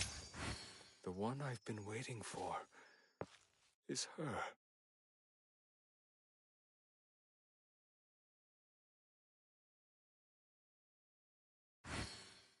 I'm sure I've forgotten something. Not to worry, I'll simply send someone to fetch it. As soon as I remember what it was.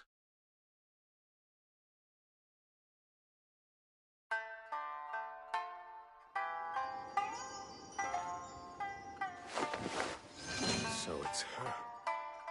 The one I've been waiting for is her.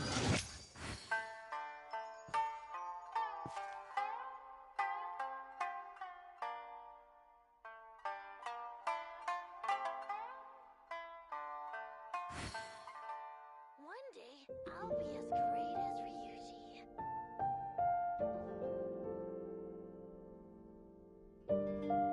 I have to stifle a smile every time I remember the look on my retainers' faces when I informed them of my plans today. Panic-stricken, but unable to muster the courage to say anything in opposition. Yes, this was a fine idea.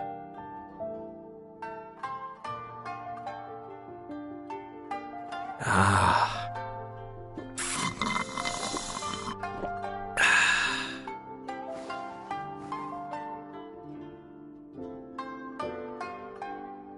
So it's her.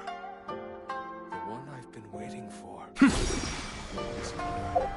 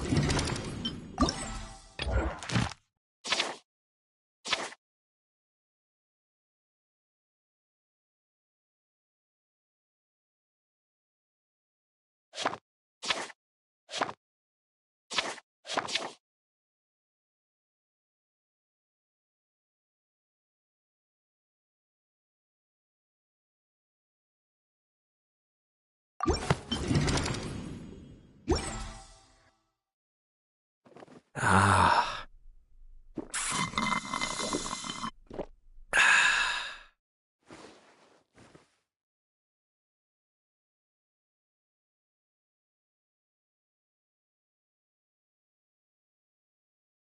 Everything's in place and they've taken the bait. Yes. Now to start reeling them in.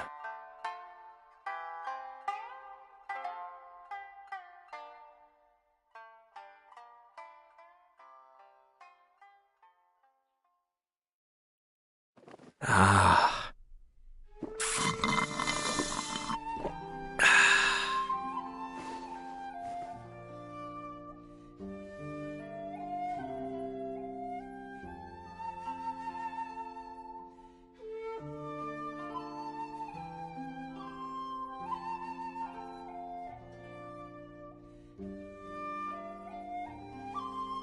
I have to stifle a smile every time I remember the look on my retainers' faces when I informed them of my plans today. Panic-stricken, but unable to muster the courage to say anything in opposition. Yes, this was a fine idea.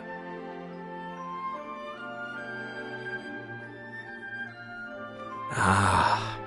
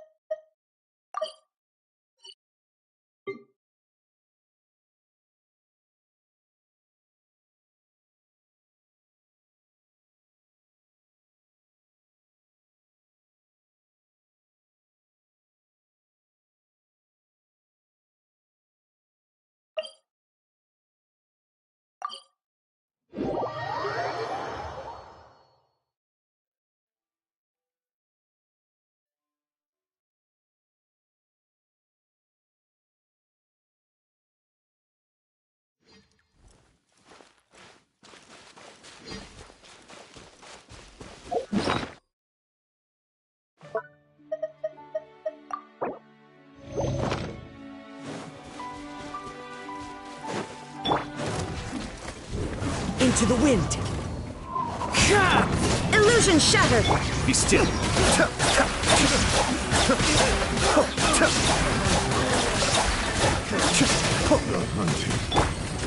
Wind strike. There is no escape!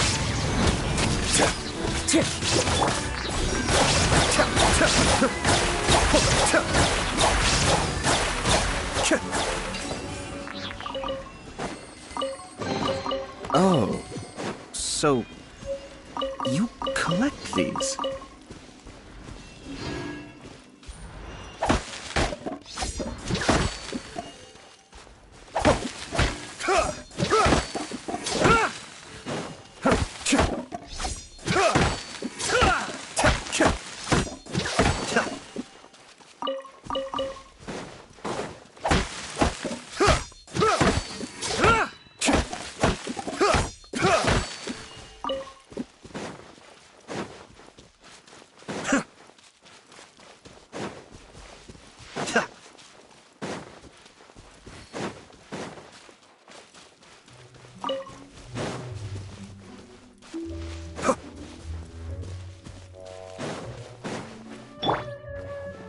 Illusion shattered!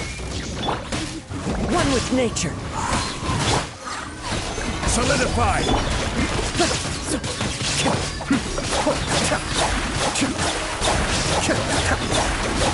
Shine down!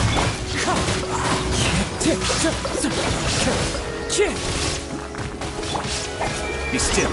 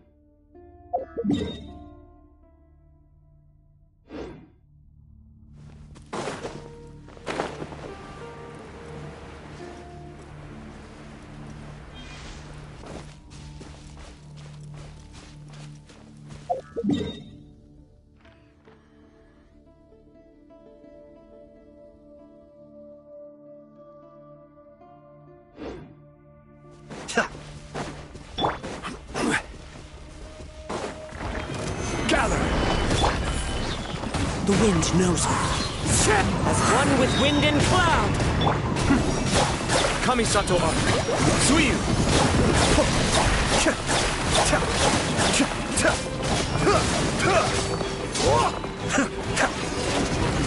Cascade!